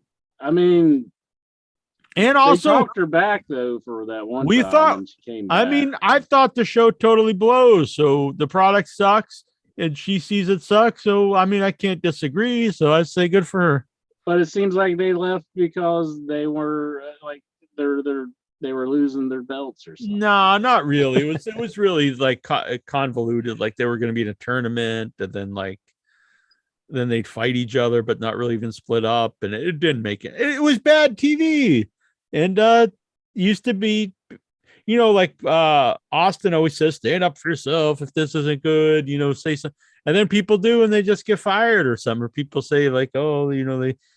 I mean, if you think what they're having you do sucks, I think you should say this is not good. I don't want to do this. No, it does bring to the fact that a lot of people did say, "Oh, these people sucked when they were there." Now look, Sasha's not there, still sucks. Charlotte's not there, still sucks. Like, what was your point? The show sucked overall anyway. Yeah. It's badly written. Lexa. Biff Busick has returned to the WWE as a coach. Is this significant? That's fucking great. Is that fucking Big Bully Busick's back? I thought he passed away. Oh man. No, not him. I don't know. It's cool, I guess. I don't know. I honestly have no idea who he is. Which paper? I like the Triple H is loyal to the guys that were loyal to him, so that's cool. Which pay-per-view premium live event is more intriguing to you, Bound for Glory or Extreme Rules? Well, if you just asked me that, I was like, we just went over these two cards, and I can't say either one's very intriguing. But probably the undercard from Extreme Rules sounded better than the main event, and nothing really sounded too intriguing on Bound for Glory. I'm intrigued by everything. Except for, was it Masha Monster, whatever her name? The Monster Masha. Slam a bitch. Happy birthday from Michelle Carlisle. Well, thank you, Michelle. That's for my mom. She's a very nice lady, Michelle Carlisle.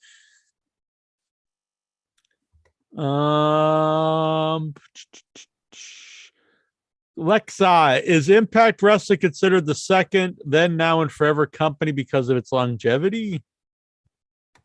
No. Boy, you do keep thinking that. How could they last very long? But yeah. If you're going by longevity, Ring of Honor is older than our Impact. They don't have a show though currently, but that's true.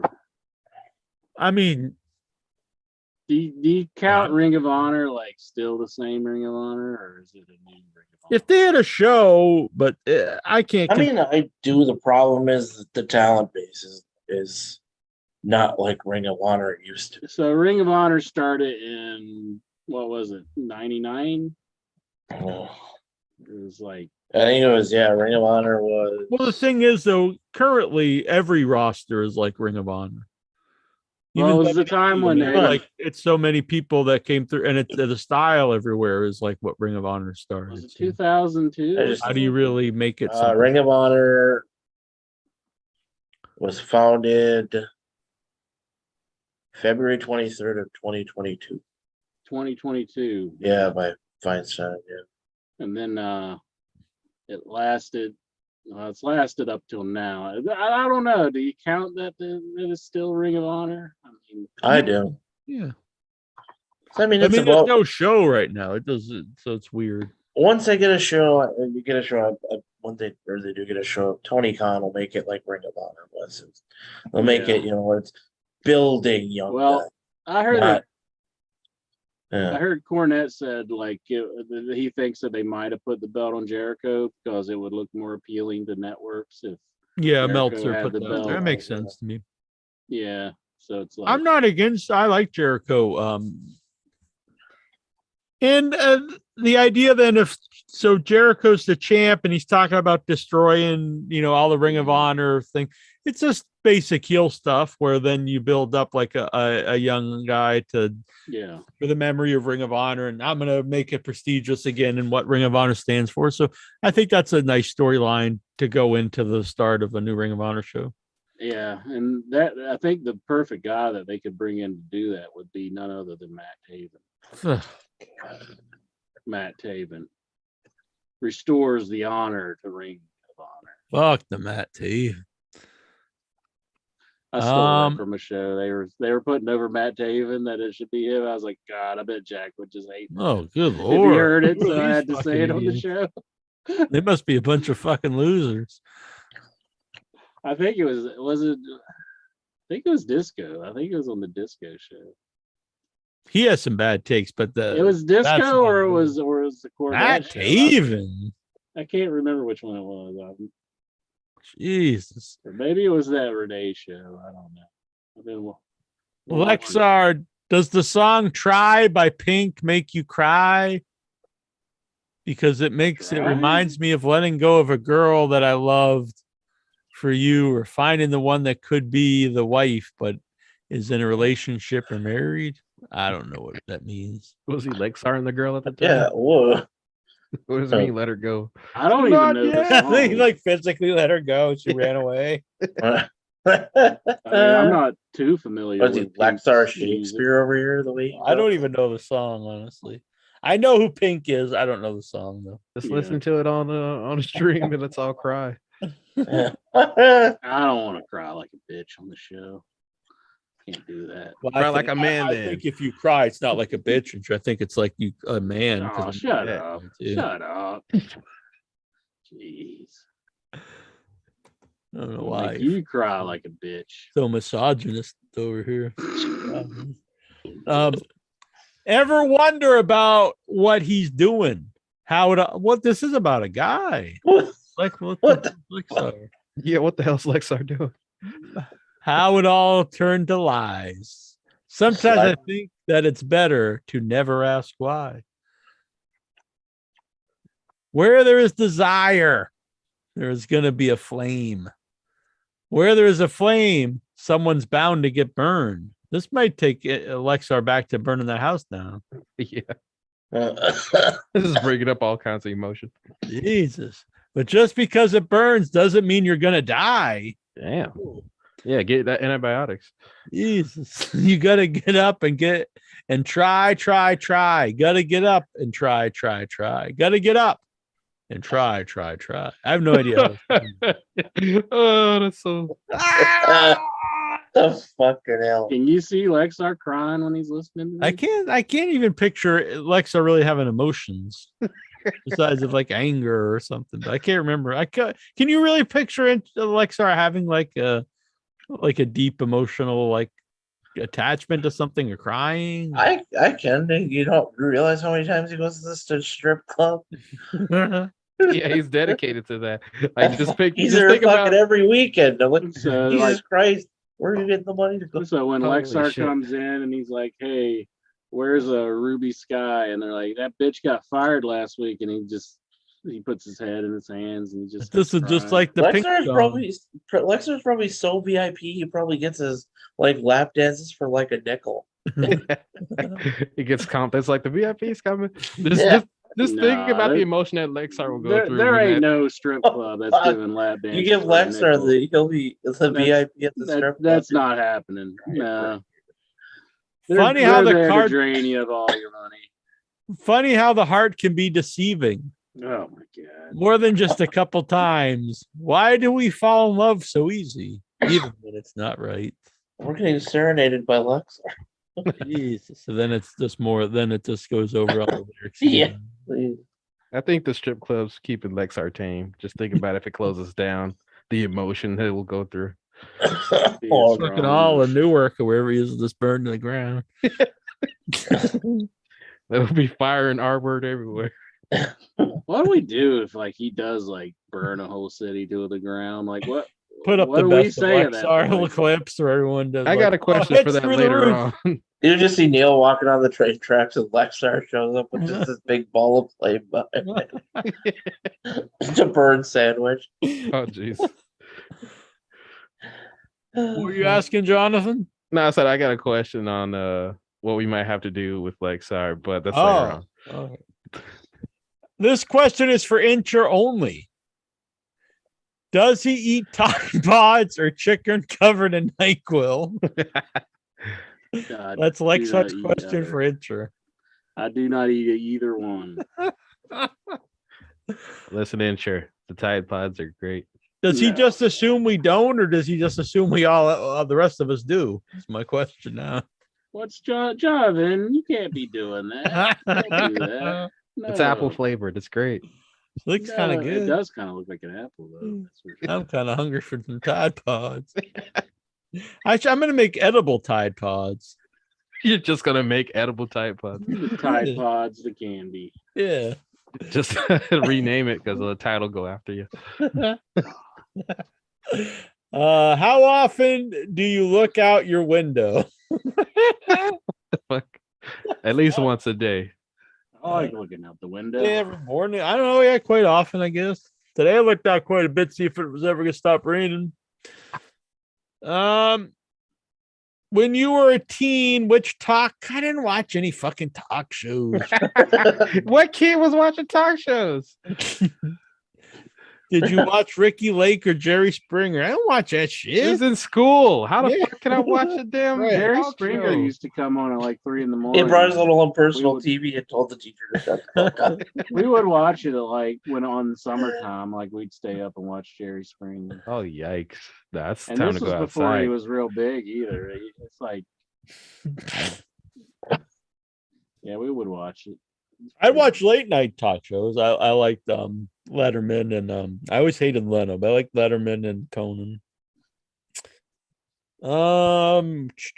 What's Stephen Butler's plans for the big Canadian Thanksgiving holiday? Going to sleep. Probably watching Raw. How many hours of on replay? Yeah. Thursday, yeah, you can't watch Raw on Thursday. How many hours of public transportation do you ride daily? I only when I go to Boston, I take the bus up to Boston, and then in Boston, I'll ride the T, which is what we call the subway. But my normally never, except for when I go to Boston.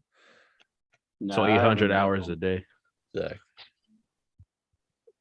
And it's At the not always. zoo. I there, guess 'cause I a was lot on of the it- tram at the zoo, so that's a public transportation. I guess that counts. So How do you heat your home? What the fuck? with the furnace, I just burn everything flammable in the middle of the room and hope it doesn't burn the house down. It's And going, just keep spraying the whole thing with flames water. there's going to be a biopic about the kiddie TV show Barney and Friends, Jesus Christ. which depicts drugs. is Lexar trying to topple Nikhil with bad questions? I mean, I He think does it maybe every week one. and then he complains. Lexar, come on. Shut up, Alexa. Lexar wants to know which kiddie TV shows and characters did you grow up watching? All of them. Come on now. You said Yeah, I mean, tea? I watched the Electric Company and Sesame Street, Mr. Rogers. Muppet Babies, Snorts. I did watch Fraggle Rock a lot, actually. Fraggle Rock, yeah. because it came on right before I'd go to school in the morning, so I'd eat breakfast. Sesame on Street. Fraggle Rock. Anything else? Ricky Lake. DuckTales, all those animated shows on Fox 11, or a lot of those Disney shows. Brian Jones, boxers or briefs? I'm actually wearing boxer briefs at the moment. But usually Boxer briefs, yeah. I don't like briefs because they're too snug on my balls. Damn. I like some room for things that dangle. Yeah. Some people commented on my bulge on a recent picture I posted, which is pretty fucking hot. How much does Jack charge to do a nude scene in a movie? From Jason Minton. Is there a price? I say make me an offer. Would your price go up? That's not all that would go up. Oh.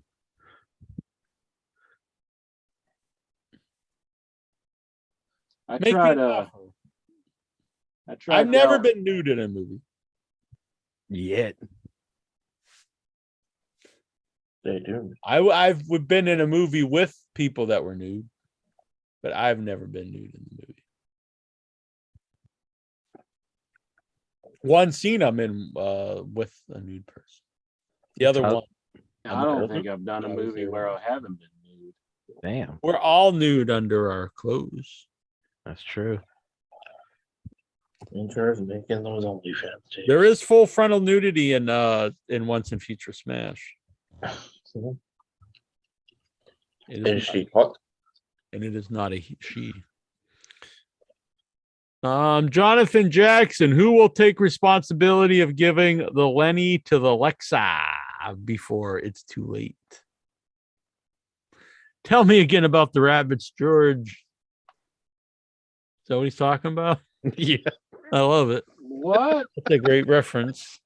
Jonathan, that's nice. It must be done. Someone, if you have the time machine, you have to go back to the point where it's not too late and do it. It's your responsibility, or answer.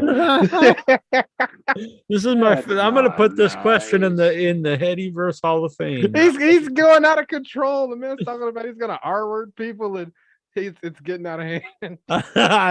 Yeah. There needs to be an intervention. We'll say. Hopefully, he doesn't get to the tell me about the rabbits again, George level. But we got to rein in the Lexar. We got to turn them around. Yeah, we have time. We got to turn them around. We don't want him to go down the R word road. Yeah, there's stuff we can joke about, but there's limits here. Mm-hmm. We don't want any R word and go. Well, I was asking, like, what would we do if you burned down a whole city? So it's like, what would we do at that point? I mean, we'd have to give him to Lenny. Yeah. We have to take it. We built the monster. We have to take responsibility. We wouldn't want someone else doing it. We'd make sure it was humane. Mm-hmm. Didn't suffer. Yeah. Let him experience his last lap dance. This is really morbid. Good job. I'm really getting kind of creeped out here. Lexar's question about squirrels.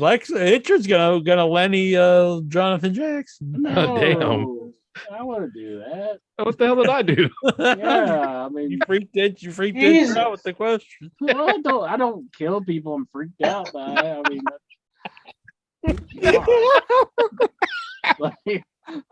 I'm disturbed by this person. I'm gonna have to kill them.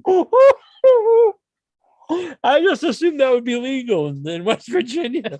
Like, what happens? They're like, he freaked me out. They're like, oh, okay, it's all right. If I had a nickel You're free every to time go. Jack has said, I was just figuring that'd be legal in West Virginia. I'd be rich. I would be rich. This is my favorite show in a while. I like this one.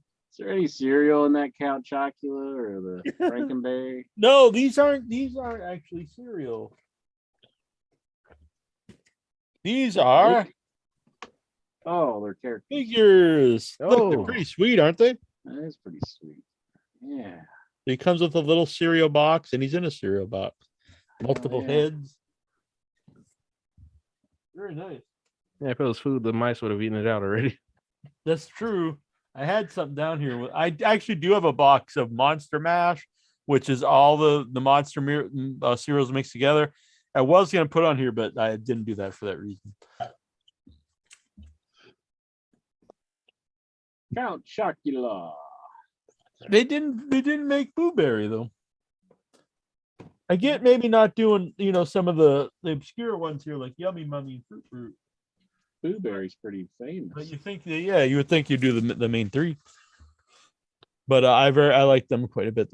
I showed this earlier, but so I always have these tiki mugs up. I also have a Wolfman tiki mug. He's a little hard to see because he's brown, but he's very nice.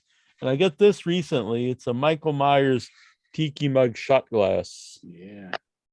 I like it because it's very small. On Thursday, I should be getting the Halloween pinball table. Really? Where are you going to put that? Up your ass? Oh, man. I listened to your whole tiki mug conversation. Well, how long was that? 5 seconds? A conversation? Well, how long did I just talk? I only talked for like a second. You're like, no, I was wondering where you're going to put it. I said one sentence and you said, where are you going to put it up your ass? Yeah, so I added some humor. So you couldn't stand. No, that's cool. Halloween go pinball. Where are you gonna put it? Where are you gonna stand put it? Going into my conversation? Where are you gonna put it? Stop your shit. In the room, a couple rooms. So you getting rid of one, or no? You're just gonna start stacking them? Yeah. So I'll have it on Thursday. So. Well, that's very cool. Is that a new one? I didn't know there was a Halloween pinball. Yeah, it's made by Spooky Pinballs. Oh, cool. I recently discovered a place in Boston called Versus, and it's a restaurant, but it has vintage video games and pinball machines. So I did not go to it yet, but I would like to go. There's a dude on Pennside in your area.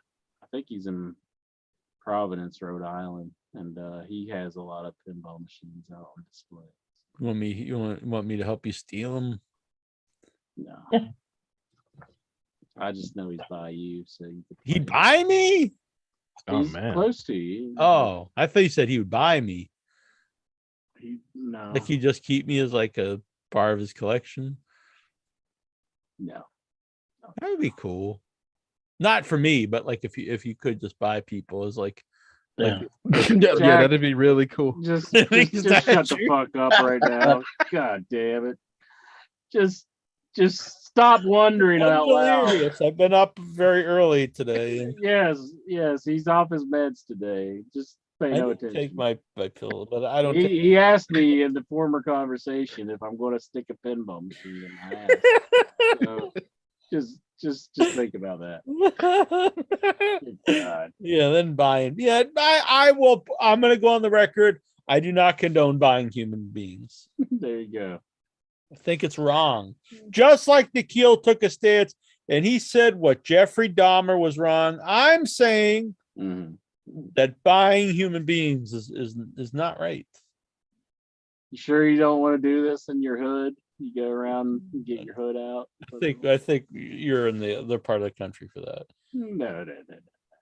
Jonathan Jackson, who do you think would make a good executive of talent relations in AEW? Arn Anderson. Yeah, he's a guy people would listen to, have respect for. That's a good one. Him or Regal? I guess Jim Ross held the position before in WWE. I don't think he's good at that job. He's too grumpy. Too grumpy? Yeah. I say Double A or Regal. Although Double A's been in the company longer, so he probably is more familiar with the talent. So I say Arn Anderson. Stephen Boots. Antonio Inoki passed away this week. What are your favorite memories of Inoki? I mean, he's a huge star of Japan, obviously. I can't say I really have any like great memories of him because I only seen a handful of things from him. I can't really say like being the dude who wrestled Muhammad Ali and wrestler versus boxer. Yeah, he just kind of sat down and really shit. But I've heard people talk about that now, and they say if you look at it through the eyes of people who know MMA today, he actually fought a very smart fight. Just people didn't understand MMA at the time, but him just laying on the ground like that, it protected him from getting punched, and then he actually did a lot of leg damage. They said some people even think that looking back like that really end up doing a lot of damage to Ali overall because he took so much leg damage. Yeah. But if you're watching it as a fight, it's really awful though. It's like super boring. I don't want to do that. I don't want to make this like a Meltzer obituary where I just say like everything is terrible I've ever seen with the guy. But he's obviously a huge star and he's like, I don't think we can really understand. Like, I don't think there's really any star here that is like Inoki. Like Hogan and stuff's big, but like people really looked up to him like he was like an icon of the country. Like if you want to know why pro wrestling became to be, it's because just like actual wrestling is pretty boring. Yeah. It's like it's it's awful. It's just a boring thing to watch. Most people cannot get into it. Can't get into it, Jonathan Jackson. Forget it. Jonathan Jackson watches collegiate wrestling. That's all he watches. Yeah, I love just watching guys. Got tapes of collegiate wrestling.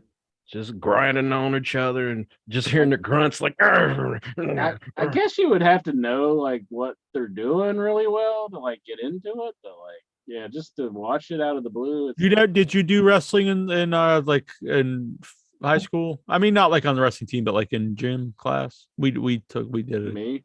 Yeah.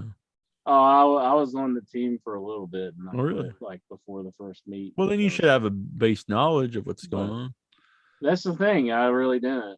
I don't That's why you did stay on the team. You're like, I don't know. I really thought was he could do a German suplex. What I was supposed to be doing. Try to give a guy a pile driver. Like, what the fuck are you doing? Like, I remember I was wrestling one match, and I remember I would do like a few things, and people would scream no. Like, and like you're trying to get the guy to choke slam. Like, what the fuck? He DDT a guy, and like I just remember people going no, and I didn't even know what I was doing. So they didn't have like a coach or anything. The coach really didn't even teach us like what the rules were. Like we did it. I honestly didn't even know like what the rules were. So we did it in gym class, and this I just now thought of this. What's really funny about this, we also even did tag team collegiate wrestling. The hell? And so we would have partners. It was in the mats, and the partner had to stay on the end of each mat. So it's like a square, and then you could tag them out. And now think about like how stupid is that? Like the gym teachers just. Like, I'm thinking the gym teachers were just having a laugh. I remember. We were doing like the shooting where you went for the that's how you would start, where the one person's on all four and the other person's, and then like I remember doing that, and like people didn't really like doing it with me because like I was pretty good at it, I think, but past that I didn't know what the hell I was doing. Like I wasn't even sure what you're supposed to do. Like I know you got to keep them in the ring. And like I understand now, you kind of gotta like it once you get their shoulders, that's points or whatever. But, right. You're supposed to do a running knee lift. Yeah, I know you're an alien destroyer.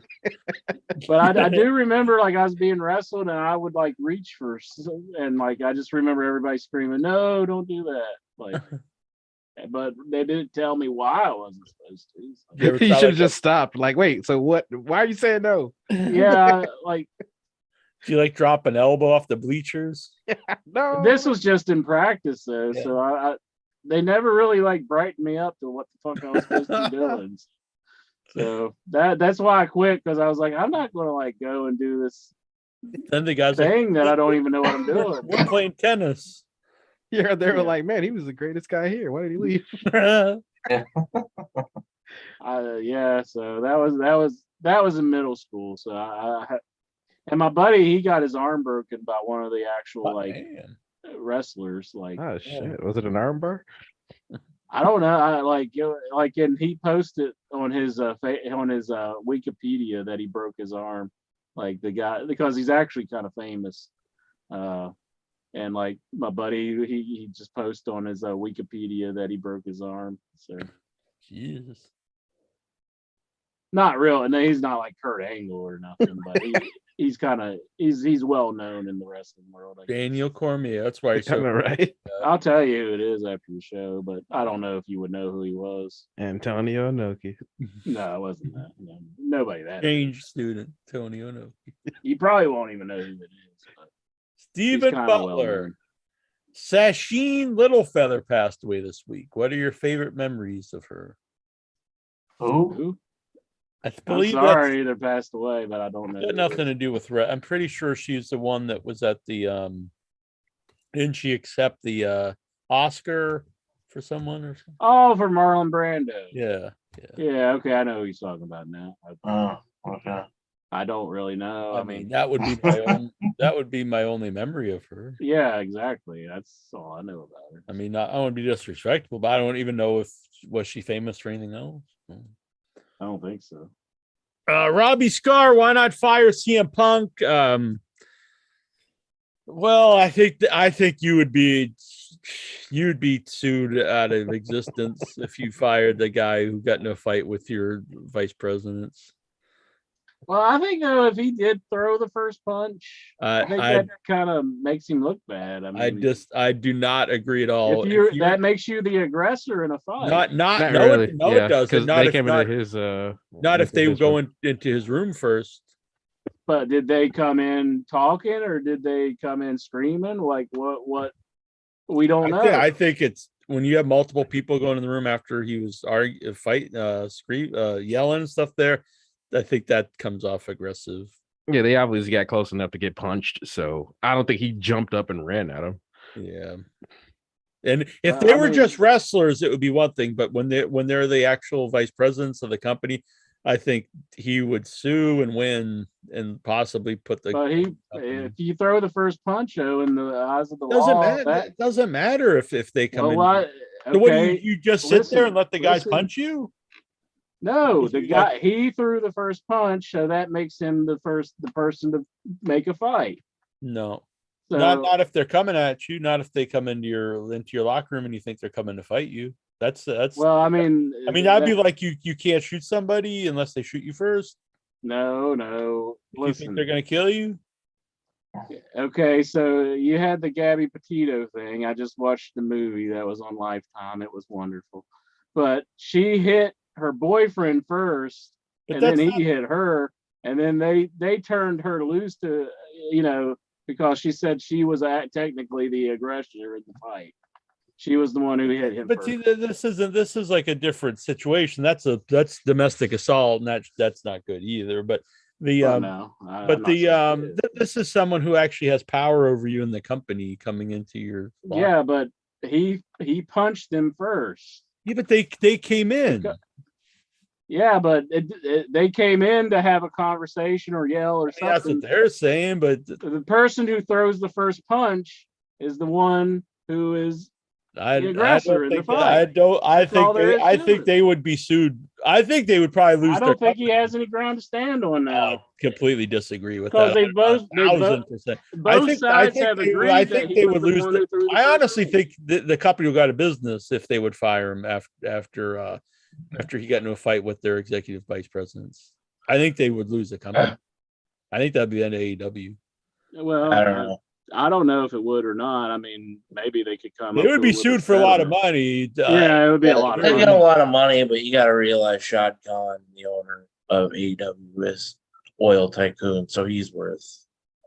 I mean, I think 11 million. If you fired a guy when your executive vice presidents go into the locker room, at the best, they would be out a lot of money. I think that would be an awful decision.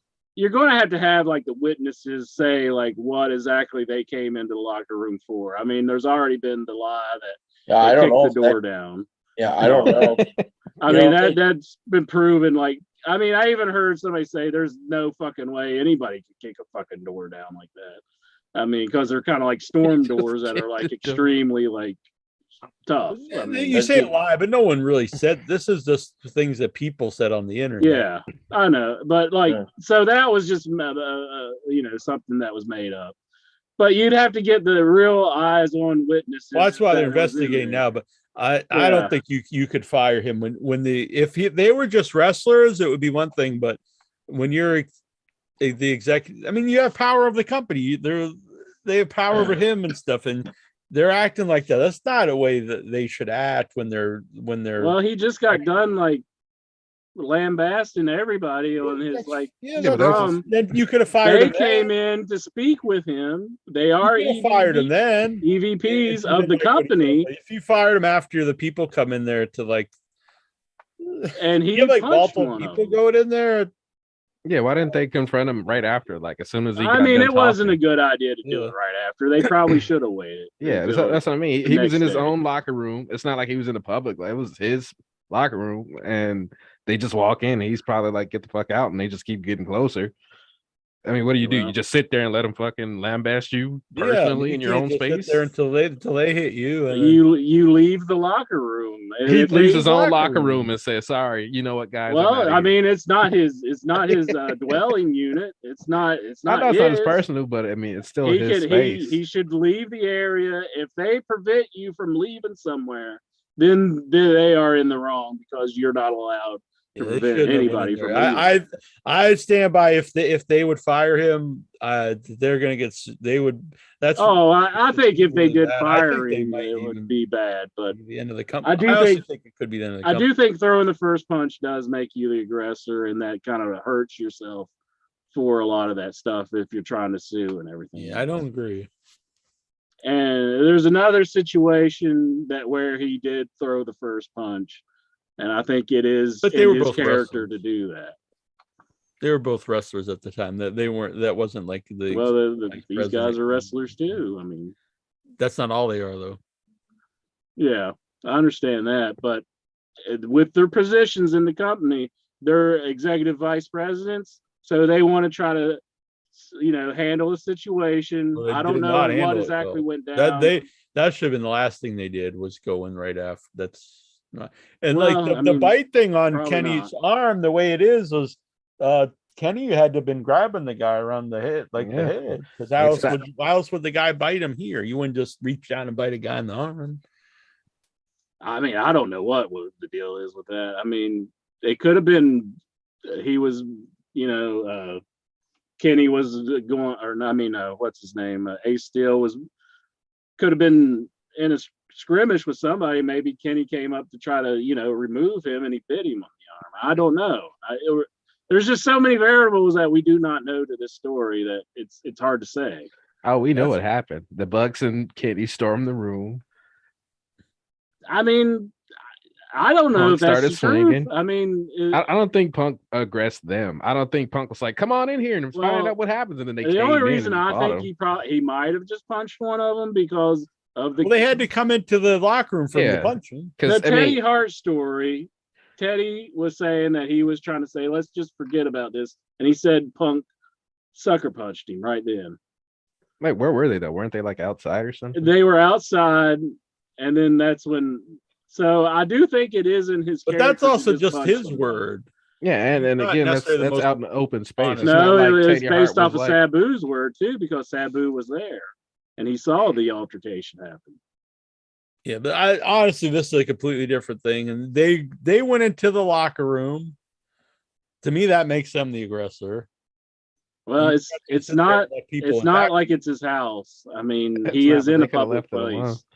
I mean, I do think they should have just probably left it alone and let cooler heads prevail. Definitely.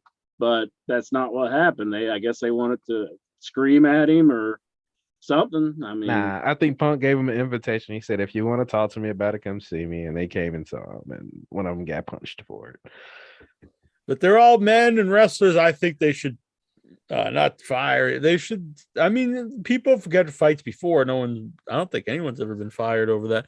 Yeah, I'm not saying it's right, but I mean, no. Come on now. He literally said, if you want to come see him, come see him. And he did say that in his promo. I mean, yeah. So if they were professionals, they would have said, you know what, we'll high road it and we'll just talk to Tony about it. But instead, they said, you know what, we're tough guys. Yeah. Let's all just go in and let's see if he's really, a man of his word. And then, the whole altercation happened.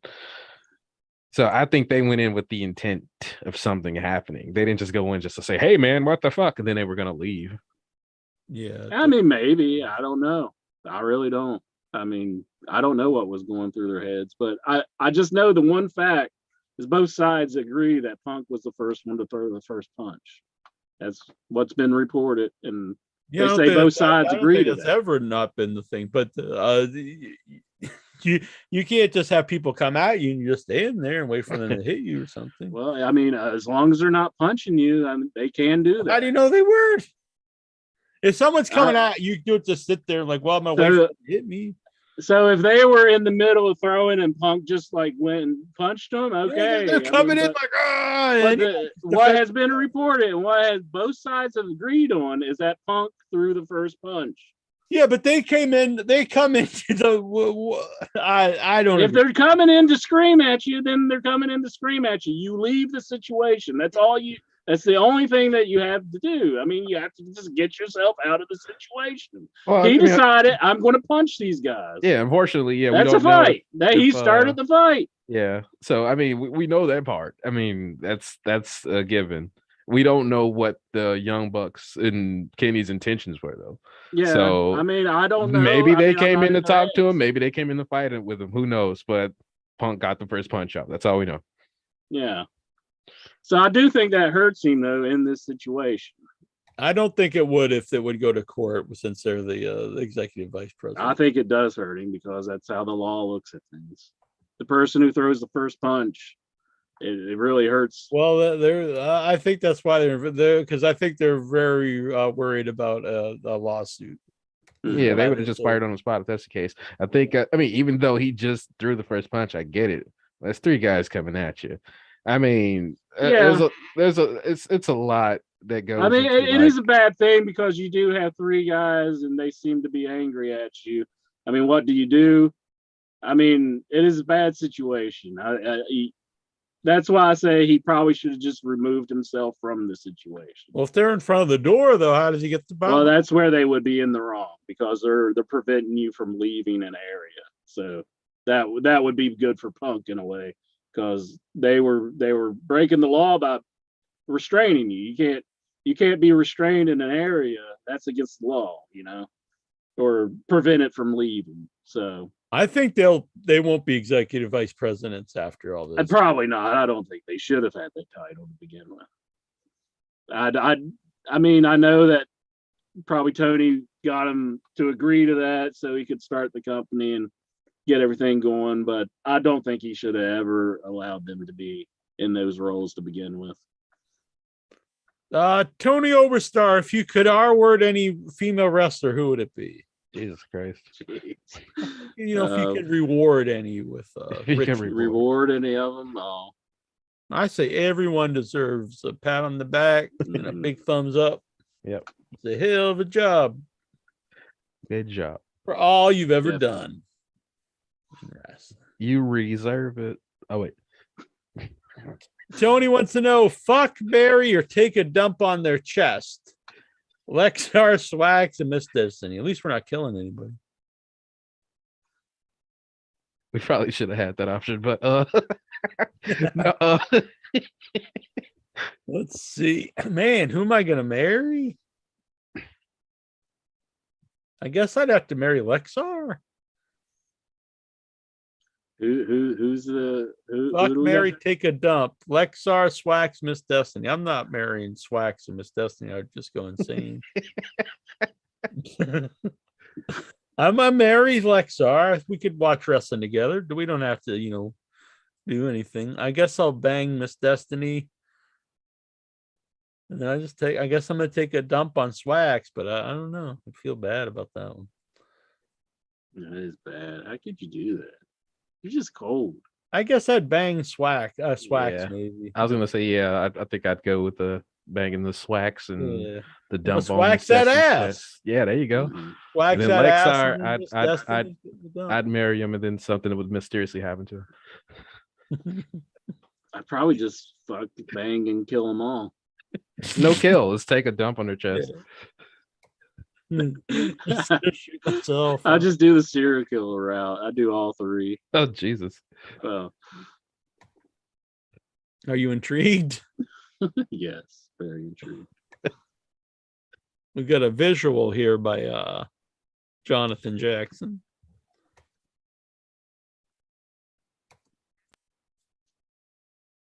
Ooh, hi Bray. What, is he coming back or is it? He's waving goodbye. You were supposed to shoot a promo on me, like, well, get the fuck out of here, loser. Mm-hmm. Oh man. For posting a goodbye gift. Oh, I see. Yeah. Whoops. Where was I? Well, we still got some more here, so that's good. Mike Besselar. We like the Mikey B. Mike Bessler. If Ryback and Andre El Idolo, that's a terrible name, and EC3 start a new promotion, what would it be called? It would be called I Never Will Watch This. Yeah. Ryback, El Idolo, and EC3. EC3. It'll still be called Control Your Narrative, and no one would ever see it. It'll just be a bunch of like bullshit. It'll be big big giant messages from EC3 and nonsensical stuff from Ryback. Yeah, accusing WWE of doing shit too. I just want to watch Ryback eating Whoppers outside of Burger King. I thought that was pretty fun for Ryback to do. Yeah, I didn't understand this new thing he put up. It was I still don't even know what he's talking about. Like WWE. I don't know what did he say? Do you have it in front of you? This thing with Ryback? Oh no, I only saw the picture on the group. He said something like the ball is in your court, Triple H, or some crap. Yeah, I don't know. I didn't understand what the hell he's talking about. I don't know. I think he was saying something. I don't know. Maybe he's planning on suing WWE or some shit. I don't think that's gonna go anywhere, but you go for it, buddy. Jonathan Jackson, Impact's Bound for Glory, turns 18 Friday. Are you intrigued? Now it's of legal age entry. You could have, if Bound for Glory was sentient, you could have sexual relations with Bound for Glory right now. Okay, so this here is your story. Jujubee, do you think they forgot to give Mario an ass on the movie poster that just got released today? So she's worried that there's not enough junk in the trunk of Mario. I think Mario's kind of got his chest puffed out. So he's got a clench in the ass. He's kind of clenching it up, I think, is what it is. But she likes a nice meaty ass, apparently. Apparently, yeah. She likes a thick daddy Mario. It's a thick daddy Mario. All right, I got what Ryback says. He says deposition date is set, but possible to be delayed further. All is in Triple H court to do the right thing and right the wrongs. Unlike Vince, I don't loathe Paul, but I will not budge. I will win this and be done with WWE forever. Damn. They know what they've done. Hashtag karma, winky face. Whoa. I have no idea what any of that means. And he also has a white rabbit next to his name. Whoa. What if he is the white rabbit? Oh, my. Tony Obesta, how much would Incher have paid to be how much would Incher have to be paid to willingly receive a Lexar-esque lap dance from his own mother? No, my lord. The hell?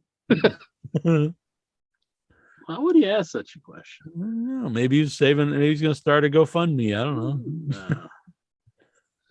I'm going to take a pass on this. Did you beat your meat to the fake picture of Carmella slurping on Corey Graves' salamander? I actually haven't seen it. I haven't seen it. If you did, though, let's say you did for the sake of argument, would you feel cheated then? You would feel a little cheated. You probably wouldn't tell anybody and come on a show and say, "I never seen it. I haven't seen it." Whoa! Yeah.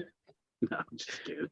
I really haven't seen it. Grab your plastic bag. And has anyone tried this plastic bag dealio since we heard Lexar? No, that does not sound comfortable at all. I had a few plastic bags, but I never really got around to it. What? Yeah. Unfortunately, I got other shit to do. I mean, the idea, because there's like no cleanup. You just get rid of the plastic bag. I'm pretty sure it's fucking cleanup. It's not like the plastic bag is gripping everything that's on you. But as far as your hands go, your hands protected. Yeah, your hands are free, yeah. But it just sounds so freaking terrible, like chafing and God knows what's on that plastic. That's you're probably giving yourself, bad Lexar spit chemicals, is it food grade plastic that they make those plastic bags out of? Probably depends where you're getting it from, like the dollar store or something. Yeah. So you don't even know what's in that plastic. You probably could be giving yourself ball cancer. Kind of making me sick. Oh man. Thinking about it. Like I want to puke.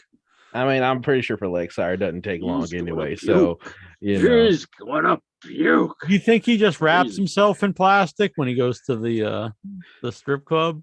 Then he can just after he gets the Just lap dance, he just throw throws away his the plastic bag. shell. yep, he's got it tied on. Just, come on, ladies. Let's see, it Like could a have rubber done work band at the bottom. because he has to get. Well, maybe that is his trick because his But mom like, doesn't so- complain when look, she's doing so- the laundry. So you go in, yeah, you take the plastic bag, put it over the top, then you put a rubber band over the base. And then No. you go to the It might strip fall club. off doing that. Like that's how you get rid of skin tags. It might fall the fuck off. Well, I mean, not like that, like tight as hell, but just enough that stays there. And then you go to the strip club and you get in a lap dance, and then go to the bathroom and you just go, you throw this away. Yeah. Do you Or think just- Lexar, if he would call into the show and tell us if it fell off? So it fell off, and then I had to give my mom my underwear. Oh man. The stripper was like, "What's all that noise down there? What's all that popping noise?" What's that plastic bag under your foot? Oh man. Oh, no. Cock thinks it's in Vietnam. Popping like crazy, like there's bombs going off. And then the big explosion. PTSD. Yeah. All right. And the last question of the night. Stephen Butler. He sent this in after the show, after he left. I know, after he fell asleep. Yeah, he's lying. Loretta Lynn passed away this week at the age of 90. What are your favorite songs of Loretta Lynn?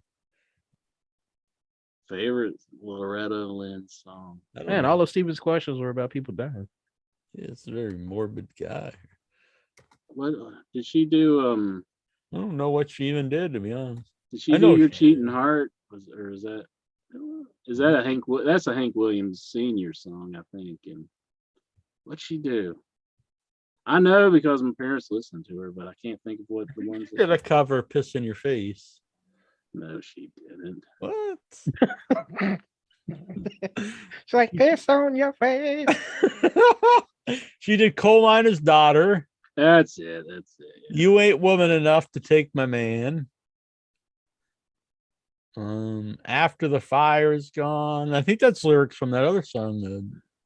Lexar. So that would make Lexar cry then, right? You're looking at a country. I don't really know any of these. I'm not really. Vic's still sticking in there. He's in the chat. He said the coal miner's daughter. He's still listening. He couldn't join us tonight because he's at To work. be a coal miner's daughter. You ain't woman enough. Yeah, I guess coal miner's daughter. We're keeping Vic up. Blue Kentucky Girl. I don't know. Coal miner's daughter's the one I know. Oh, sure. That movie is a good movie though. It's Sissy Spacek and Tommy Lee Jones. That's a pretty good movie. Is that Coal Miner's Daughter? Is that the name of the movie? Mm-hmm. It's also what Michelle Carlisle is saying. Mm. Shout out to Michelle Carlisle. Yep. So Coal Miner's Daughter and the piss on your face cover. I think the Headyverse is they're unanimous. They're saying Coal Miner's Daughter. She did a episode of Ghost Hunters. Really? Yeah. Or where like celebrity ghost stories, and she told this whole crazy story, and I was just like, did she just make all this shit up, or I think that's what all the people do. They just make it up for a paycheck. I believed every second of it. I mean, I know it's too soon, but was she like, it was me in the mirror? No. Well, speaking of ghost hunting, before we end here, let's pull it. I have tarot cards here from the good people of Horror Tarot. Check them out. You can get these deck of tarot cards here. And let's check our cards, Incher. What do you think? Are we gonna evoke like evil spirits or? I think you are. All right, Incher. Let me shuffle these up and tell me like where you want to pick. Where do you want a card from? Okay. Take it right about there. Right here. Oh, you're a little keep late going. on that. Right about there. Yeah. This one. Do that one. The hell is that? So, and it's upside down, which I found out is important. This is. It doesn't look good. The 10 of Cups. So I'm gonna look up this upside down 10 of Cups. Uh-oh. He's gonna join the Dark Order. Where's the cups? Pentagrams, swords, penises. It's too bad I don't know more about this. I tell you what this means. 10 of Cups, Page of Cups, Knight of Cups, the Suit of Cups, King, Queen. 10, that's 11 of Cups. The 10 of Cups. Damn. 3 of Cups, 4 of Cups. Where the fuck's the 10 of It Cups? skipped the 10. That's really He bad. got a unique card. Here we go. 10 of Cups. Reversed means disruptions and disharmony Oh my. can result when time spent with others is put on hold. So you have to not put whatever you're going to spend time with people. Don't put that on hold. Keep it doing. Life gets busy at times, and it can be hard to connect with the people you love the most, but make the effort. So it's not real bad. It's you're going to make the effort to connect. I think, I'm going away for a couple weeks. We'll have to stay in touch. I think. Okay. Is that what? Okay. I thought when you said I'm disruption, a big loved one in your life. You're the number one, I guess. All right. You want to do one, Jonathan Jackson? Oh yeah, but I was gonna say I thought when you said disruptions, you were talking about like entering the Raw report. Oh, interesting. That could be too. No more disruptions of Steven Butler. Let the man talk. It's up to interpretation. All right, where do you want this from? That's fine. I think you got this last time, didn't you? Oh my goodness. No, I think Steven got that one last time. I got like temperance or Doesn't look something. good. This is it's hard to read here. That is the Hanged Man, and he's upside down. And That's right, the Hangman Adam Page. Damn, we got fucking cowboy shit over here. Yeah. Can't wait to go into business for myself. The Hanged Man right here. And it was reversed. I need to turn lights on. You know what? I'm old and I wear reading glasses, but I do not have them down here. But we do need light because I don't have a lot of light down here either. Now I can read it. Are you in a precious situation you cannot escape? The walls of life's cage can close in on you, making it feel impossible to break the chains that bind you. Even though the situation feels hopeless, there's still a way out. You just have to find it.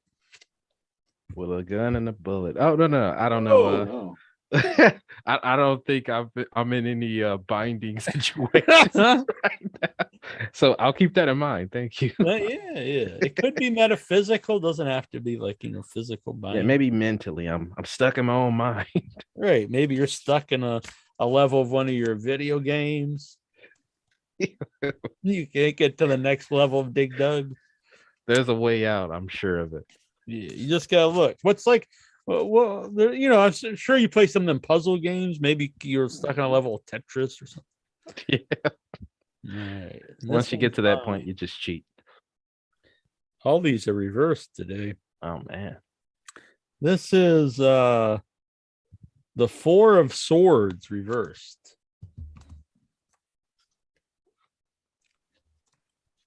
Cups, wands, pentacle, the hell's a sword? Here we go. 4 of Swords enter. Are you intrigued? I am intrigued. 4 of Swords reversed. Arise! Whoa. It's time to come out of the darkness and into the light as your strength slowly returns. You know what I think that means? I think that means in your head all nighter. Yeah. Yeah, gotta getting extra wind. I'm back and I'm pumped. Gonna keep doing the show, and sure, what do you think? Yeah, everybody sending more sounds questions. great. Yeah. So I'm gonna put this away. We're gonna start up, go another 4 more hours. Oh wait, I think I'm getting a phone call here. Oh yeah. Who's calling you at this time? Is it Dave, that idiot? Oh man, yeah, I think Dave's on the line. That moron. You better take that call. Yeah, so I'm sorry, guys. I would have stayed up. All of us would have stayed up another 4 hours. Jonathan Jackson would have broke his binds. Yeah, I would have broke the chains. I remember what's that? I feel really bad that it said about the chains. It kind of went to other things that came up, but we're gonna get out of here. And we had a good. I really had a good time. I really thought this was a fun show. Hope everyone else had a fun show, and I hope everyone knows if I say anything bad or offensive, it's all jokes. You got hacked. Yeah. Somebody got hacked. Somebody hacked Jackie Jones. Exactly. Really is. Exactly. Deep fake. They're doing the deep fake with Carmella. Deep faking, putting words in my mouth that I would never say, even on a dare. Never. But we will be back here next week. I think it'll be the last show for a couple weeks next week. But we will be back. Ha! Trying to find the end here.